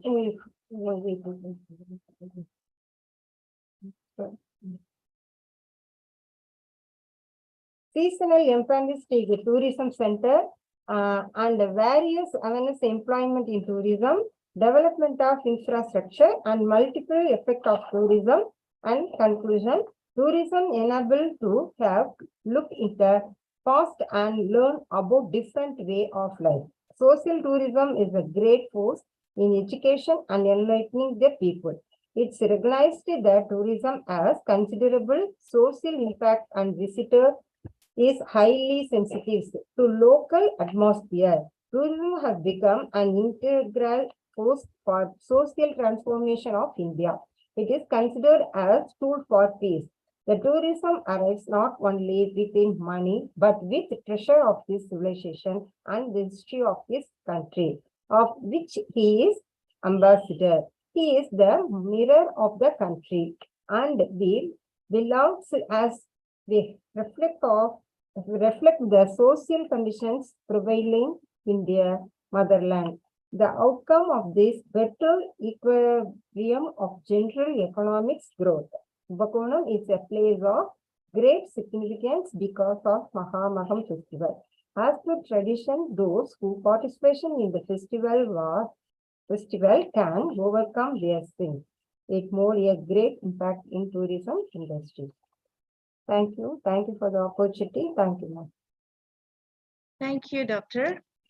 Just a question, if you don't mind. You have a question? Yeah, just a question. Yes. Sometimes I think we tend to, it's good, tourism, that we have some certain festivals, but I think there is a danger of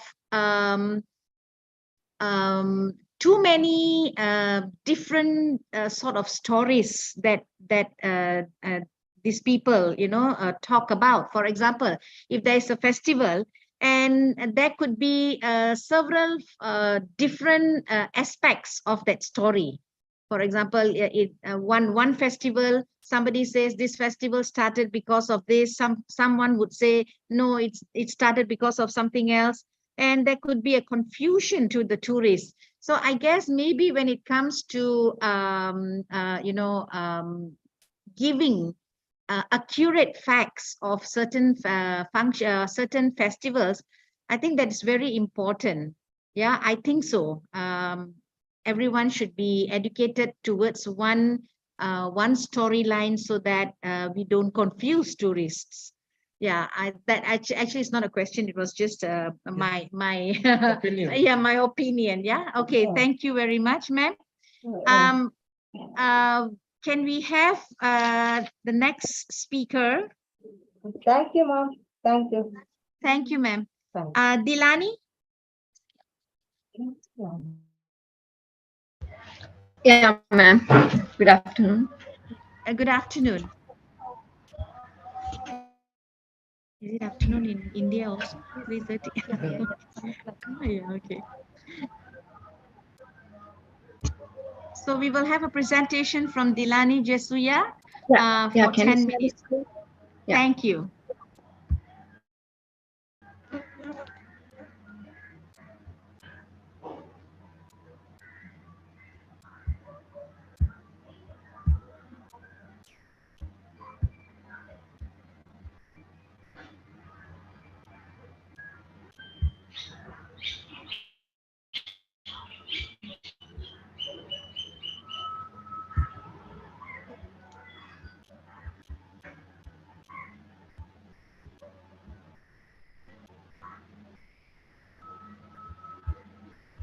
Yeah, is this clear? Am I audible? Yes, you are. Go ahead. Okay, thank you.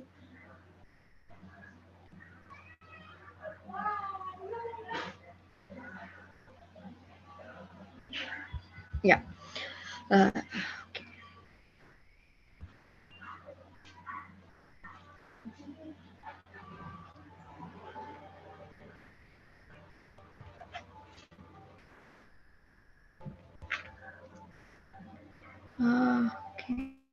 Okay, yeah.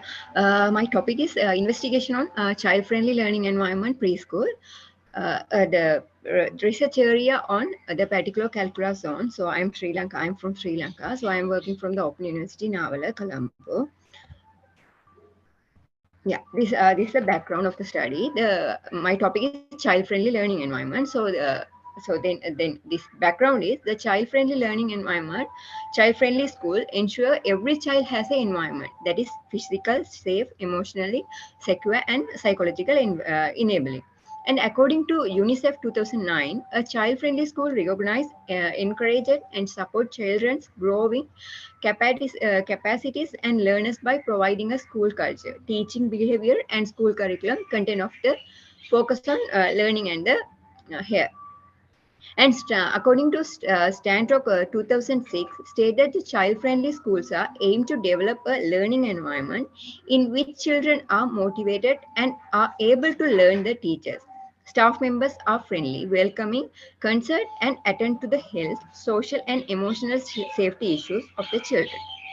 And after that, the child-friendly school system in depth as a way to give practical and easily understood meaning to key principle of the child rights, convention, and the commitments of the dark frame of action.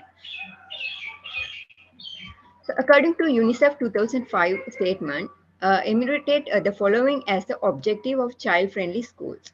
First, improving net enrollment, retention, and attainment. Second one, participating in non-formal and early child care.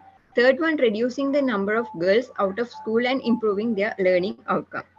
And fourth one, promoting and mainstreaming gender-sensitive, child-friendly education. And last one, enhancing and integrating health, sanitation, and hygiene of education. In the context of Sri Lanka, at present time, most of the private schools use various information techniques to attract and attention the parents and students. They claim that their school has child-friendly and child-centered learning environment with good school governments. Whether they are really using and exercising in the practical following the different uh, certification of child-friendly school as it is mentioned by the National Framework for Child-Friendly School. This is my research problem. School tried their best to make child-friendly school environment, but those attempts were found to be insufficient. Therefore, this research recommended that it's very much essential to create a child-friendly school environment in preschool.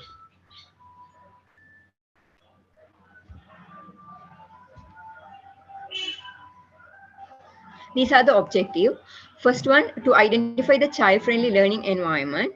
And second one, to find out the statement of child-friendly school in selected school in the study area. The final one, to analyze the plans toward child-friendly school in selected school in the study area.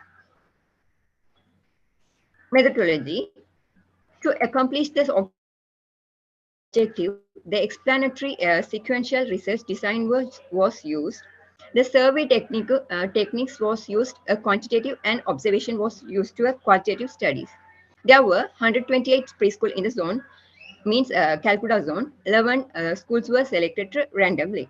The interview schedule and observation checklist were the major tools of the data collection, and collected the data and information were analyzed both quantitatively as well as qualitatively as per their nature in the table. The finding of the study demonstrated the physical facility in Calcutta zone preschool seems satisfactory. Literature review. So we can see theoretical and empirical view.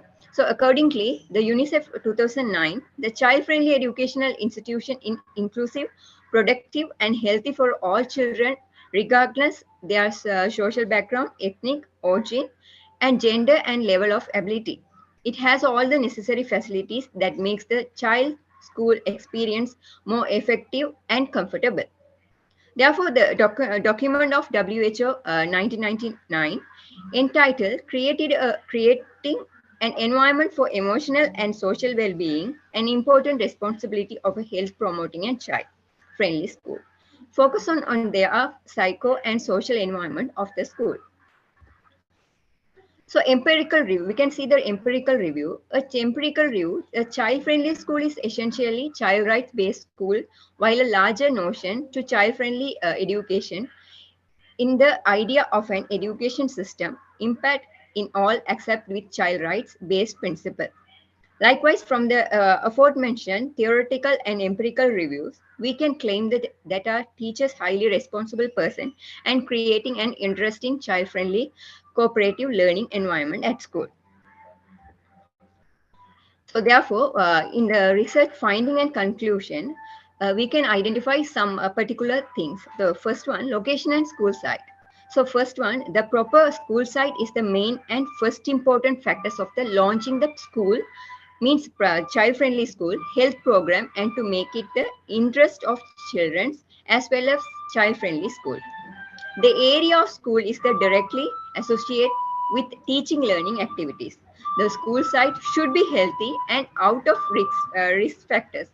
It should not be located near the busy road, supermarket, film hall, near the airport, jungle, canal, drainage system, public park, or industry. The congest to noisy environment directly or indirectly affect their health status of school, family, and their behavior. The researcher asked that observation, selected school, and conclude the location and school site. The researcher divided location and school site into 10 subject titles. Anderson 1992, according to the statement, claim and ask the headmasters, means the teachers, and observe and checklist the facilities. So you can see this chart that good, satisfactory, poor, likewise I mentioned here. According to second statement, school building. The school building means a building designed primarily for conducting educational instruction for the student. It includes classroom, libraries, administration office, halls, canteen, restroom, stadium, fitness center, and all other structure associated with students and their learning. So you can see now the table of this statement. So some statements are there, so you can identify the percentage of this statement. Therefore, third one, observation of the school facilities. Then we can see this. The school is the primary and most essential socializing place for every individual. Students usually spend 6 to 7 hours per day. So that school should be facilitated with well-furnished classroom, proper light, ventilation, playgrounds, restroom, library, and necessary books and magazine, safe and clean laboratory, and so. So you can see this table of playground, classroom, likewise, good, satisfactory, poor. So I mentioned here, you can see it further for the details. Therefore, the conclusion of this research, from above the finding and discussion, it's concluded the majority of schools were trying to make their schools for most child-friendly in slow motion due to the knowledge obtained by the teachers, parents, and management, as well as available resources like money, manpower, and materials. Physical facilities should be managed and made available for students with consideration of children, their rights, and their interest and level. A good physical condition plays an important role of imparting quality education. Infrastructure need to be attractive, safe, durable, and friendly to children, disabled boys and girls. So, from the observation for the researcher, facilitated will not be a favor to child-friendly school environment. Traditionally, strict rules and regulation had practiced to learn and importance was given to parent learning their teachers make the students to follow. On the other hand, child rights activists as well as the child-friendly school framework advocate from their rights and their free time, fearless and environment. We should be a creator in school, obtain qualitative education. It's very much essential to create the child-friendly school environment. So you can see my researchers, references. Thank you. Thank you, ma'am. Okay, Dilani, we are listening your presentation. Very nice. But will you tell us about, it is from Sri Lanka? Yeah, Sri Lanka, particular district, eastern side. The public and private institutions are there, okay? Yeah. Then whether public schools are more child-friendly than the government sector schools or public sector schools, what is your observation in your state? Yeah, means we have here the private school and a private preschool and the government preschool, like a government preschool. But the private preschool are okay than the public preschool. So that's why I selected particular district, Calcutta zone preschool. When I observation is less curriculum and facilities are there. That's why I selected my topic onto research more for my studies. So you want to say clearly that public school, private school is better than the public schools in terms of child-friendly environment. Yeah. Then regarding methodology, just give your conception. You used both the quantitative as well as qualitative methods. Okay, can you distinct? Yes. Can you distinct from quantitative method to qualitative method? Just an idea. Okay. Yeah. The thing is, I gave the questionnaire for the student. Sorry, teachers. So we can't give the students because the age limit in 3 to 5. So I gave the questionnaire to the principal and teacher. So finally, I get the results. That's why I make the questionnaire. It's quantitatively and qualitatively. Then I did an observation also. So I got the table and chart also. Then I finally did a narrative analysis. So that's why it's merged quantitative and qualitative research. It's okay. Nice. Thank you very much. Okay, thank you, sir. Thank you so much. Okay. Thank you, Delaney. Thank you so much. Okay, ma'am. Thank you. Okay, next presentation, Dr. Deepa, are you in already? Prof. Deepa?